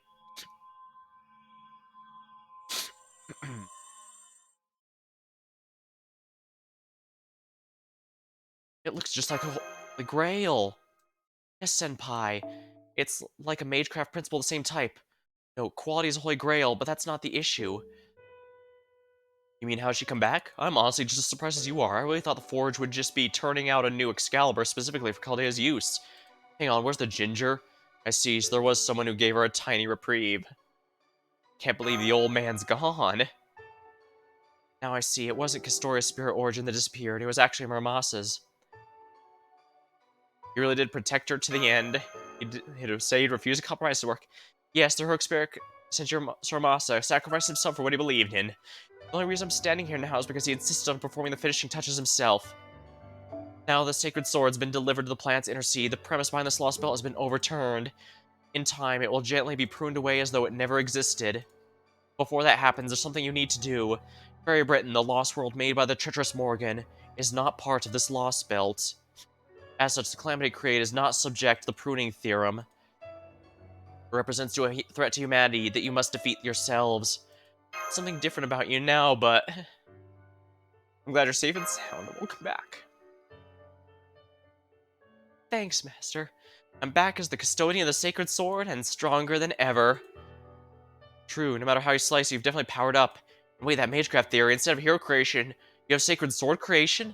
No fair, how do you get a skill like that? Are you about to steal my thunder or something? Alright, Merlin, that's enough of that. It's too bad Foe isn't here right now. Alright, I know we both have different roles to play, so let's take this as a win and move on. The heroic spirit protected her, and she still lives as a result. This, too, is fate. The sacred sword's been forged, and this is the promise... And this is the moment a planet is born. The child of prophecy fulfilled her duty, aided by a foreign mage. So now it's my turn to help. I'm going to do a small-scale restoration on Britain to the way it was before things turned completely hopeless. Specifically, turn back the clock on Ceranos, at least a little bit. You mean before he appeared? That's right. Once Ceranos shows up and covers Adam's curse, not even a sacred sword's protection will be enough for you to win. So I'm gonna have him go back in time by, oh, we'll say 2 hours. See, I suspected something like this might happen, so I kept the entire pit in a dream. Once I have Ceranos wake up, it'll be as though the events are part of a dream. That is, everything took place in the last 2 hours, never happened. So, wait, so you can just do that? Indeed. It's pretty boring waiting around here ever since I was free from the garden, so I spent some time casting a spell on the pit. My spirit origin's practically falling apart now as a result, but oh well. Suffice to say, once I disengage my dream zone, I'll probably disappear along with it. I wish I could stick around to see how her battle goes, but sadly, it doesn't look like that's gonna happen. But don't worry about me, even if I feel bad about basically demanding Castoria be the only one to sacrifice everything. Sure, it didn't turn out exactly as I planned, but hey, that's why we build margins of error. For my last trick, I'll even help you out by sending you straight to the storm border without even having to go back through the spirit cavern. When you get there, it'll be 1 hour before Ceranos shows up. You'll have another hour after this before the curse spreads everywhere. That gives you 2 hours to settle this, but this time you should have at least a fighting chance. Muramos and I both gave everything we had for this, and now all you have to do is the best you can. Isn't that right, Nameless King? Can I ask you to watch over Master and Mash for me? Of course you can. You take care of 2 major flowers. After all, this is just a shadow of Avalon. I'm sure the real you is still imprisoned in that tower. Saw right through that, didn't you? Yeah, you're definitely the Sacred Sword's guardian now. Alright. Back to dying Britain with you all. Once you overcome this twilight skies, you'll find clear blue ahead.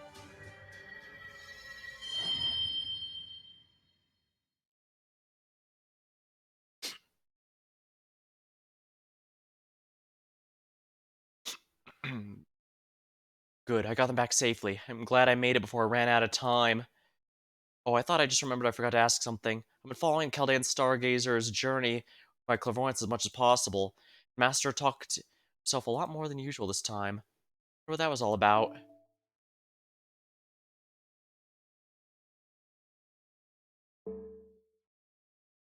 Wait, that means there was someone who was invisible to Merlin. Merlin has clairvoyance EX. He can see anything. How could he not possibly see someone that was with us?